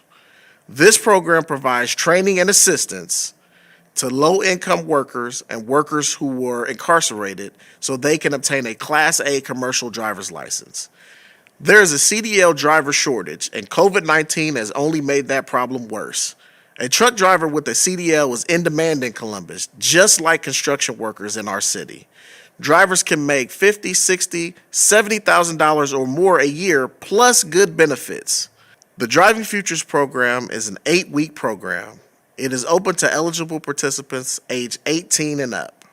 Applicants can't have more than 6 points on their driver's license or a DUI in the past 3 years, and they must be able to pass a drug and background check. Like the Building Futures program, a range of services are available to help the trainee succeed in the program. Driving Futures also provides job placement assistance with local employers. This is a great program that can help workers and their neighborhoods. If you're interested in the program, you can call me at 614-323-5496 or send an email to lbass@cul.org. Hi, my name is Chris Negley. I'm a member of the Board of Directors of the Central Ohio Workers Center and a business representative for the International Union of Painters and Allied Trades, District Council 6, Local 1275. COVID has taken too many lives and too many jobs away from us. Communities are hurting. People want to be safe. They want to earn good money so they can provide for themselves and their families. The construction industry remains strong in Columbus, and that includes painting and other finishing trades. One of the purposes of this video is to provide residents with the information about good paying job opportunities during the pandemic and beyond. There are good paying finishing trade jobs going unfulfilled in the Columbus market right now. No prior experience is necessary. Finishing trade jobs start at more than $15 an hour with no experience and more with experience, plus good health care and pension benefits. If you're interested in working in the trade, contact me at 614-620-6986. I got involved with the Central Ohio Workers Center because I want to see all working people treated fairly and with respect. When we help someone find a good job, that person can help someone else find a good job, and so on. And that helps the community. That's how we all become stronger. Everyone deserves the opportunity to be successful in life, and success is tied to working in a field that brings a sense of pride and the ability to provide and take care of your responsibilities. When good jobs are hard to find, communities decline. Poverty and insecurity place incredible stress on people in their neighborhoods. Parents have to work multiple jobs while at the same time caring for dependent children and elders. The entire family feels the pressure, and COVID-19 has only made the problem worse. But we have the power to bring about positive change. Government, unions, businesses, and residents all have an important role to play. That's why the programs and partnerships discussed in this video are essential now and after the pandemic. They make a real difference, and so can you.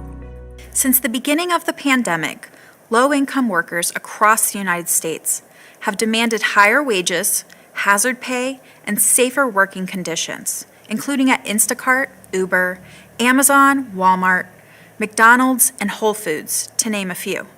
From food processing plants to nursing home employees, now some of the most dangerous jobs in America are demanding COVID-19 protections and better health insurance benefits and fair pay. The people who for so long were told that their labor wasn't valuable, that they were replaceable, and to keep their heads down are standing up together because they've learned that their work is valuable and that they not only have rights, they have power at work. And in the process, they've changed the discussion in the United States. And that's what we are trying to do here in Columbus, change the discussion and organize with low-income workers to help change their status from low-income workers to that of well-paid workers who are treated with the dignity and respect that they deserve. The Central Ohio Workers Center has made additional materials and resources available on its website at centralohioworkerscenter.org. We also want to know if you found this video to be helpful and informative. Most importantly, we want to work with you on the workplace and community issues that matter to you. Please join COWC today or register for updates so we can stay in touch. We hold monthly meetings, virtual for now, that are free and open to the public. Contact us for more information on how to join. We hope you watch the rest of the videos and join our upcoming Facebook Live.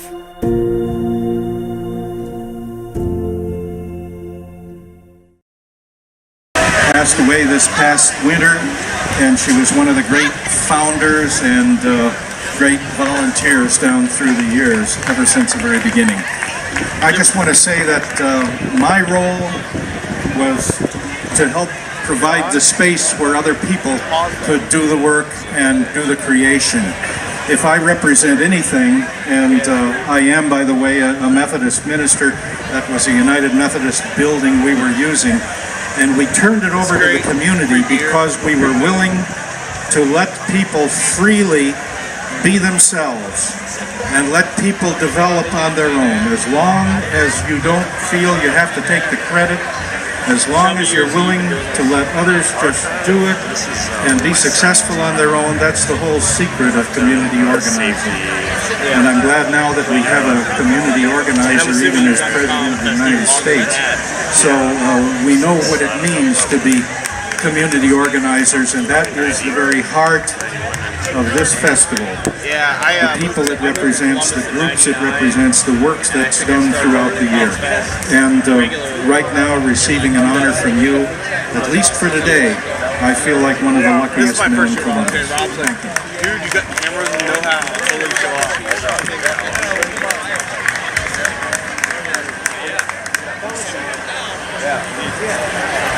Bert Cantrell, ladies and gentlemen. In community, we trust, educate, advocate, and organize. One of the organizers of ComFest, Mimi Morris, wrote this. I want to read this for her. She's not here right now. In true ComFest tradition, all best laid plans don't always happen. So Mimi's not here right now, so I'll read what she wrote. The most powerful words in any language, anywhere on earth, are, "How can I help?" Even more than "yes, we can," the offer to help has power to weave people together, especially in hard times.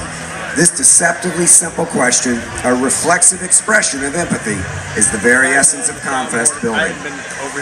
So this is the question ComFest organizers try to answer every year. How can we help? As honorees are nominated, grant applications are considered, street fair vendors are juried, slogans selected for volunteer t-shirts. At every step, the question is, does this choice help sustain the community envisioned in ComFest's statement of principles? And you wonder what those statement of principles are? Well, here comes a person who embodies those statement of principles. She is on the Spirit and Purpose Committee, a long-time ComFest organizer, and one of this year's honored volunteers, Connie Everett. Happy ComFest. The community festival is guided by its principles. The principles are statements of what the members believe is basically important. They are: we think that people ought to work for the collective good of all people rather than for personal gain. We support cooperation and collective activity rather than competition and individual profit. The basic necessities of life are a right, not a privilege. People have the collective right to control the conditions of their lives. People should strive to conduct their lives in harmony with the environment. We recognize that there are primary attitudes which divide and oppress people. These attitudes are usually shown by prejudice against people on the basis of age, class, ability, income, race, sex, and sexual preference orientation. We seek to eliminate these attitudes. Thank you.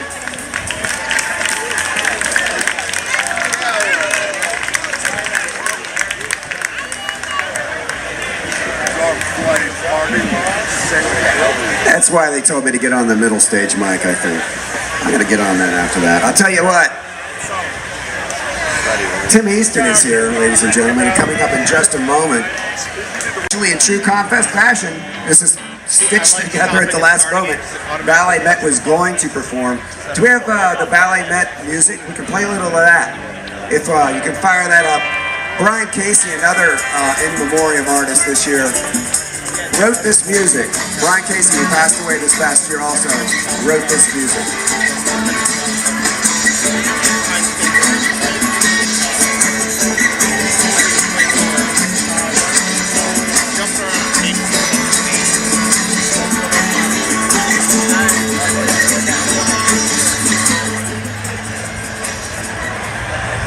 I don't know, I just did a big project where they gave me 8 hours of DVT. Hey, ComFest.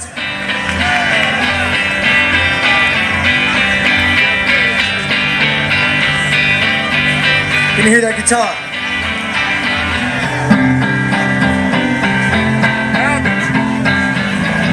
I'll sing this song to all those great ComFest volunteers, past and present, and all of you who come to ComFest every year to make it such a beautiful, beautiful, great festival.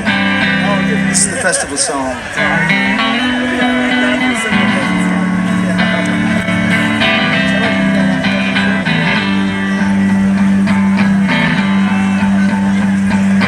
We showed up to the festival, fell out of the back of the van. We were just in time to see our favorite band. All the people out there look just like us. They were young and old, they looked just like us. Remember that beat, remember that song. It never felt so good to sing along. I was wondering why it felt so good. Then I looked into 1,000 pairs of eyes, and I understood. When we all come together, it feels like the world is gonna be alright. In the middle of the night by the fireside, you played my favorite song. We shared the smoke and we beat the drum. Ooh, baby, won't you ride me high? I saw you dance under the new moonlight, from Tennessee to Yasgur's Farm. We'll wake up in each other's arms. I was wondering why it felt so good. Then I looked into 1,000 pairs of eyes, and I understood. When we all come together, it feels like the world is gonna be alright.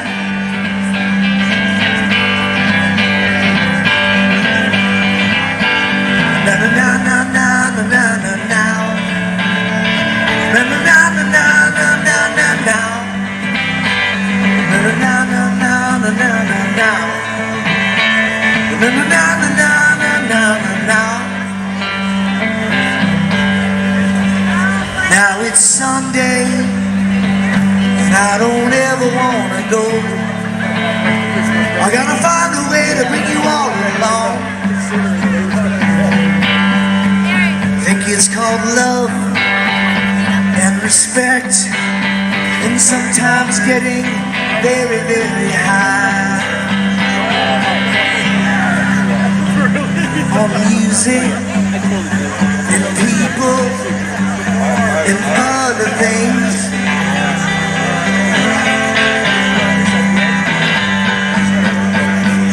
When we left the festival, we were crying in the back of the van. Well, it could have been the drugs, it could have been your band. To all the people out there, travel safe and take good care.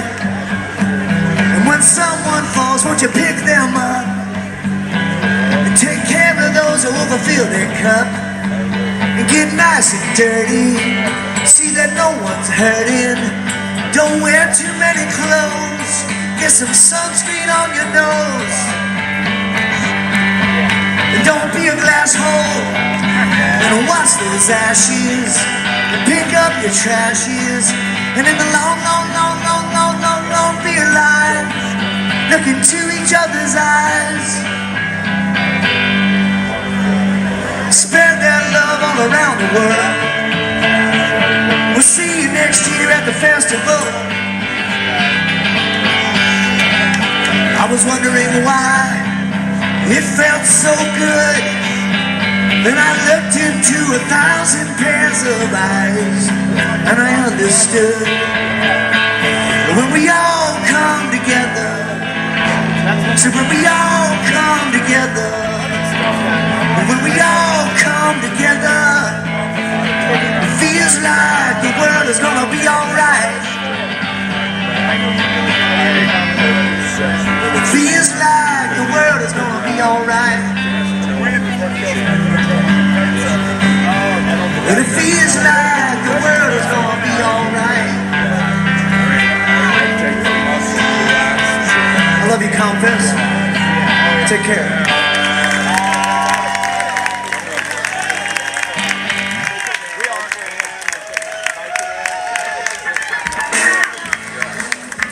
She passed away as well. It's funny, we have to sometimes talk about that because there's so many people involved in ComFest that sometimes with a community as large as this, and with as many as volunteers as ComFest has, and people that become involved, eventually you do lose some, and that's what we're doing up here today, honoring some of the activists and some of the musicians who passed away this past year, and volunteers.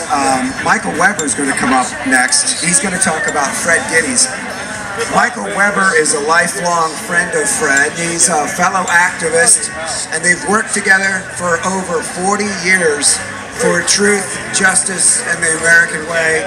A round of applause for Michael Weber. You could turn the wind blocker on in the menu and get the head.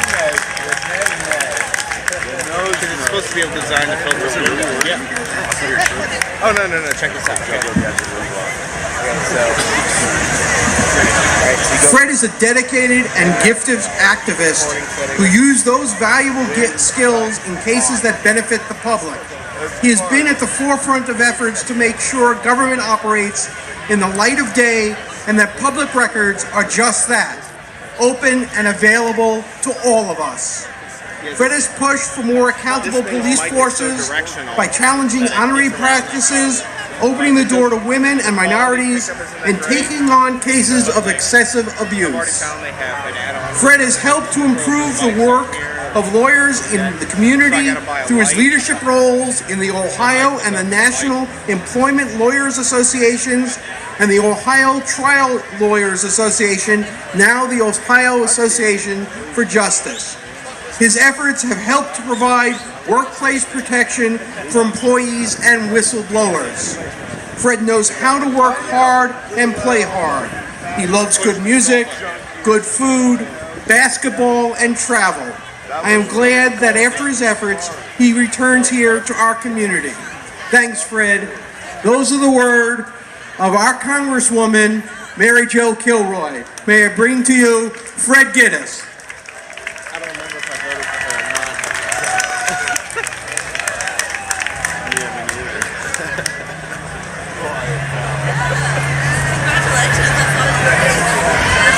Well, thanks, Mike. I'm told I have 2 minutes, so I'll keep this very brief. I started out as an organizer at the 10H Union, which was one of the 4 organizations that was the foundation of this festival. We started out in protest, but not just protest. We started out with a program and a plan for the future. And you can look around you and see what a future has brought. I'm here today because of the people I have the good fortune to represent. Men and women who have literally put their lives on the line, and some of them who have not survived, in battles over our natural resources, in battles over the right to women to equal work and to an equal place in society, the right to people of color to equal treatment, and I can go on. I am honored to have represented them. But one of the overarching purposes of this festival is to recharge your batteries to do something. We began this effort to have a great time and to bring the concept of justice and friendship and diversity into a place where everyone could come together so they could leave to do something. We live in a world right now where people literally risk their lives to get up on their roof and say, "Death to dictatorship." We live in a world where people right now across the globe who go out to a festival or to go out to stand in the street to talk about having the right to vote are being killed. Many of the people who started this organization were part of the history of the same kinds of struggles here. Those struggles are not over, and to all of you who have gotten on the internet and done what you can to protect the people in Iran, I salute you. To everyone here who has gone to a demonstration in the last few years and put your body on the line, whether it was for something that was popular or unpopular, I salute you. To those of you who support the changes going on in this country, but recognize that as long as there is torture, we will all be in pain, who recognize that as long as greed is the major controlling force in our economy, we will all be poor. To those who recognize that when your internet activities are being monitored by your government, we have no privacy, I salute you. And this festival is for you to join your friends and go out and struggle to end this kind of injustice. That's what this festival is about. Thank you.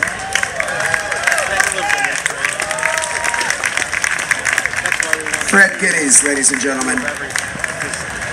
Up next, we're honoring a community organization, the Columbus AIDS Task Force. My, what work they've done since 1984 when they started out.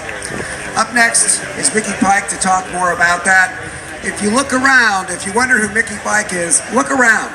Look around. Everything here except the trees and the grass, Mickey helps put here. She's on the site committee. All you see, you can thank this lady, Mickey Pike. With cleanup and recycling, and have moved on to help get permits. The only constant I really do is I order the toilets from year to year, and you notice we keep getting more and more. Anyways, one of the important things that the Community Festival stands for is the fact that this 3-day weekend is to celebrate what we have in the community and what we're about. The purpose isn't just the music. The purpose is to educate you about what's available, what things you can do to change your life that also reflect the statement of principles.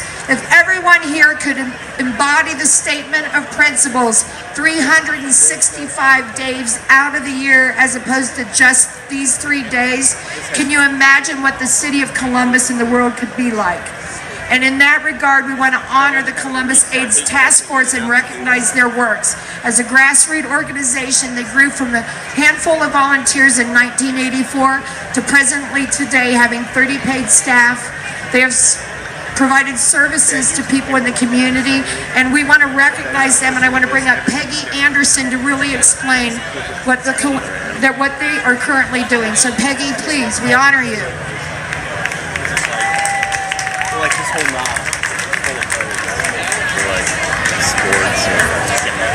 Happy ComFest, everyone. First, I want to thank ComFest for giving us this award. We believe at the task force that our principles fit very nicely in with the principles of ComFest. The one thing I want to say to everyone is get tested for HIV. If you know your status, you're able to protect yourself, you're able to protect your partners, and you're able to protect the community as a whole. Over the last year, we've served over 1,000 people living with HIV. We also tested over 1,500 people living with HIV, who are not living, thankfully, with HIV. We do know that knowing your status, people protect themselves, they protect their partners. So that's the biggest piece of advice that I can give is know your own status and know that of your partners as well. Again, enjoy the festival. We thank you for coming out and supporting ComFest and also supporting us over the years. This is our 25th anniversary, so come on out, give us a call. If you need our services, let us know. If you need education, let us know that as well. Our AIDS Walk is coming up on July 25th. Give us a call and we'll hook you up with that as well. Thank you.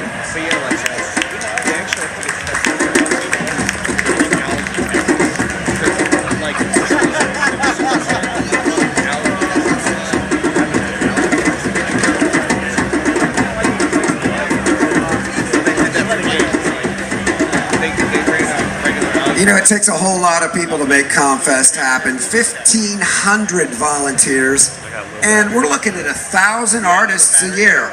1,000 musicians come and play right here at ComFest for you in this beautiful setting.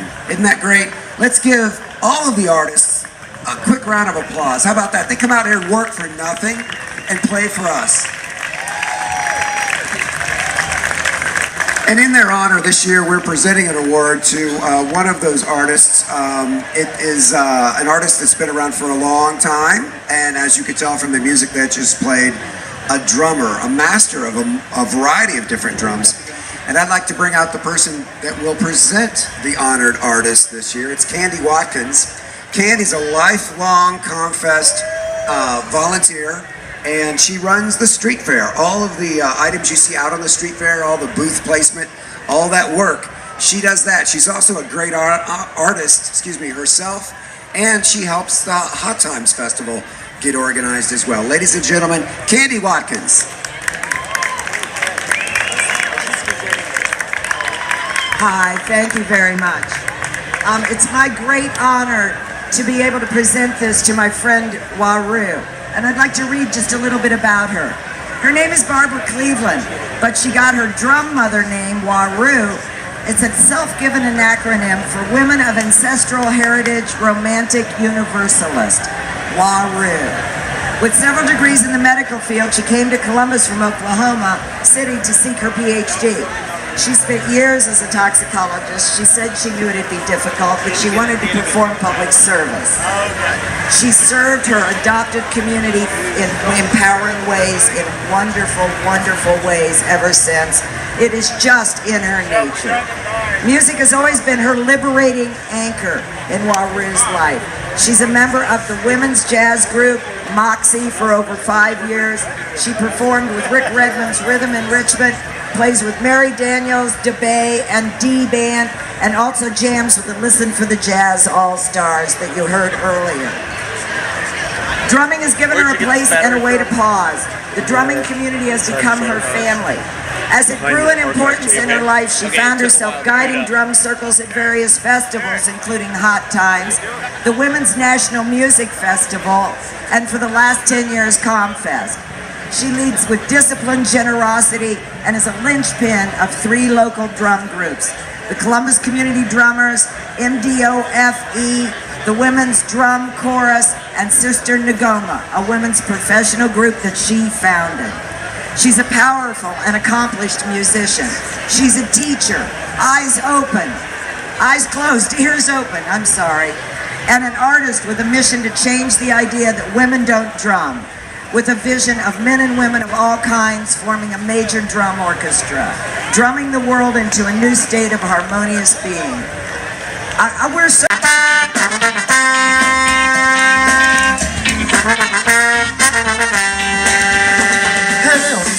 En el callejón sabe bien lo que le va a pasar.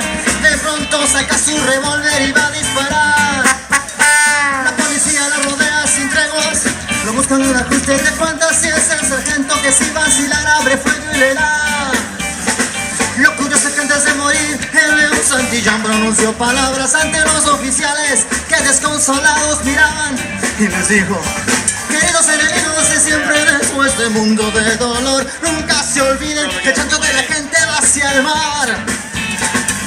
Para el mar. Santo dolor, sufrimiento, si un pueblo se ahoga en el mar. Manuel Santillán. Santo dolor, sufrimiento de un pueblo se ahoga y se hunde en el mar. Lo dijo el león. Lo dijo el león, Manuel Santillán el león, lo dijo el león.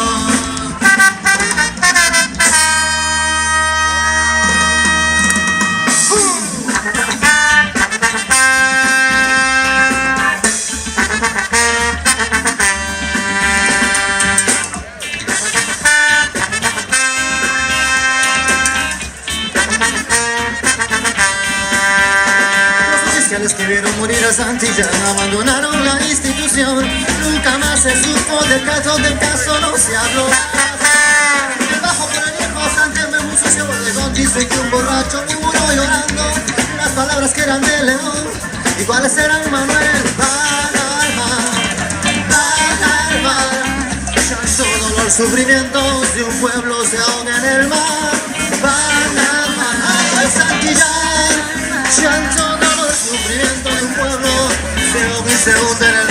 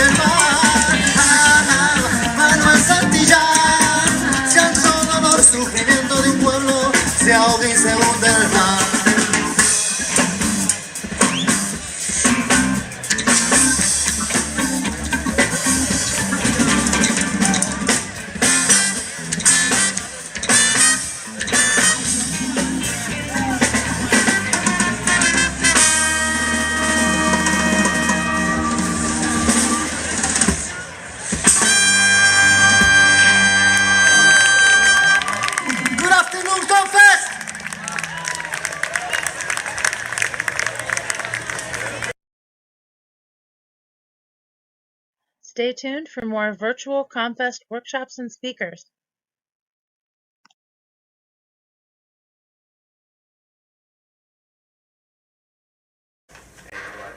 Thank you, Rhea and Angie. Everybody at home, thank you for watching. Welcome, Virtual ComFest 2021. I am here right now with Mary Jane Borton and also Victoria. They're going to be doing a wellness class for us here, and it's the road to where we are now. And without further ado, I will let you two take it over. Well, thank you so much. It's a delight to be here for Virtual ComFest.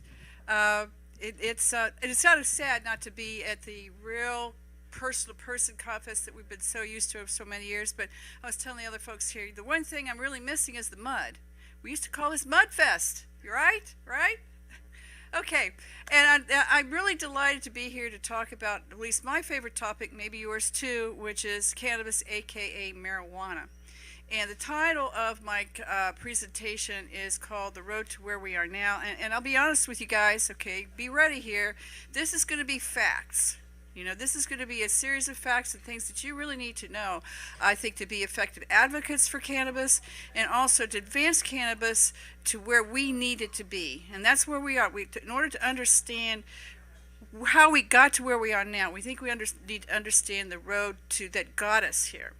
Now, what you'll see is this is kind of tied to one of my old favorite Grateful Dead songs, which I think is called The Ripple.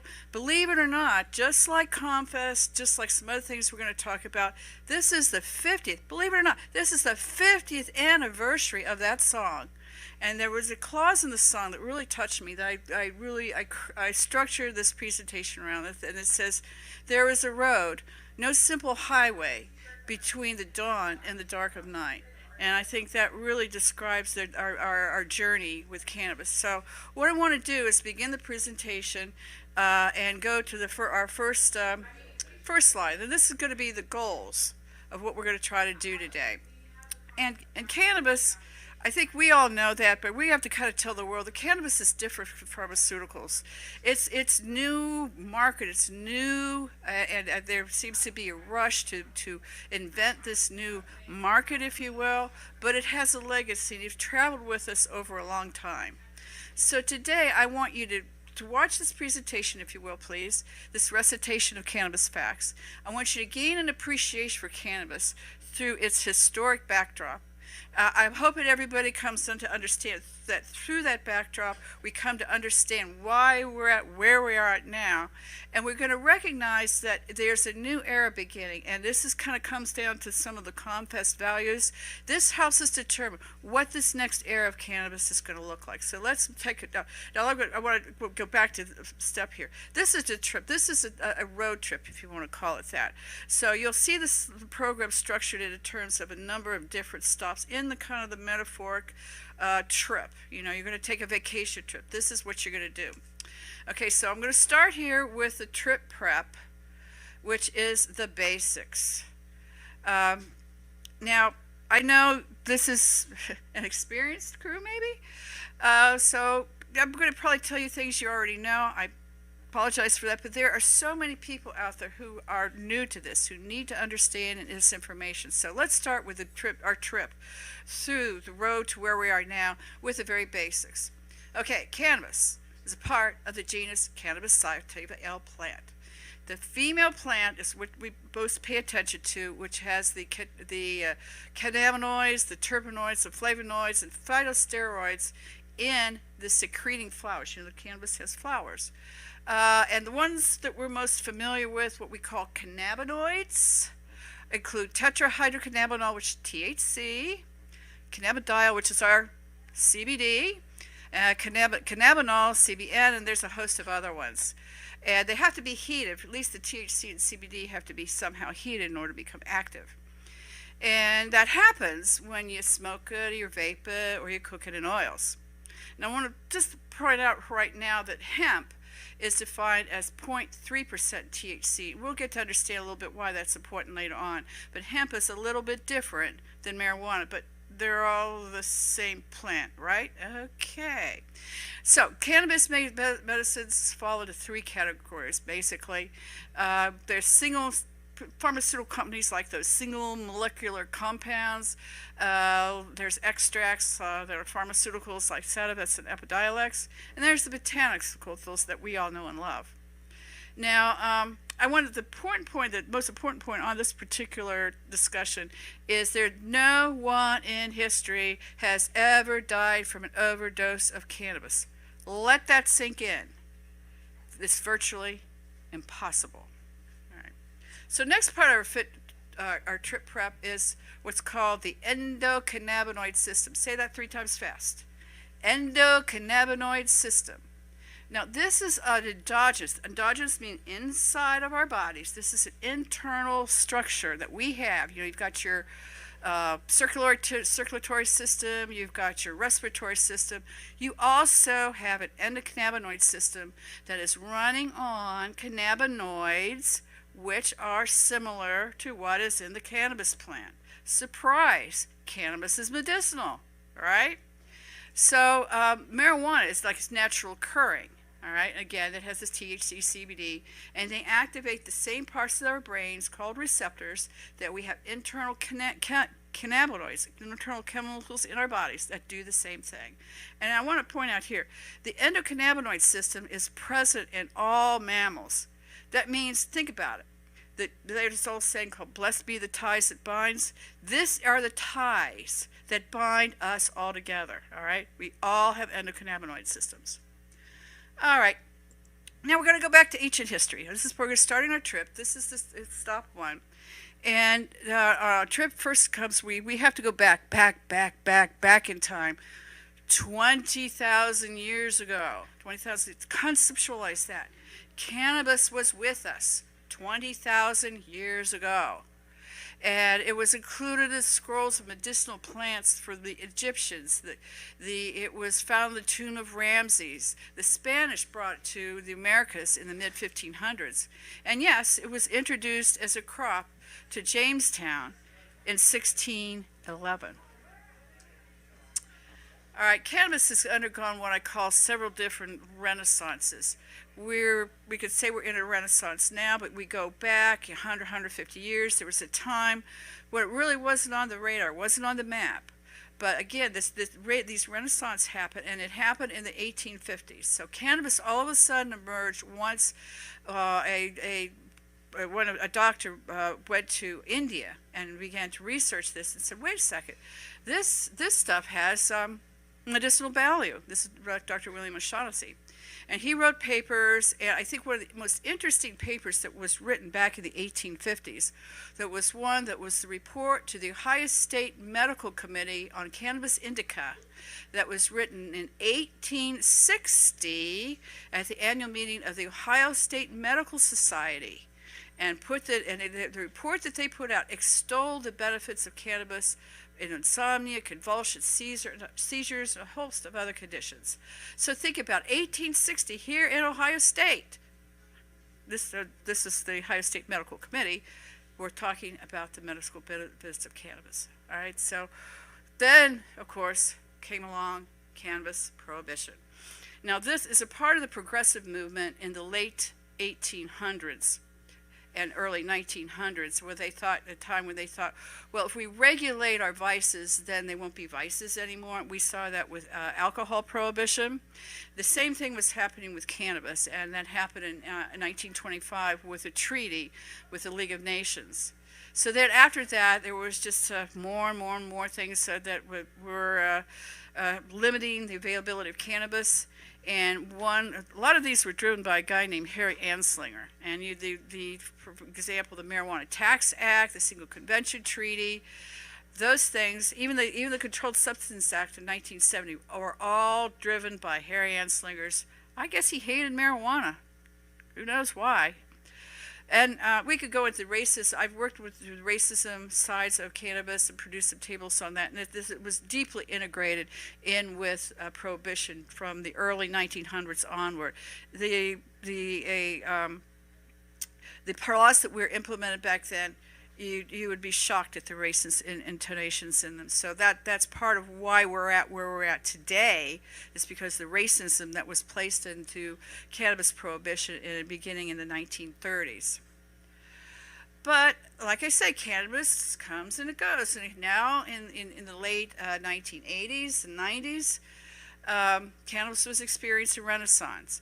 There was a investigational drug program that was started in the late 1980s, and it allowed AIDS patients to have access to cannabis. AIDS was a major pandemic back then. So some people were able to be a part of that program and get cannabis for free from the federal government, which they still do today.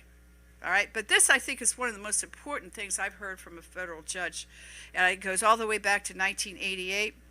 DEA Administrative Law Judge Francis Young, in a rescheduling hearing, stated, and I quote him directly on this: marijuana, in its natural form, is one of the safest, therapeutically active substances known to man.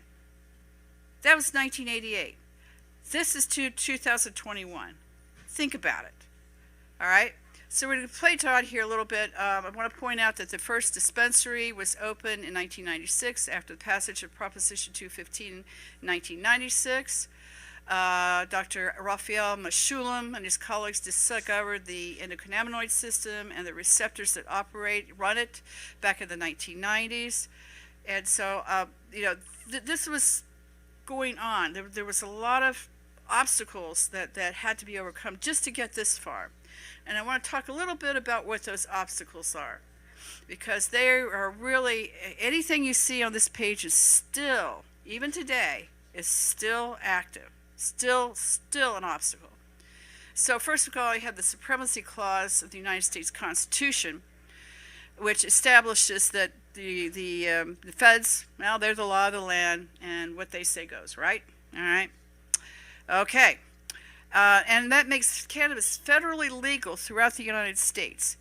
Anywhere, I want to point this out to you guys, anywhere you have federal land, you're on federal property, you're under the umbrella of the federal government and federal law, all right? So we'll get to that in a minute, but that's a very important point there. And the other point I think I want to point out is about the research. A lot of people will tell you, we can't legalize marijuana because there just isn't any research.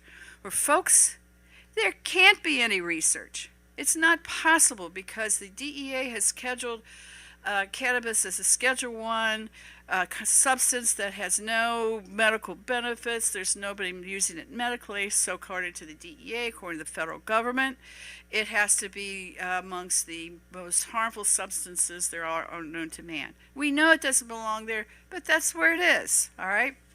And so under that light, we're competing then with the federal government and the FDA development, after the clinical trial process. And the FDA doesn't like botanicals, and to get one drug approved, it's $2.6 billion. It takes 12 years, and then you have to have a 20-year exclusive patent.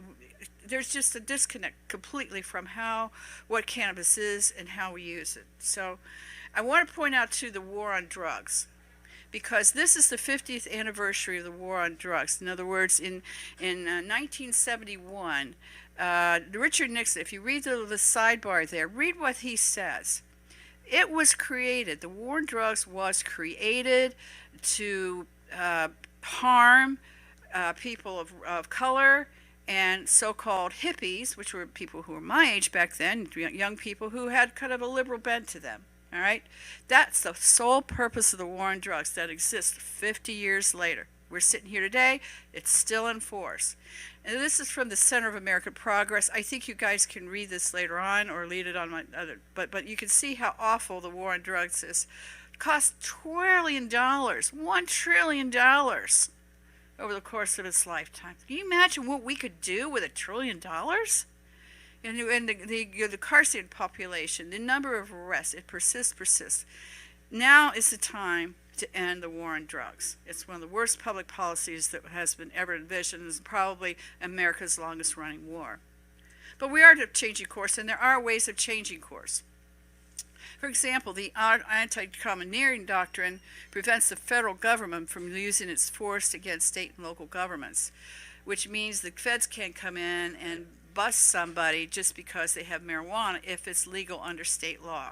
Okay, and that's how the legal status of marijuana, the dispensaries, the growers, the whole program in Ohio and other states rests on solely on an amendment to a federal appropriations bill that prohibits the U.S. Justice Department from spending money to interfere with state marijuana laws. That's that thread. That's a thread that keeps these businesses. This is to say, something to be like a 17 to 20 billion dollar industry in the United States. That's the thread that holds it together.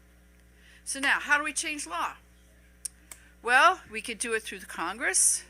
We could do it through legislators, Congress or legislatures. We could do it through ballot issues, and we could do it through local councils and boards. Now, I want to first, before we get too deeply into that, let's find out where we're at with marijuana laws in Ohio. And if we have enough time, I don't know if we will, but if we have enough time, I'd like to go in a little further depth on this after the end of the presentation.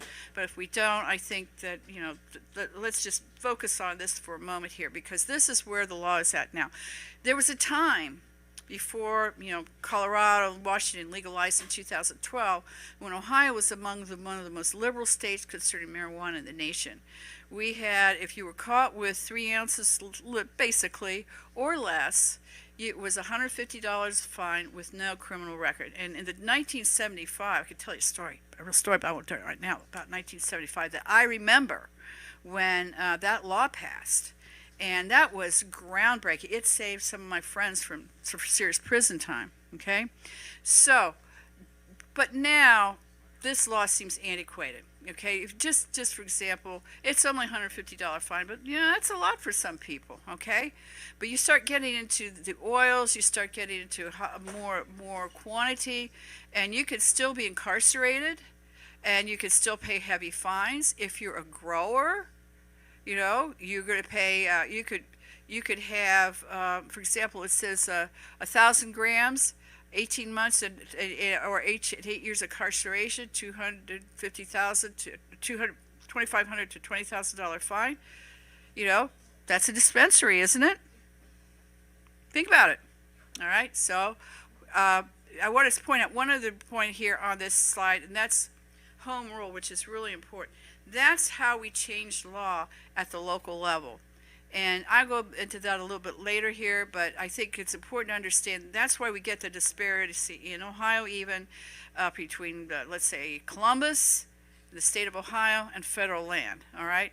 So it's because they've gone in and said Columbus can make its own rules, and we're going to decriminalize cannabis at a much lighter sentences than what we see here. So let's go to the marijuana control program. Now here we have a legal program, and I'll bet you there's millions and millions and millions and millions and millions of dollars flowing through the dispensaries just in Columbus here, between Verdant, that's up off of Cassidy Road, Terrasana, that's over in Grandview, Botanist, that's in downtown Columbus, Blue Medicinal, that's down off Georgesville Road. Think about the millions and millions and millions of dollars that are flowing through these. And they're serving patients. I think that probably the best thing is that, when we were looking, and I've done this work, we were looking at what's going on out there. And the first number one thing we had to do before legalizing for everybody else was to take the patients off the battlefield of the drug war. And we did that. I am so proud of that. And so Governor Kasich signed that bill into law in June of 2016. And they have to have a qualifying condition to participate. You have to have a doctor's recommendation. I will point out that it's a very robust program, I think, in many, many ways for the breadth and quality of the things that you can buy. It kind of blows my mind. Wait, this is actually legal now? Really?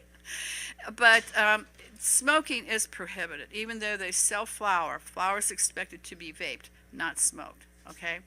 So, and I want to say, Americans for Safe Access seems to agree kind of with my perception that it may not be a perfect program, but if it was in school, it'd get a B grade, and I think that's pretty good, all right? So this is, because we've seen, on our trip so far, we've seen kind of where we've been, and here's where we are. We are still in a situation where prohibition reigns in the United States.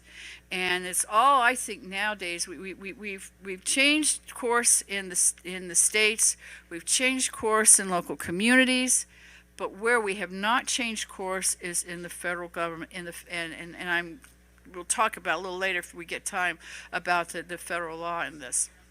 And so because of all these inequities, it's still very, very important to address the federal issue.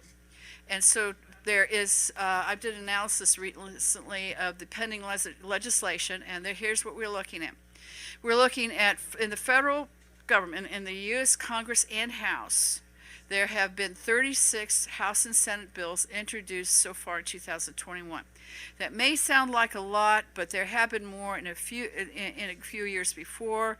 During the late 2009 and 2010, there really was hardly anything going on federally. The important thing we want to talk about with respect to legislation is the MORE Act. It's the biggest deal. It's called the Marijuana Opportunity Reinvestment and Expungement Act. And this is the most important part of it, I think, is that it removes cannabis from the Controlled Substances Act.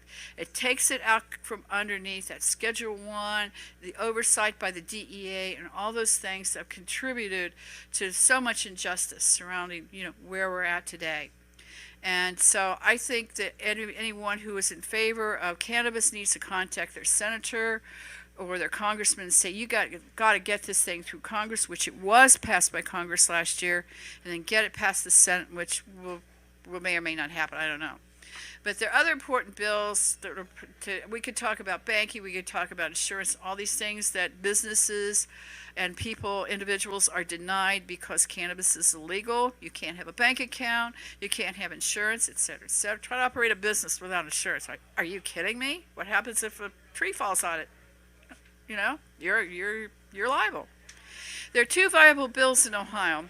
First, HB 60, which is for autism disorder, adds autism disorder to the list of qualifying conditions. That may well pass. I think it's got about 15 co-sponsors. HB 210, which would allow cultivation, possession of marijuana, and like I said, all cultivation I think is most important here because many, many people really feel strongly, and I do too, about the ability to grow a simple plant. Think about this, a simple plant, just a couple of them, please, in my home or in my, backyard. I can't, for the life of me, understand why that has to be this big felony thing. But that's what HB 210 would do. But unfortunately, it has no co-sponsors and it doesn't have any hearing scheduled, so it's kind of sitting out there in dormant land, okay? I want to recognize the individuals, I'll just say Northern Appalachia and the Sensible Coalition Movement, who I think do absolutely awesome work here. So here's a shout out to these guys because they have decriminalized cannabis possession in, let's get this, 22 Ohio cities. In fact, they were involved in decrim in Ohio in 2018. Columbus in 2018. So they have been hard at work on this since about 2014. And they've got, I think, 5 or 6 more cities that are ready to come online. In other words, they'll have those initiatives on the ballot this fall. And so if you guys are interested in really getting involved in the marijuana reform, it's at this local level. So you want to give these guys a call and collect some signatures for them, okay? Because you're not going to be collecting them for a statewide ballot issue this year. It's just not going to happen. COVID did a number on ComFest. Well, COVID did a number on signature gathering. And there's also a much higher count than they used. I think you have to get over 400,000 signatures. It's gone out of our range to be able to gain signature and put initiatives on the ballot, at least on a statewide basis, so as it stands right now. So I wouldn't look forward to that happening anytime soon. But I want to recognize some milestones here, and I think that here we have, as I was saying earlier, the federal government prevents a lot from happening. They think they can, because there's the federal supremacy. Well, 36 states now have medical marijuana laws. We just added Alabama Alabama, is there a deeper South state than Alabama? If we could do it there, we could do it anywhere. All right, 17 states now have legalized adult use. I had put Connecticut in there because I wasn't sure where they were at, where I believe their governor's going to sign that bill like now. So we can add that to the list of the full legal, if you want to call it that. I like to call them adult use states. So this is moving in the right direction, and I think if this is the road we're heading towards, we should be heading on a good path towards adult use legislation for everyone. And now we're down to only 3 states that don't have some kind of a medical marijuana law. That's Idaho, Kansas, and forgive me if I get the third one. You know what the third one, Victoria? No, off the top of my head. Okay, well there's another one. I'll think of it in a minute.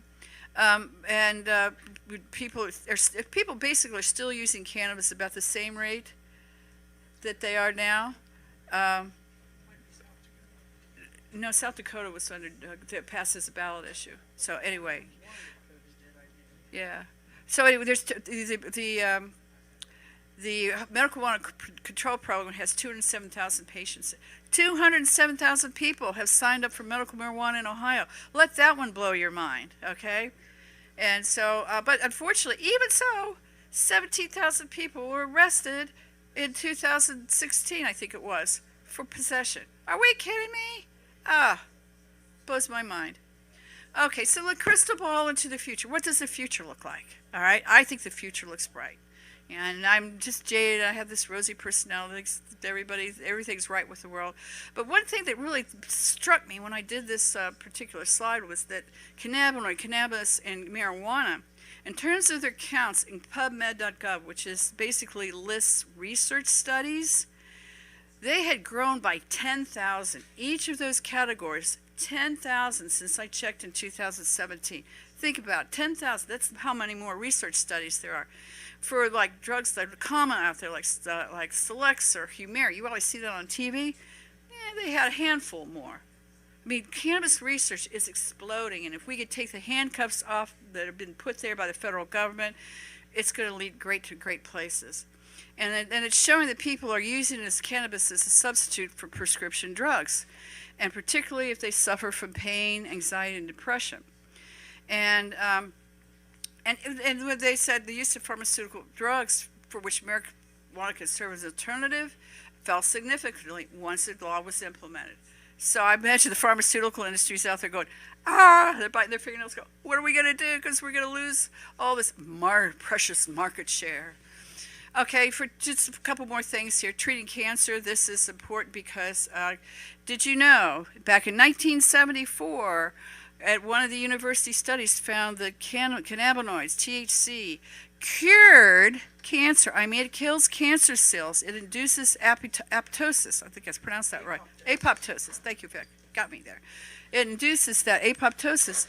And so we need that as a therapy. But you know why we don't have it? 50 years of prohibition under the Controlled Substances Act.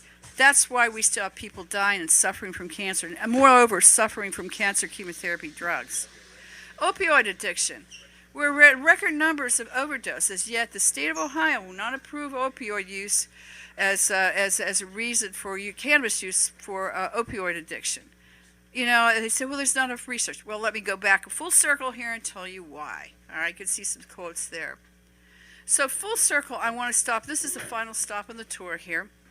And I ask, what would be the implications for mankind if every single one of us had a functioning endocannabinoid system? And Dr. Ethan Rousseau released an landmark paper that said basically some of us who might use cannabis more than others might be suffering from an endocannabinoid deficiency. In other words, our systems, our digestive system, our circulatory system, don't have enough of the things that make them run. So not enough cannabinoids to make our bodies run properly, and that's why some people might tend to gravitate towards it more than others. And also, because of cannabis interacts with the other compounds that are in the plant itself. You know, there's CBN, CBD, THC, and all the others, the terpenoids, all work together. all work in unity and solidarity to create what's called an entourage effect. In other words, the sum is greater than the individual parts. And that's really important to therapy, okay? And I say right there, because of the endocannabinoid system, again, I come back and say, blessed be the tides that bind.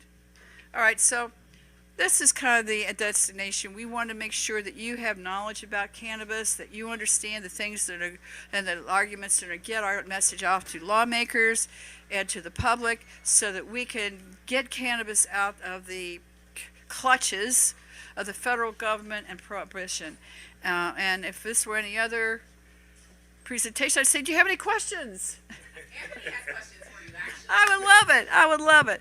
So I'm just going to advance it here. This particular slide here, if you advance one here, Vic, I don't know what you got looking there. This is some testimonials. Vic and I have been doing this for about 10 years now.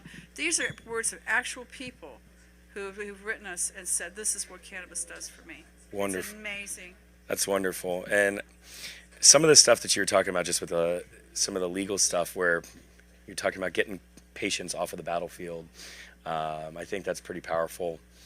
And there's a lot of stuff I didn't even know how harsh some of the penalties still were for something that even our state is calling and considering medicine. So it's pretty eye-opening stuff, what you've been sharing with us today, and we really appreciate you coming out here to do all that.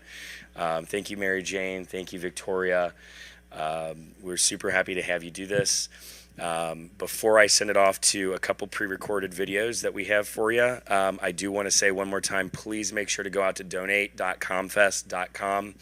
We don't survive without you guys, and even though we don't have you in person this year, we're happy to have you watching us virtually. If you're enjoying what you're seeing, please go out to that site, and don't forget, you're already on the ComFest site. Check out the merch. I'm going to be here in a little bit going through some of the cool stuff that we have on the site, and some of the cool stuff from street fairs and past. So thank you so much, and we will go ahead and now send it off to How to ComFest, and that'll be. Hi, I'm Jason Johns, and I've been volunteering at ComFest since I think around 2008, and going to ComFest since I was a small child. Usually volunteer serving beer or picking up trash. I feel like it's a good thing to go and pick up the trash after people have maybe had too much beer. So that's my civic duty for ComFest. What I'm missing about not being in person this year is obviously the camaraderie. I like listening to a lot of the speeches, and I like seeing, community come together around a common goal and giving back to everybody too. So hopefully next year we'll be able to do it for the 50th, and I will see you then.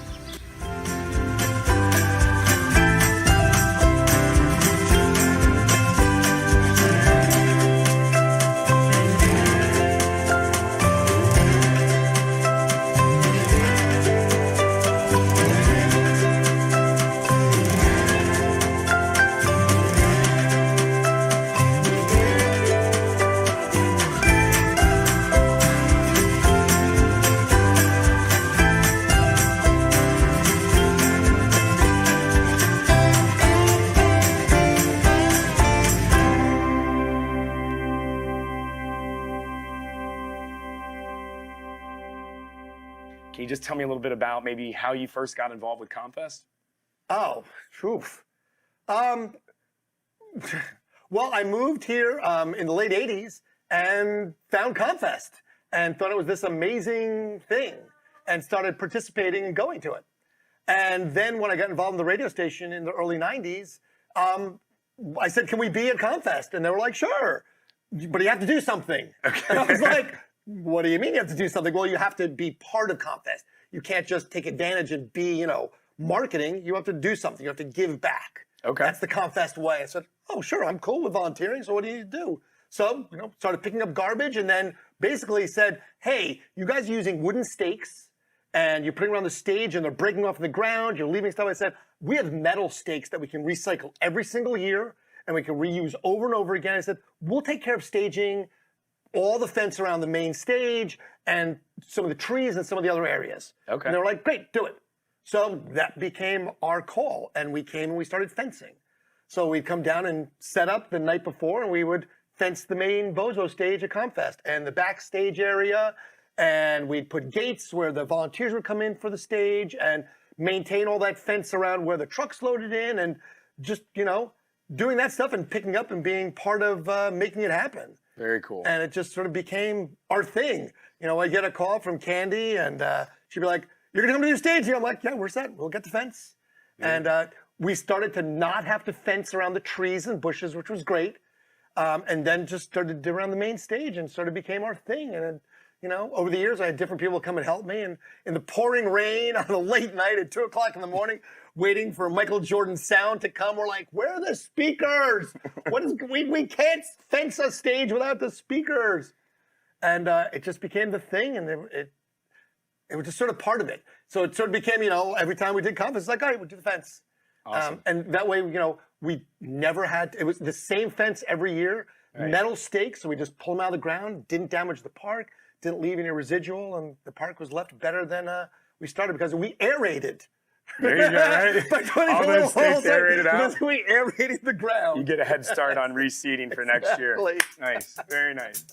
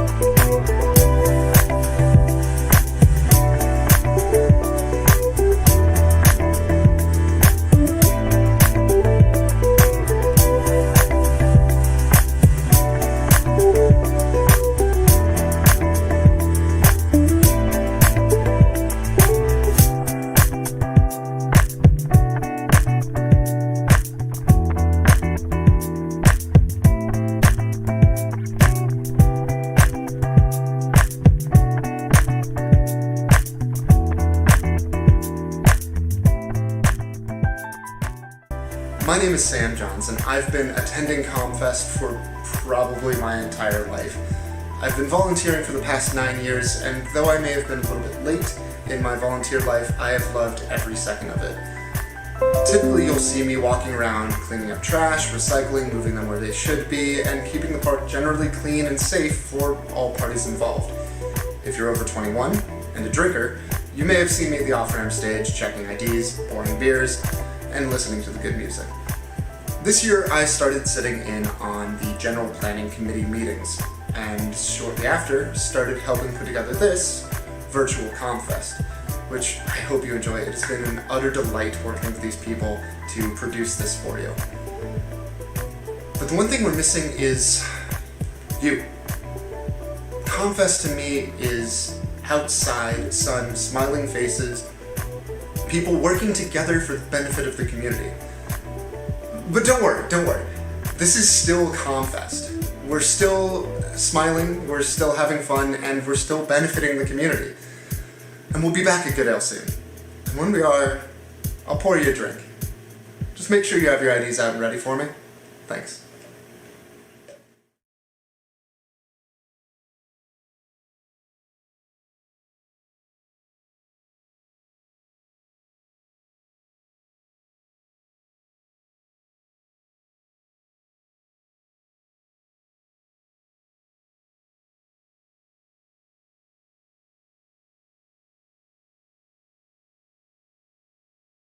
I'm like, that's great. Sounds like you had a good day. That's great. But then when you think about like poverty and homelessness also exist in this universe. The island of trash floating in the Pacific is of this universe. Everything evil you can imagine exists in this universe. But I'm glad that you felt like the universe and all its mysterious ways and workings conspired to make you have a good morning. I'm so glad. That's so good for you. I'm a lot of fun at parties. And if you're not familiar with the tradition of pouring libations, who's heard of pouring libations before? Okay. If you haven't heard of pouring libations, have you heard a hip-hop song say, pour one out for the homies? Are you familiar? Okay. That is pouring libations. Okay? And it is a African tradition, and I don't know if you're aware, but Black America, Black culture, is a combination of what we call slave culture and African culture, and that brings us to Black Americans in this country, okay? So I'm going to pour one out, and I am going to pour one out to our ancestors, okay? And not just our Black ancestors, and I'm going to try not to get emotional. There's so much history in this country that we don't acknowledge, right? So it's not just the correct history of my people, right? It's the history of the indigenous people that we stole this land from, right?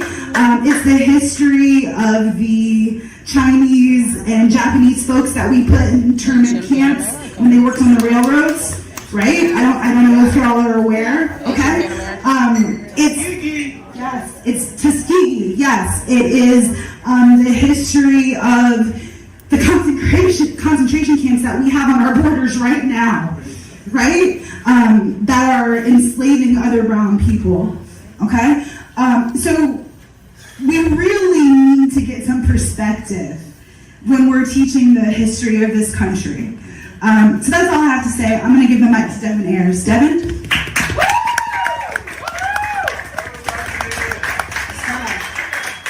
Once upon a time, here in Columbus, Ohio, we had this amazing thing where performers, audiences, everybody lived under the skies of color blindness, right? We were all colorblind because our allies and the people that wanted to be on the side of Black and brown individuals didn't want to acknowledge that there was any difference. It was all in, trust me, it was all in good faith, I promise you. It was all in good faith. It was coming from that love of not wanting to see a difference in the opportunities me and you.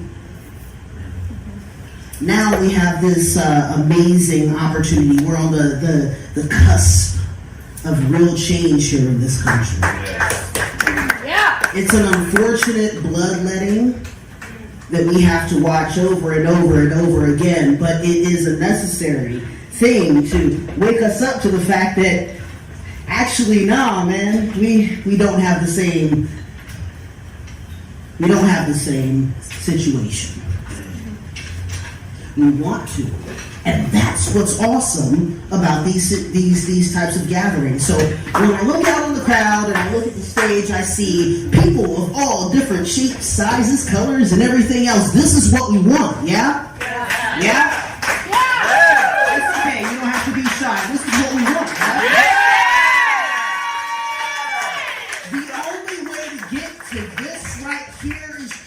To be honest about where we've come from. Yes! Just to be honest about the fact that, yo, man, honestly, we don't have the same situation. Yeah. It's just to be honest about the fact that it's not just Black folks in this country, it's brown folks, it's the indigenous people, although the Black race was literally one of the only in history that was enslaved and brought to these borders in chains. We love you. At the end of the day, we all want to see that good shit, right? Yeah.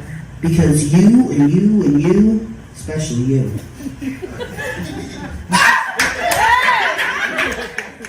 we all want the same thing. We'll talk about it later.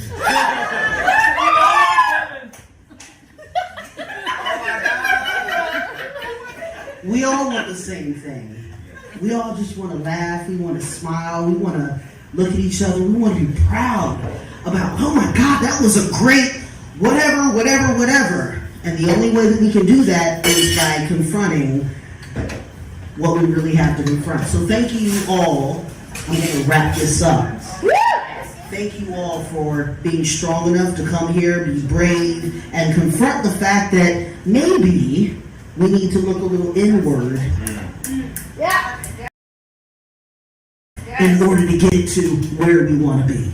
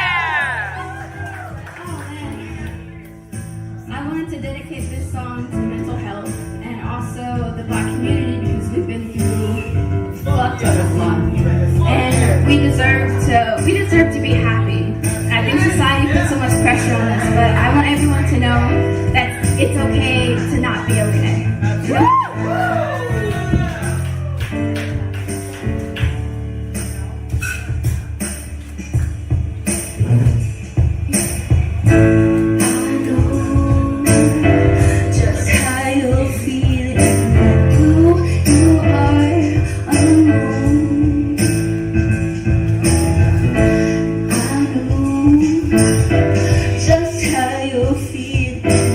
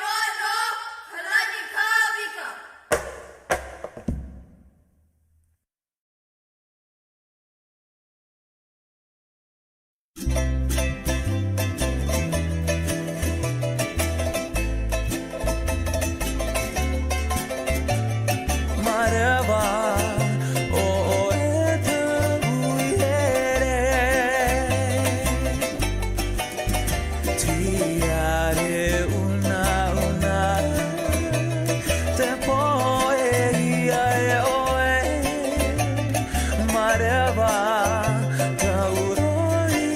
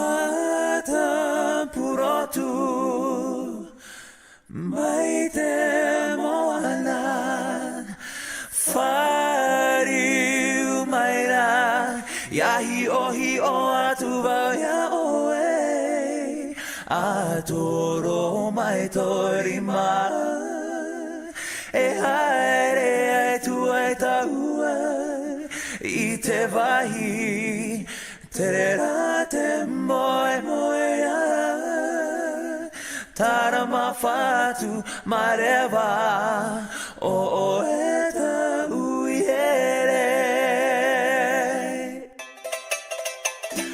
Mata purotu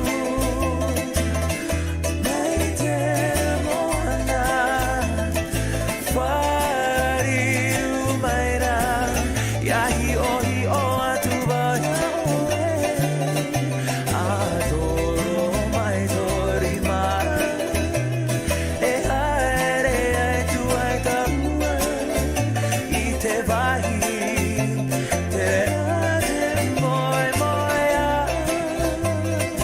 Nara mawhatu marewa O e te uihere Marewa O e te uihere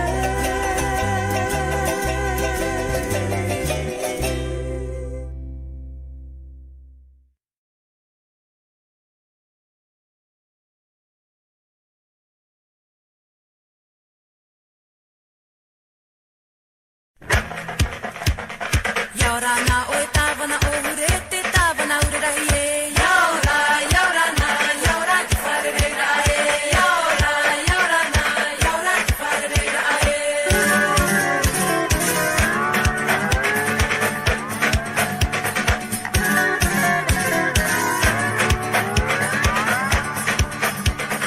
Yaura na, yaura na, yaura na e E mahi me tahi Aue, aue, hene, hene, he E mahi me tahi Tiare, tiare, tiare O ore ae Aue, aue, he noa, noa E tiare, ore ae So, are ni aue I bora, bora, nuri e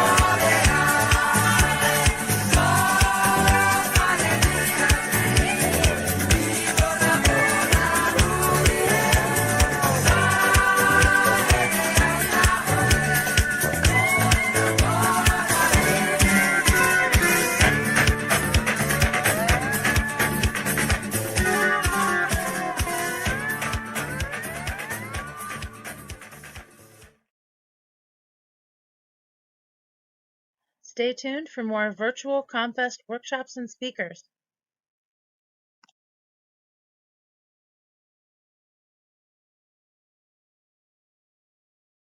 Artists. One thing I am involved in is licensing. And if you don't know what licensing is, like, you know, when you watch a TV show or a movie, you hear a song being played.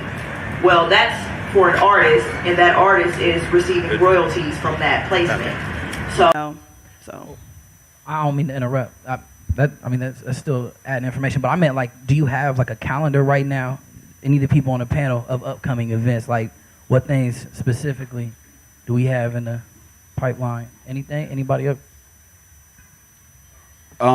I wouldn't necessarily say, because I heard you say, is there like a head figure that kind of like spearheads a movement? Yeah. Is there anybody around here that's maybe putting together a lot of hip hop based events beyond concerts? Oh yeah, things like this. Yeah, there's plenty of there's plenty of people that book shows. I mean, I think everybody up here on this panel has booked their own shows. J. Ross had a monthly event at Double Happiness, but if you mean like a place where artists just meet to network, to network and do business with each other, no, because there isn't the epicenter here, and that's like the problem that we're like kind of addressing today. Okay. Because there is no common ground. Now, back in the 90s, I'm quite sure J. Ross could tell you they had the Groove Shack.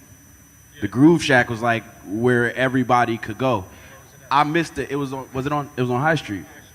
I missed the Groove Shack era. I'm from what they call the Shortstop era. I used to go to a place on High and 3rd called the Shortstop, and that's where most of like the young gunners would come, but we would come to battle each other, not necessarily figure out the business of music. We just came there to just really just show off, let the lion roar a couple times, and then get out of here. And a lot of us, we all come from different sections of town. I mean, me and Speak grew up together. I've been knowing Dominique for 10, 12 years, since high school. Soup has been my peer for many a years, but we all came from different pockets of where we made music and who we dealt with to make the music. So your answer to that question is no. There isn't a place where somebody can like directly network with the hip hop community.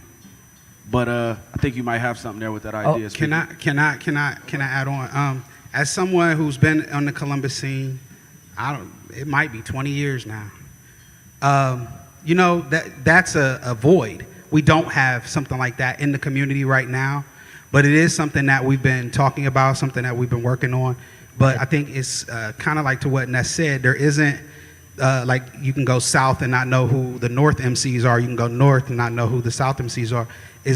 That's part of the issue, and that's something that we've been working on and we're trying to work on, but it's taken a lot of time, and I'll be honest with you, it's not a very easy task. Okay. Well, I appreciate all your answers right now. I don't want to steal the mic. Somebody else might have a question, but I do want to ask, I come from Springfield, Ohio, and I just kind of helped my friend. She's put together maybe like a little model workshop, and I went through a similar thing, putting together panels and concerts and networking with MCs in my city, and we did a pretty good job of getting together the last few years. I used to stay in Columbus, and I'm just now moving back up. So do y'all all have like business cards or some type of way maybe you can write down real quick, some type of contact information? I got a friend that's about to come pick me up. I got to roll out. I can't stay. But I really do want to get in touch with you. Well, but right before you go, though, for your previous question, actually, another female rapper here in Columbus, her name is Diggy Dolce. She just started an event. It's a monthly event. It's called Bars Meets Beats. Okay. It's like the 3rd Sunday of every month at Scarlet and Gray. It's on campus, and it's where producers and artists can meet up with each other. I haven't been to one just yet, so I don't really know the flow of it. I don't know if it's like a Groove Shack or a Bernie's or Shortstop, because I came up in the Shortstop era too. Like I really wasn't even battling at Shortstop. No, I wasn't battling there, but I definitely was rapping Capacity 2, Stars, Capacity's now Transit Arts. That's I can't remember who heads it, but she has a is over there BHB, but Jackie, like I came up through them, and Transit Arts is still around. It's still on Main Street, right? The Central Community House, hip hop for the youth, dancing, rapping, DJing. So, and one person you definitely should look up is DJ BHB. Like, BHB? I'm acquainted with DJ BHB. Okay, yeah, he does a hip hop expo every year. He's been doing it for 20 years. Probably the longest running hip hop show, maybe in America. I'm not sure. I know definitely in the Midwest. We got 2x2 Fest coming up too, right? Right. That's in the hip hop BHBs. That was March. Yeah, and then 2x2 is next month. This is the second year of 2x2. Right. So. Did y'all do Ream Fest this year in Springfield? You said Ream Fest? Ream Fest. Ream Fest, I don't think it happened this past year. No. What, this year? They usually happen in July. He might be having. I haven't heard anything of Ream Fest yet. I'll see y'all soon down there. I don't want to hog this up. I definitely want to get in touch with the brother over here I teach hip hop too to elementary school kids. I need to get your contact information. I gotta leave. Anybody else got a question?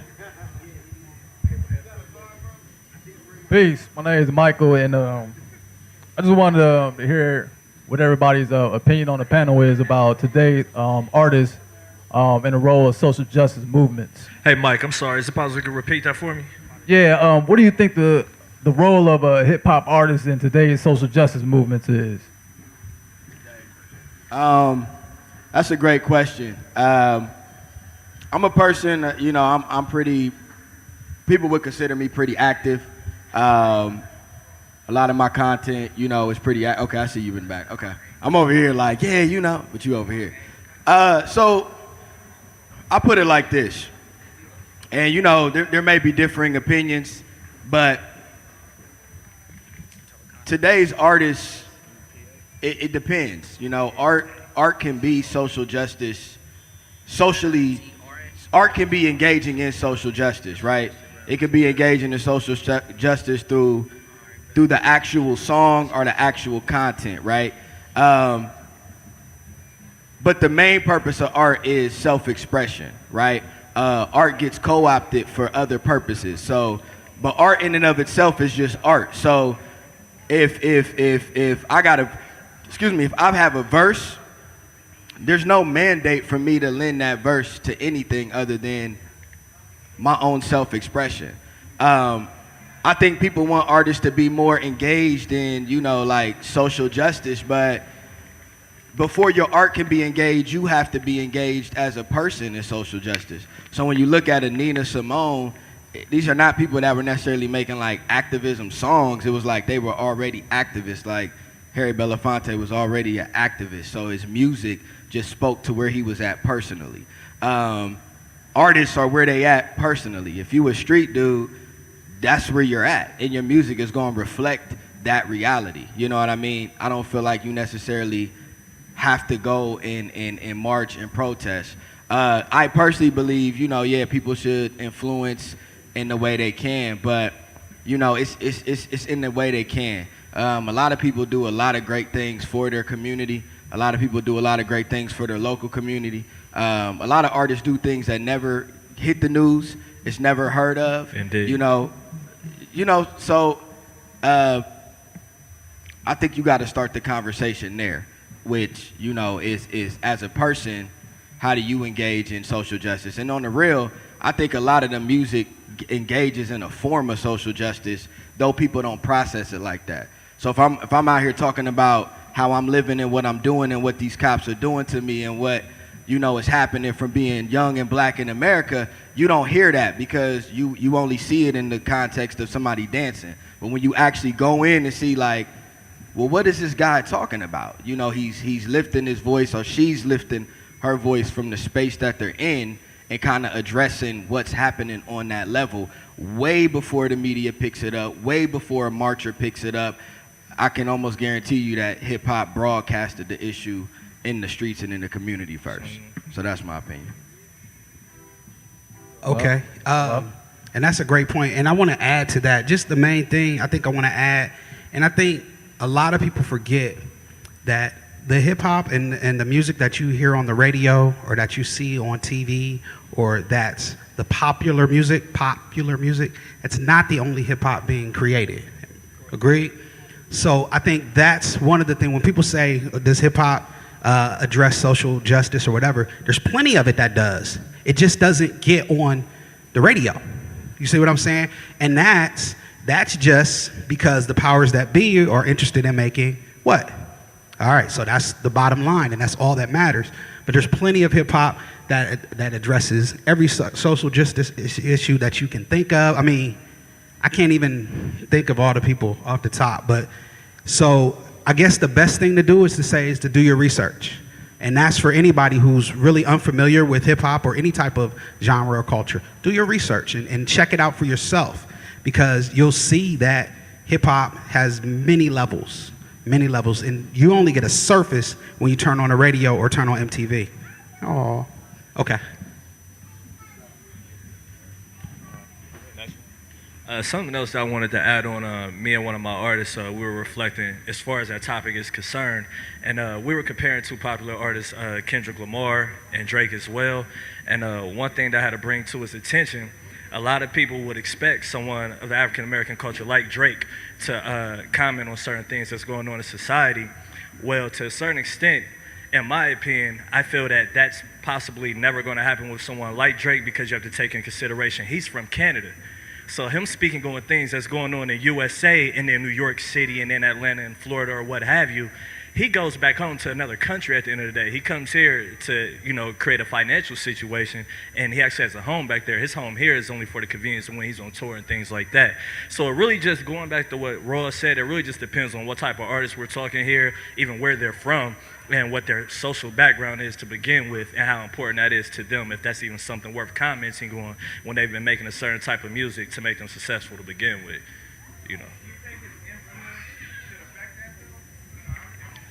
I definitely think, I know there's things he can do and there's people he can move, there's situations. He has a crazy influence. And I think that's what frustrates some people that are fans of hip hop and fans of him. They're like, hey man, if you, not him, if you with your voice could speak on this, you would possibly make that big of a difference. But some people really, you have the choice. It has courage. And some people really have the choice and they choose, they're like, nah, I see that's going on, but that ain't gonna be for me. Right. Absolutely. And I hope that time does. It's like I said, it's like Speak said though. It's all about where a person is at in their personal life. I mean, you can't talk about fighting a good fight if you've never done it. They don't know. You know what I mean? Some people, all they know is selling drugs. So, and hip hop, like, mind you, like, the culture of hip hop has always been about taking negatives and turning them into positives. It started out with kids that couldn't afford record players, and they figured out a way to manipulate theirs to be able to cut and scratch a record simply because they wanted to feel better and get away from the social injustices. That's how it started. It started so we could party and feel good about ourselves again. Absolutely. Because we were tired of going to work and being underpaid. We were tired of not being able to get jobs. We were tired of living on top of each other in project housing. So it was just like this was our only form. So they'll throw their speakers out the window, bring them all the way down, and somebody would be DJing from their living room to make the block feel good about themselves, and it'd be a good day out there. I mean, addressing social injustice is key, but I think artistically, it doesn't matter as much if you do not believe in the words that you're saying. It's not even going to come across as good. So even if Drake gave us a song where he was talking about social injustice, are you going to play that record if he doesn't sing the same way? Like, that's like, they're kind of thinking about how they take care of themselves at the end of the day so that way they can take care of the world. I don't necessarily agree with it all the time because I'm active, but I understand that there is a difference, and that if you're not right with yourself, you can't really talk about something that you don't know about. You can't speak on it.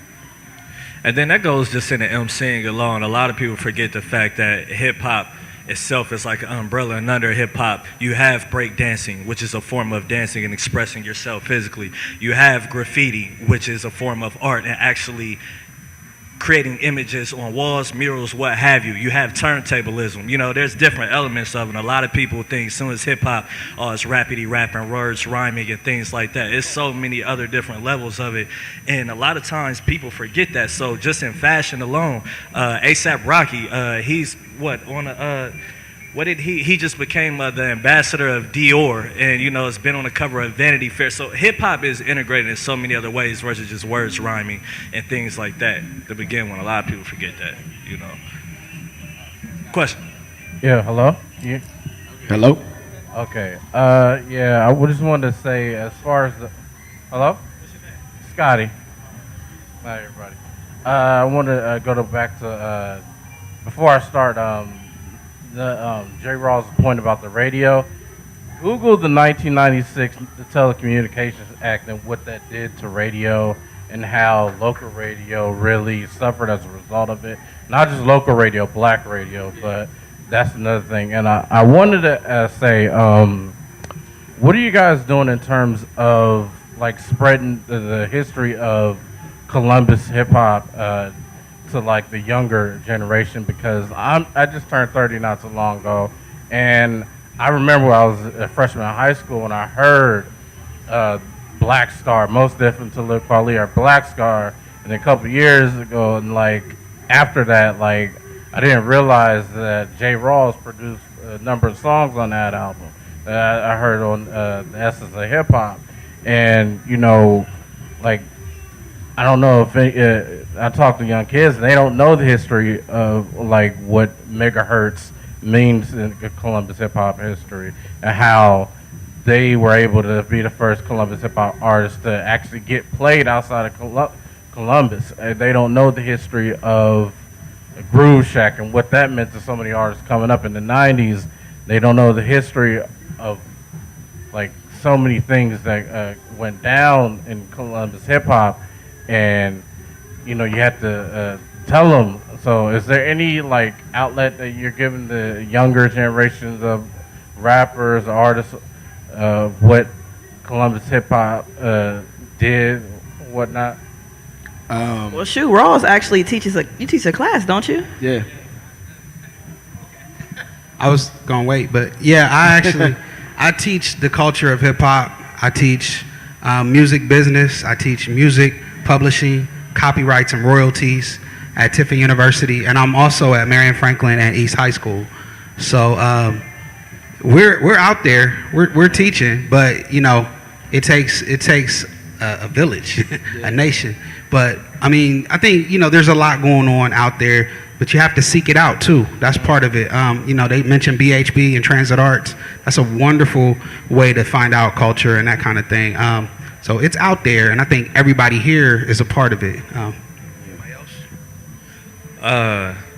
In short, I think it just basically starts with people just remembering what inspired them, what got them involved, and to pass that message on. You know, I can speak about quote unquote OGs in my situation when I came into Corey Favors sitting right behind you. You know, that's where I learned to get my LLC together and to get a logo together for my company and things like that. So it's just very important just to people that got you influenced and got you involved as far as artists. If you were asking about artists and upcoming artists, just to let them know who got you into this and who helped you get your things together and just kind of pass that information on. So I don't really think, other than Ross, of course, there's really no informational type informative type situation or a class or anything like directly in Columbus, Ohio, where like, hey, come here and get your history. But I think it is important for the people that have acquired some type of success to have a story to tell and to be willing to tell their story at all times to inspire others coming up that they see the same light in. So One last thing, like if anybody doesn't know, one group that I almost forgot to say, and this is what Bernie's meant to hip hop culture in Columbus. Like, when we lost with that, there was Hip Hop Sunday Nights. If anybody doesn't remember, you know, Hip Hop Sunday Nights. And one group that I can remember that's near and dear is Spitball, because we lost two legends like years ago. Kimu Tao, DJ Prism, rest in peace. They're not here with us anymore. But you know, you can ask any of these people, they can tell you. So. Yeah. So on the history as well, I think history is a challenge. Period. Right. You know, it's hard for younger generations on any level of anything to always want to tap into the history. Of what they do. I don't think it's necessarily unique to Columbus. But I think that there was a film that came out, right? Somebody shot a film? Who shot that film? The Columbus, Paul shot something. So it's stuff out there where people have tried to document, in their own way. I'm heavy on, documentation, man, but I think it would be dope to see what, a couple people could get together and maybe actually come out with a document, you know what I mean? Some type of official document. But those are like, forward-thinking conversations that, document history is so good. But a lot of the tradition that comes through music is an oral one. It's like you just talk to people and they just say, yeah, that's my guy, or, and those stories kind of get told. But it'd be interesting to explore other ways to create and preserve history. Oh yeah, absolutely. I think that one thing that we should do as artists is to engage the youth as well. Like, there's definitely a huge gap, and don't get me wrong, like, I honestly do feel like to a certain extent that youth is wasted on the young, but I think a lot of it has to do with the fact that we're not engaging with them. And that's why, like, I don't actually have like a class or anything like that, but I use social media personally to kind of stay up on what's going on in Columbus, and going out to shows and checking out artists and building with artists and try to give advice, whatever the conversation brings. So that's one thing that I've been doing lately. But I do want to get to a position to where I could possibly teach a class, or maybe be a part of a documentary that teaches Columbus history. Like I feel like it's so important to bridge that gap, because the youth, they are the future, and a lot of times the youth feels alienated, and we alienate them. So, yeah. It's a good question. Great question. It's kind of a tricky question too, because hip hop is actually the only culture that puts an age cap on talent. That is a great point. It's like the only culture that's like, oh, you 30 now? You old, get out of here. But the funny thing about it is all the people that they stream and buy records from are 28 plus. All of them. Jay-Z's pushing 40. Rick Ross, he's pushing 50. Yeah, E40 just got a gold record. He's 49 years old. Drake is pushing 30. Kendrick Lamar's pushing 30. Too Short just did a show here. How old is Too Short? Too Short's pushing 50. So it's like, but it's the only culture or the only form of music where the younger generation will put an age cap on your talent. But it's mainly because they're hungry and they don't feel accepted from the older, the ones that's, I always run down on the young homies. Always. Run down means engage them. Pull up, get out, say what's up, give some dap and pounds. Let's go to the store, get some pop, or what y'all doing today. Something as simple as that makes them feel accepted. They go, oh, that's the big homie. He know what's going on out here in these streets. Because a lot of them feel like we don't identify with what's happening to them on the streets, not really knowing that we just went through the same things 5-6 years ago, and we got smart and chose to remove ourselves from that. But the disconnect is a lot of us got older and we went away and we never came back to share the knowledge. So it feel like she said, they feel alienated. It goes to a point where they're like, oh, you old now, you never had it, or they get to talk a mess, and then you get this whole like new Columbus thing and new wave thing. And don't get me wrong, the music is good. I'm very aware of almost everything that damn near touches our city streets when it comes to hip hop music and a lot of punk music. But the biggest disconnect is they don't feel like the knowledge was shared. But to be honest, it was a blueprint that we were taught too, because all of our OGs, they got their money or they got their success and they left too and never came back. So it's been like a vicious cycle. It just keeps going back around and around. So like I said, the pull up and rundown is very effective. That's what I call it. The pull up and rundown is hella effective. And that's really the only way you can give accounts of like historic things that's happened in hip hop. Because on Main Street where I be at, them young boys don't know that Kamuteo is from Maine and Kelton. They don't know that he comes straight from the neighborhood and he was ahead of his time artistically. And to be honest with you, if you tell them that straight out the gate, they're not gonna listen to it. They'll be like, man, this little Uzi Vert was popping. You know what I'm saying? So you gotta kind of know what's going on the streets with them to be able to integrate with what you got going on with yourself. So I make sure that I stay up on what's happening out here in the world, so that way they'll know I ain't no square. You're gonna listen to what I got to say, and it's generally effective. Because they look at all of us like squares after you reach a certain age. I don't know what it is about hip hop. Like once you cross the 30 threshold in hip hop, it's like they don't want to buy your records no more unless you're already rich. So country music, you can still pop when you 55. Yeah, you could be 60 years old. Yeah, 7. Aaron Neville still making records in his 70s, still getting plaques. Let that happen in hip hop. And what's crazy is most of our heroes, I mean, like we said, they're pushing 50 now, and people still bob their head in the club. All slaves to the 808, not knowing that they listen to a man that's technically capped on age and shouldn't be playing his records, but we do. I think that it's more of like a personal thing when they cross people, because the whole local rapper thing it's kind of disheartening. They go, oh, I'm not listening to a local rapper. because you from here, bruh. But to be honest, that's the best people to listen to because you can go knock on their door. You can go pull up on them. You can like say, yo, I'm going through something, and somebody actually pull around and help you. But instead they go, oh no, you not no Jay-Z. You're not a Drake. You're not a Lil Wayne. Why would I listen to you? You know, but why, exactly, why not? Especially when you're dealing with artists that are making real moves, real power moves, and are fortifying their life economically and spiritually and mentally every day and becoming better people because they chose to monetize their lifestyle. You know what I mean? So that's it.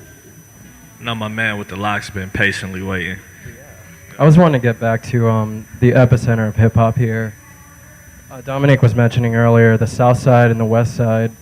They really don't connect as far as like performing and whatnot. Where do you see it becoming centralized here in Columbus? I feel like Columbus has the mentality of, oh, you work hard here and then you leave. You go to Chicago, you go to New York, you go to LA. But what's going to gravitate all the artists to perform in one particular area, and you know you're going to get that support? It's funny because you mentioned Chicago, and Chicago's a really interesting place musically because Chicago doesn't have one record label there. They do not have a front office you can walk into or an A&R that you can give your records to in Chicago, but they still have a music scene. And it's pretty central. You know where to go, whether you do what either or subgenre of rap, it be conscious or what people consider backpack or trap. Everybody has a place to go, but I think that that's because they have great DJs there that break the records. We don't have a lot of DJs that break the records. If you have, I mean, at the end of the day, rappers, most of us aren't going to be able to coexist. Because everybody has their own vision on how they want to make music artistically. DJs are kind of like the median point of that. Like, yo, I'm going to give you this record. Yo, I'm going to give you this record. If you spin in the club tonight, we play it. And it kind of all gets in a pile. You know what I mean? Radio. I'm not passing blame necessarily. I'm just saying, like, these cities that you name, they all have formulas to how they break their records. And it mostly starts with the relationships between artists and DJs. And I noticed that that's how more people become closer. I think what it might take is simple situations like today. I could give you a few examples. An example, one of my artists I manage, Ness Words, he pretty much makes, his music is different from a lot of people that's being booked today that you're going to see on a Bozo stage. In the example, I think it takes different demographics, different audiences of what they came to see to witness something that they normally wouldn't come to and that they would see. I manage a motivational speaker. His name is Trek Manifest. He doesn't use profanity in his music. He actually teaches drug and alcohol prevention for kids. A couple of times I booked him for a couple hardcore, if you would call it hardcore hip hop shows.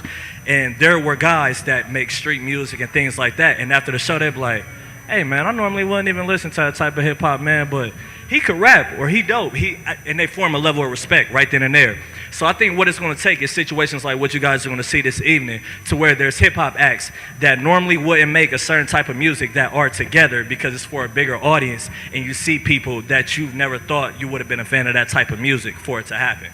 You know, bigger festivals like Made in America, the same stage you're going to see a Kid Cudi on, you're going to see somebody as hardcore as Meek Mill from Philly. You know what I'm saying? And so people that may be a fan of one music may see people that makes another type of music and become a fan of that, if that makes any sense.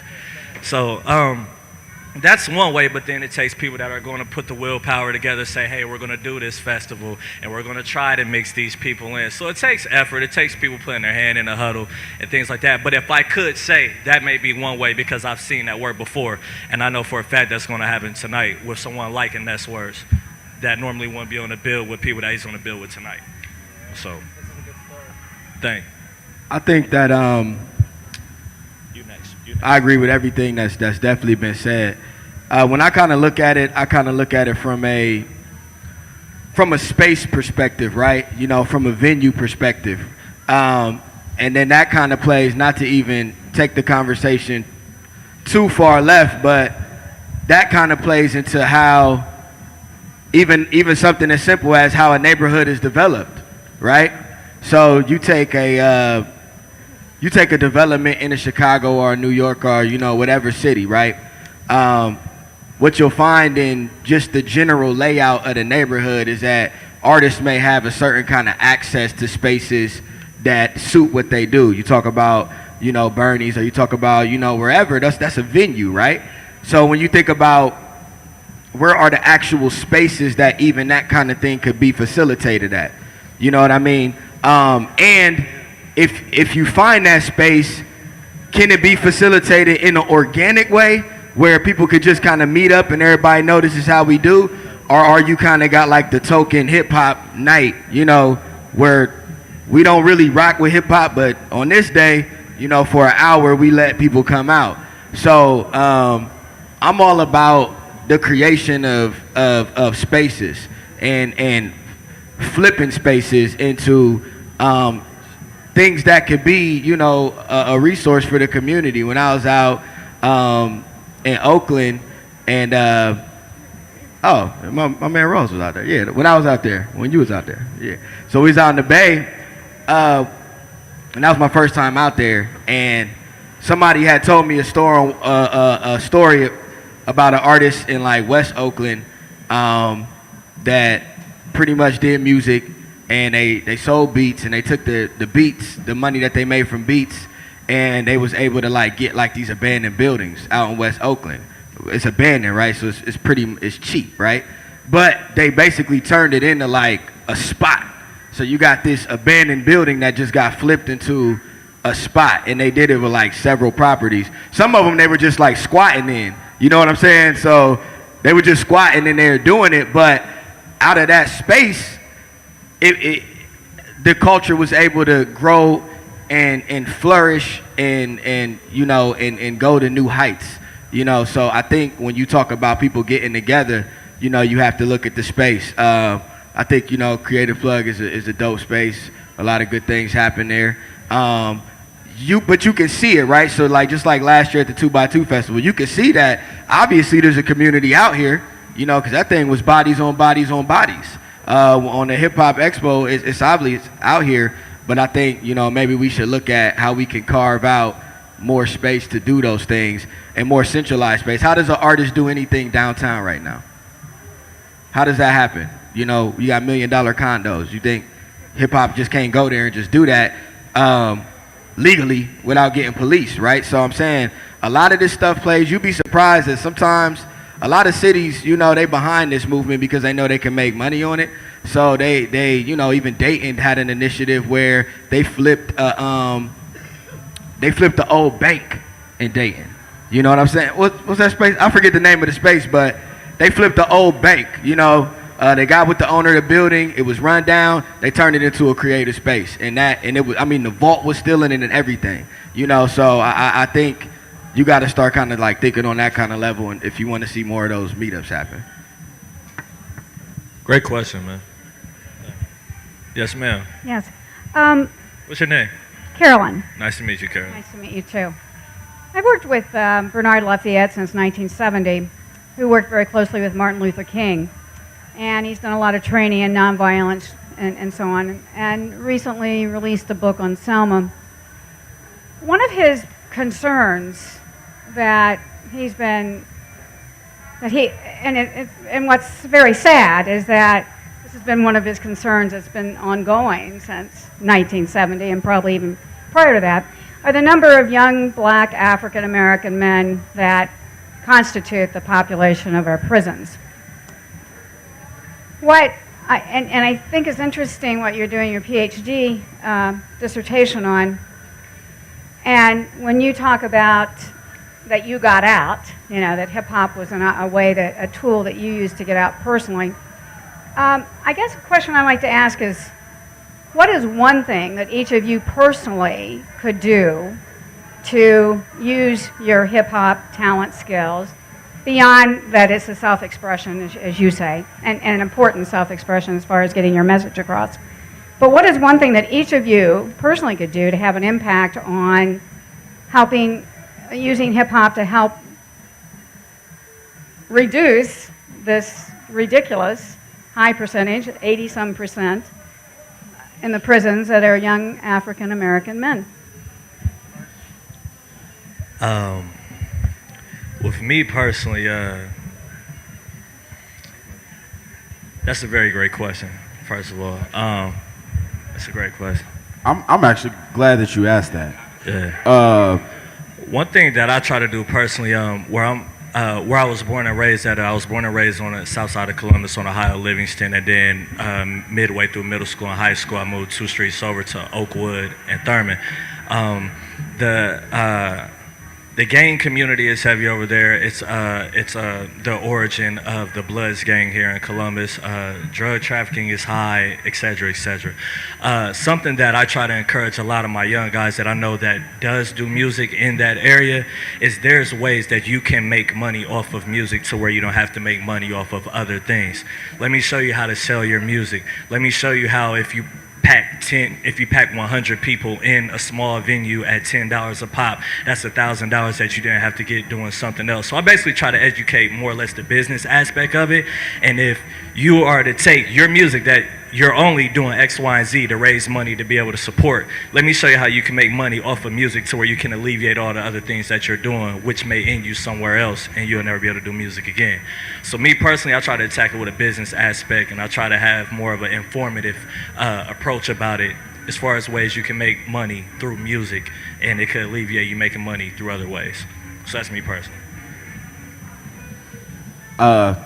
I personally, like I said, it's my pull-up and rundown theory once again. I try my best. I work with the 8th grade boys at Johnson Park, and the one thing that it taught me is that a life of service kind of enriches you, and it made me find out that I actually care about what people's dreams are. Oh yeah, to kind of like talk a little bit about it, my main focus with the boys was not about like, you know, you get your grades, you go to college, you know. A lot of these boys that I was mentoring and working with, they come from gangland. They're in gang territory. Most of them were active. Active means that you're actively doing gang activity. You're active. So they were all active. And a lot of them came from homes that was, I wouldn't say broken, but you know, it's a vicious cycle. You know what I'm saying? And the main thing that I could do was get them to think about what they wanted to do with their life. The main thing I can do is just get them to start, even if they was like, I don't know. Well, that's good that you don't know, because not knowing is okay too. And people not knowing where I come from is not considered a good thing. It's like a bad omen to like not know what you want to do with yourself. So we make these ill decisions to look like we know what's up, but we really don't. We're just trying to find ourselves. That was very important to me because I was dealing with teenagers in the most formidable times of their lives, and it's probably going through all of these ranges of emotions. And basically what they are in high school is probably who they're going to be for the next 10 years after high school until they figure out they don't have to be that way anymore, was to just get them to understand that they had options and balance. If you can get somebody to understand that they have options more than just what they see, more than just the D-boy on the corner that just cashed in, or, you know, you got to go sell you some weed or something to be able to go and buy some food and some Jordans. You get people to focus on their dreams and the direction they want to go.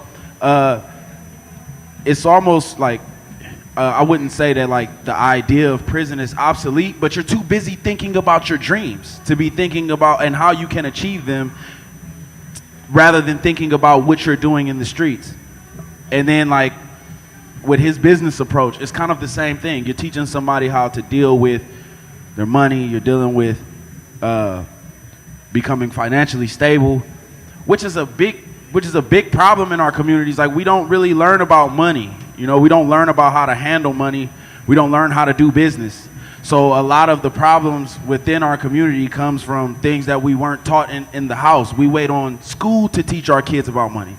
You know, decimal points and percentages and things of this nature. Like, most of the time, educational institutions teach our kids this.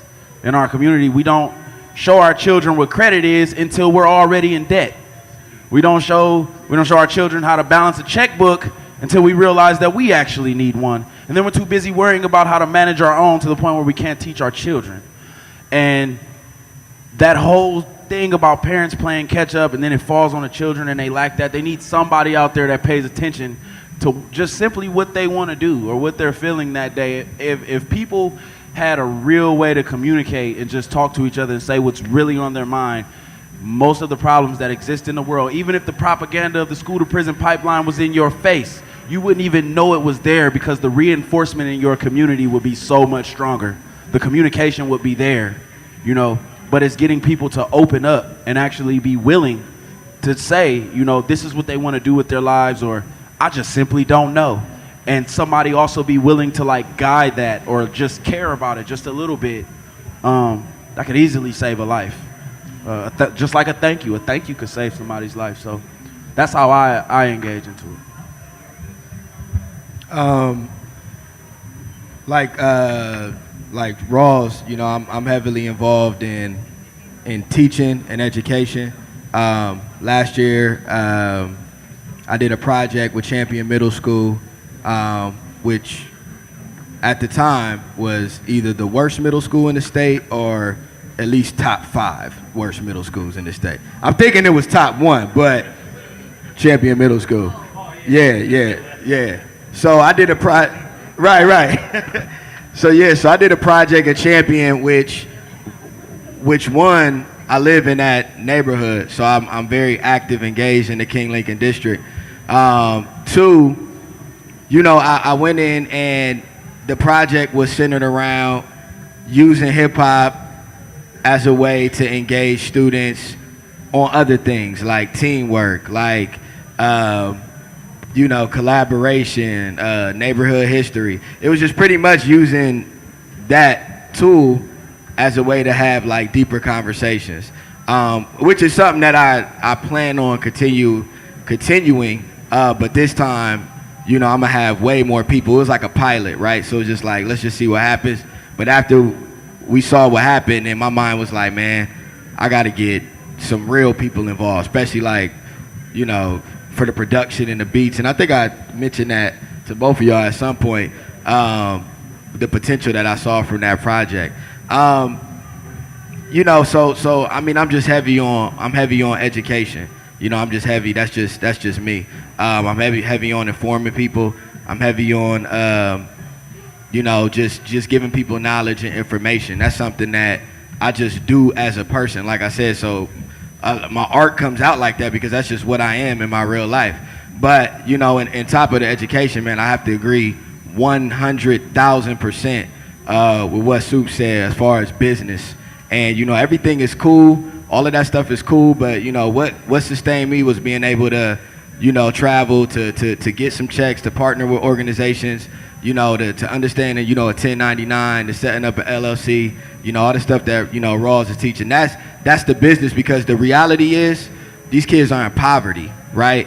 And so even more importantly than keeping them out of jail, you know, I also try to illuminate how first of all, you shouldn't even been born in these conditions. So just the fact that you woke up in this project building and there was a project building and there was a body, I mean, just the fact that you were born here is not an indictment on you, it's more of an indictment on society. So my first rule of engagement is, well, you know, you was basically, a situation was created for you to fail, you know, and so if you find yourself failing, that's probably not your fault, but it is your responsibility, and there's a difference. So it's still your responsibility because it's your life, but I want you to understand that there's some isms that's out here to make sure that you occupy that space instead of the stage, or instead of it's a lot of stuff going on, you know. And so my thing is more of an eye awakening thing, you know. When I did my class, we talked about, you know, business, you know. They didn't know Facebook, it was a stock. They didn't know what a stock was. They didn't understand. Yes, everybody, same thing when I worked at the rec center, you know. I would educate them, like, everybody making money because you here. You the brokest person in the cycle.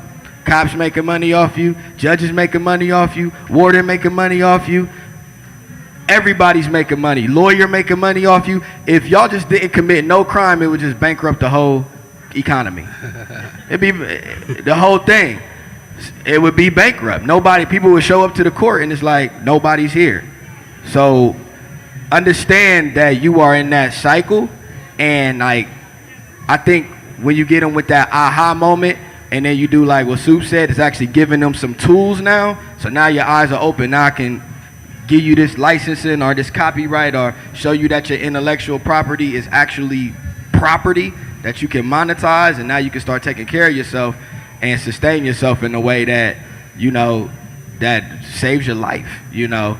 And so I'm engaged in all of those things, and I want to get more engaged. So that's what I do. One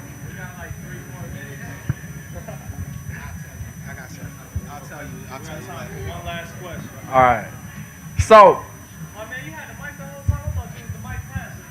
No. I'm actually, so it's okay if you go over it. I'm actually the next workshop, and so like it can be a segue into mine, which I'm going to be talking about. Like, what's your name? My name is Kyle. My stage name is Guante. I'm actually from Minneapolis, so it's really cool hearing how different scenes I relate into so much of what y'all are talking about, but then it's also a little different just because the cities are different and like demographic, all that stuff. My question was about really specifically. I think it's easy to talk about like in a very general way, like hip hop and social justice and hip hop and like consciousness. But like when we get really specific, I think about some of the stuff that we do in Minnesota and how that might be different from what y'all do in Ohio, especially in an election year. And so like when we talk about activism, it's really important that we talk about that in like a large sense, right? That like activism is more than just voting. It's more than just going to the voting booth and doing the thing once every 4 years or whatever. But it's this whole big spectrum of how we push back, et cetera, et cetera. But in Ohio, in an election year, are there certain things that you're thinking about in terms of how it's not just about what the MC says in a hip hop community, but it's about the spaces that we create and like the access to audiences that we have that like campaigns don't necessarily have? And I'll just really quick example. In Minnesota, we did a concert series called Hip Hop Against Homophobia because we were having like a referendum to ban same-sex marriage. So we toured all throughout the state to the smaller towns, like 50,000 people, 100,000 people, and brought this message to those cities where the campaigns weren't really getting in. And so being able to reach those audiences made a big difference. Well, I mean, I can't say it made a big difference, but it's something that we try to think about in terms of intentionality. So I don't know if that's something that's on your minds right now in 2016, in an election year, if you're thinking about your, not just hip hop, but like your community and your scene and how that might be able to have an impact on Ohio as a swing state. Can I say one thing real quick? Okay, I ain't gonna say that. Right. So basically, you know, it goes back to the diversity. Now, there's been vehicles in Ohio. The first vehicle that comes to my mind is somebody like OSA, which is why I'm gonna talk briefly because Ness put in work with them. A lot of activists and a lot of artist activists involved in that space in those situations. I participated. Rest in power, the late great Marshawn McCarroll. You know, the pinnacle of artists. Yeah, give it up for bro, man. Yeah, POD. You know, these were things that feed the street. These things are created by artists. So it's not always like, it may not always look like an artistic demonstration, but a lot of stuff that moves through those scenes, or a lot of artists are involved in those things, even if they're not necessarily making like specific content to address a specific issue. Part of it goes back to the education, which I think OSA is working on. You know, there's stuff that gets slid through the Senate and through, you know, Ohio on a regular, right? You know what I mean? There's always a new piece of bill or legislation. So one is just engaging. You know, I think we still have like an education place. You know, even with myself, is like, you know, what does the Senate Bill 97 look like playing out? And that's an Ohio bill, you know, with mandatory minimums for people that, you know, do firearm assaults. But it's like stuff that people didn't even probably for real know about till I just said it. You know what I mean? And that doesn't mean anything. I just was on the email list that shot it to me and I read it. So it wasn't like I was super informed on it. But, you know, we still gotta like get educated around those issues. I myself am not concerned about, presidential. That's Satan is Satan. I don't even feel like people in hip hop would get behind that to even educate. But the issues is probably a space that people can have some conversation on what's happening locally with City of Columbus legislation and how that money is moving. And there's probably a lot of space for people to get and kind of say, it's fact. But I think too, artists need to lobby, right? You know what I'm saying? So hip hop need to start approaching the council and having them do stuff on behalf of this community that's gonna kill it at ComFest later on. I think the first thing is simply, it's real small. Whether it's sports, whether it's health, whether it's politics, create awareness. Everybody's going to have their own opinion. Everybody's going to have their own beliefs and things like that. Everybody's going to have their own preference. The first thing is to create awareness and educate people on what's going on and then allow you to make your own decision.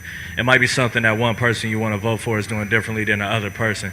The first step is to create awareness and allow you what's going on, what's your selection, what do you have to choose from. Then after that, you form your own opinion and you make your own decision. And I think that's what a lot of things that goes on into that person.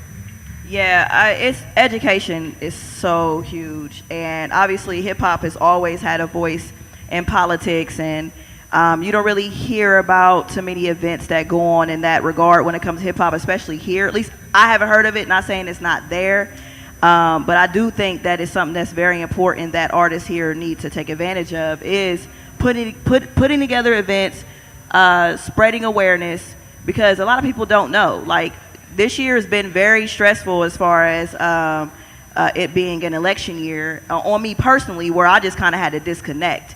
And what made me want to disconnect is the fact that nobody wanted to look up what they were, who they wanted to vote for. I'm like, you're gonna vote for whoever you want to vote for, but my thing is like research. Like we have these right here, these little things that we talk on. Like you can Google anything, like you can look up anything, like. That's one of my biggest things. Just do your own research, educate. Like everything is at our fingertips. But I do feel like, hip hop artists, like we definitely need to get more involved with politics.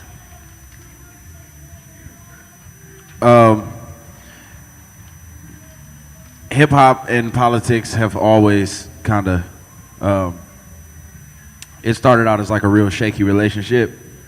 In NWA and the White House, and Jerry Curls in the White House, and that's why I'm real happy. Well, it wasn't the start, but yeah, we can go back further, but that was, it's a key turning point. That's why it's important for Kendrick to be doing the rap squat in the White House with Obama. That was a very important picture for the culture. Straight squatted on him. But local issues, I can piggyback off of that all day. Homies that I knew, if they knew who our mayor was, every last one of them said Mike Coleman. Every last one. It's got to start on your city streets. If you don't know what's growing in your backyard, what's happening on the world's playground kind of doesn't matter. Your sandbox. The way hip hop can actually help and engage that is, I try to let my people see me go and vote. Like, I'm going to go do this, or I talk a lot about the issues. I get a lot of flack about it too.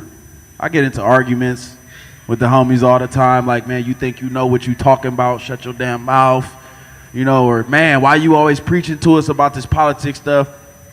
But after the anger settles, it always boils down to, thanks a lot, bro, for even putting me on game. And I'm not judgmental about the fact that they might not be educated, because at one point in time, I wasn't either.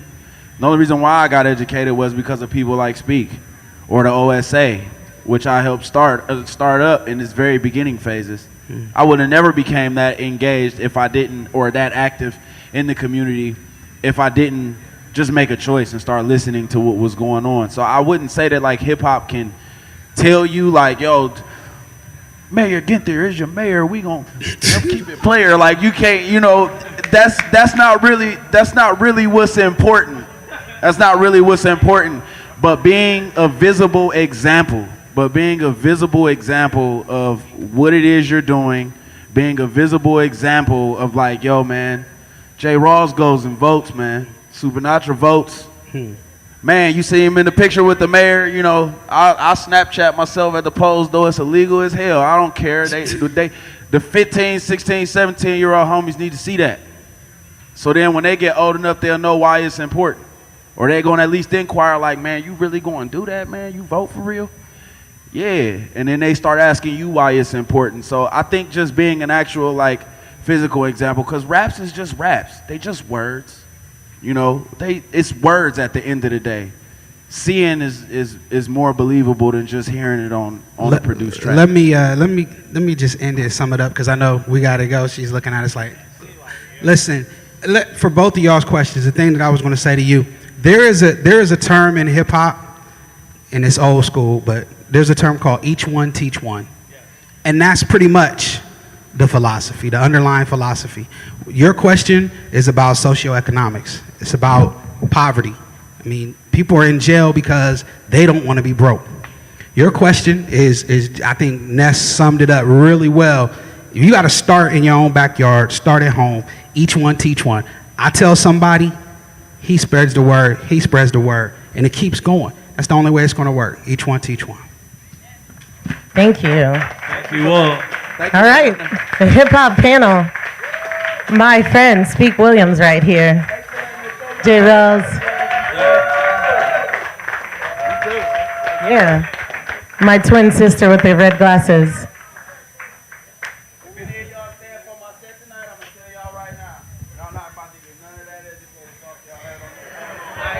We came to party, we came to turn up.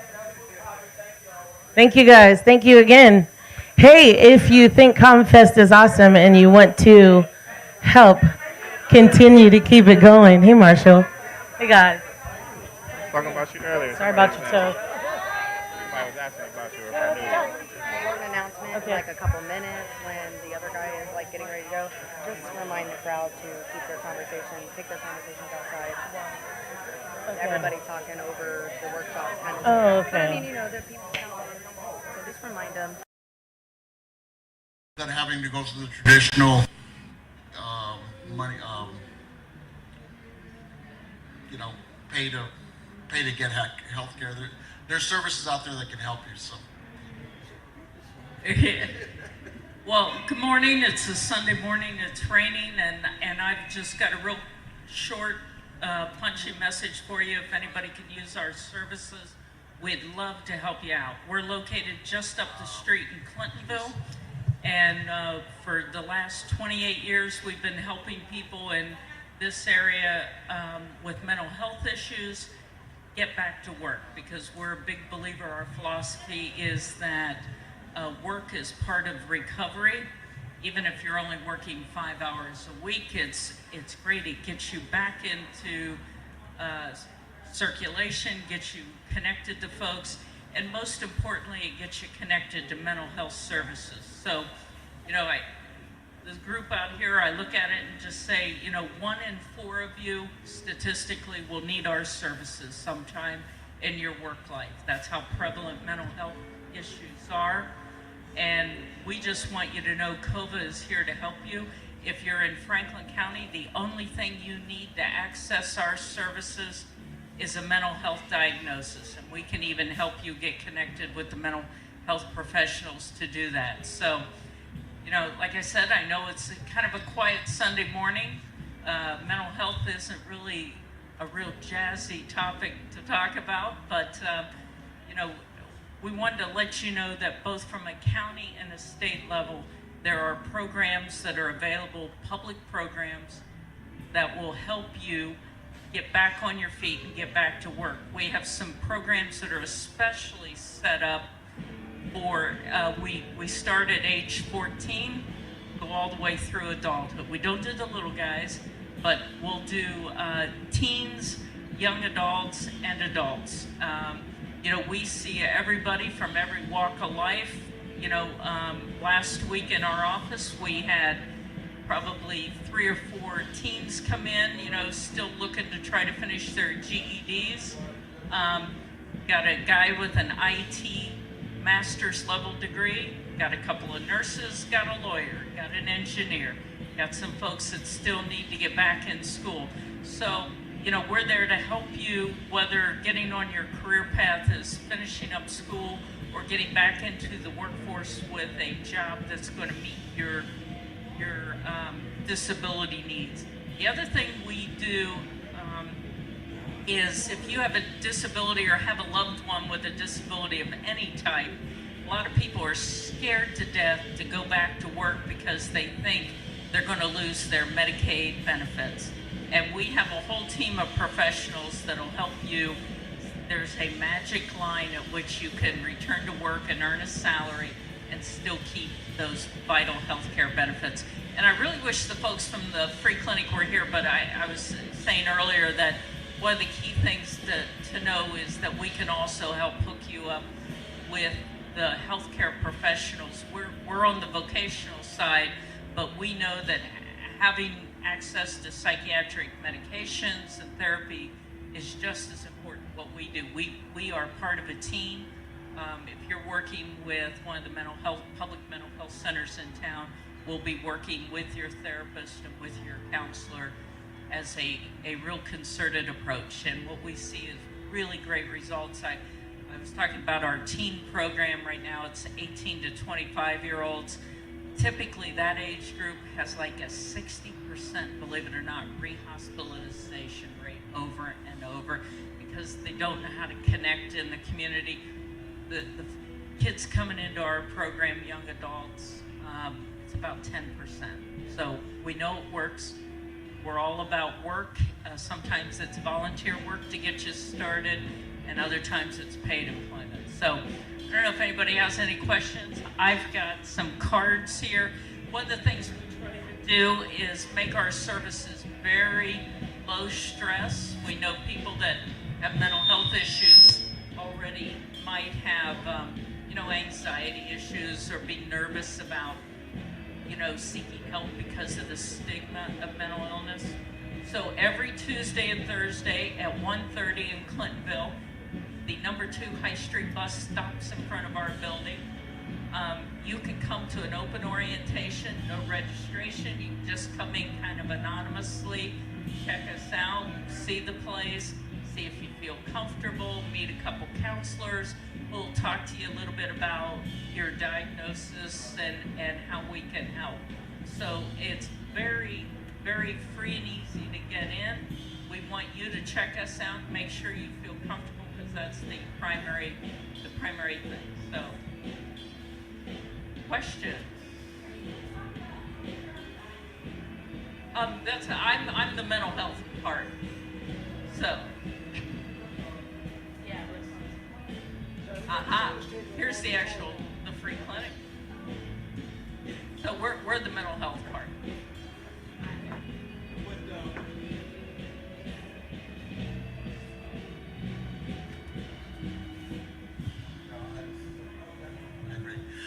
I guess COVID doesn't offer free, like what you were speaking about was that you could actually go in there and get counseling. And if someone is experiencing something traumatic mentally or... Yeah, we're kind of stage 2. If you're already working with a public mental health center, our services are available, once again, through the public system at no cost to you. But, and we can help you connect on the mental health service side. These folks are going to help you on basic fundamental health care. So I guess to answer your question is that mental health, one thing about healthcare is a lot of it's mental health. When you see people on the street, it's very important. Yeah, and we're very big believers in integrating with your physical and mental health.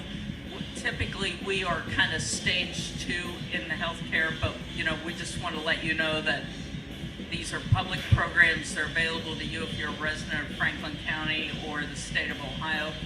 And you may come to us as a referral from the free clinic or one of the public mental health systems. So we just got kind of out of sync because we got here 2 different times. So, morning. They're really loud over there, aren't they? I'm Bo. This is Kelsey. We're with the Columbus Free Clinic, which is one of the many free clinics in the Columbus area. that provide care to people that are underinsured or uninsured.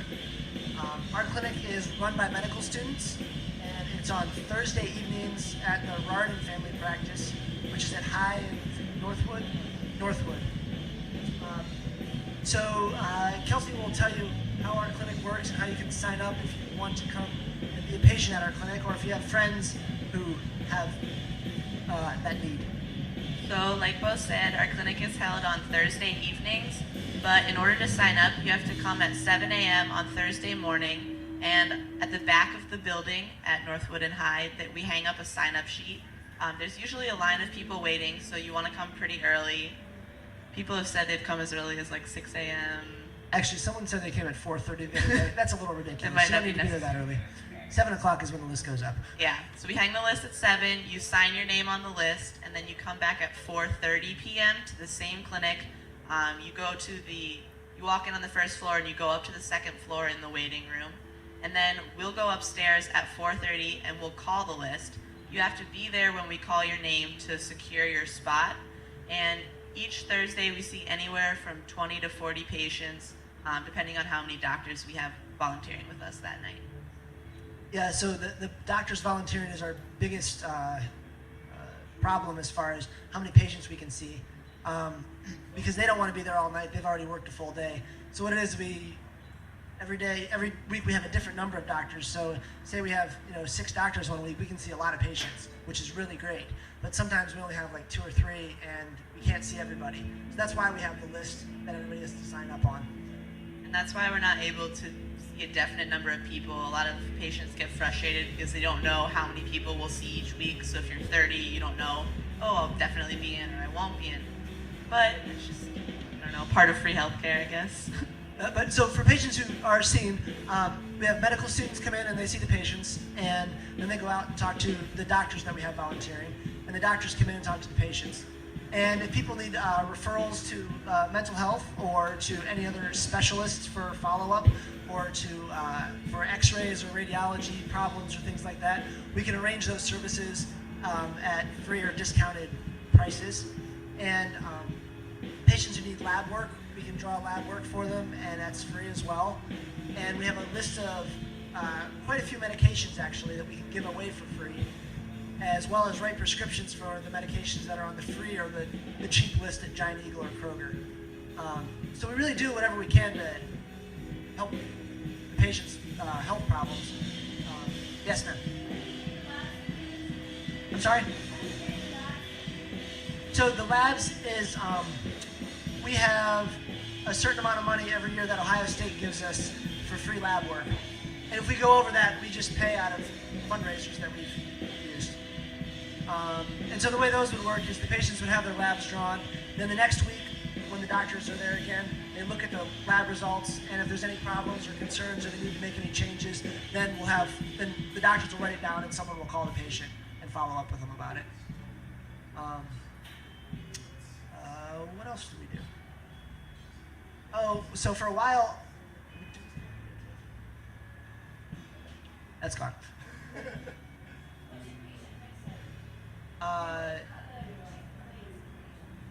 So I would say 90% of them are hypertension, high blood pressure, diabetes, and cholesterol, things like that. But pretty much anything patients have a problem with, we can at least, if we can't treat them that night, we can point them in the right direction as far as follow-up goes. But I would say for the most part, it's high blood pressure and diabetes.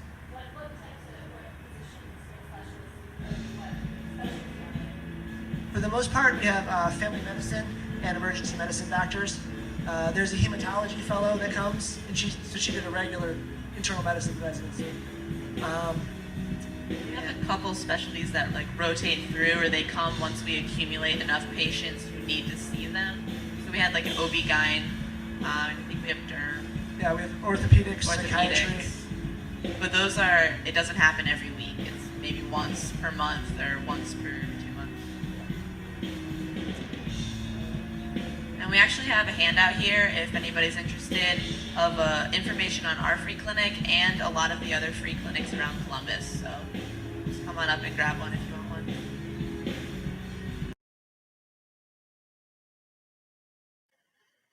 So glad everyone is enjoying virtual ComFest. When you're done here, there's so much more to see on our website. Please visit comfest.com to experience the other live and pre-recorded streaming broadcasts running throughout the weekend. There's also this year's program guide and our archives. Plus, you can get more information about the community organizations presented here and more.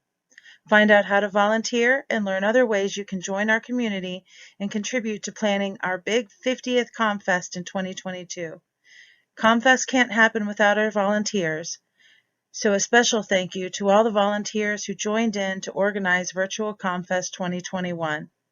Finally, don't forget to pick up your ComFest t-shirts, mugs, and other merchandise this weekend. Happy ComFest!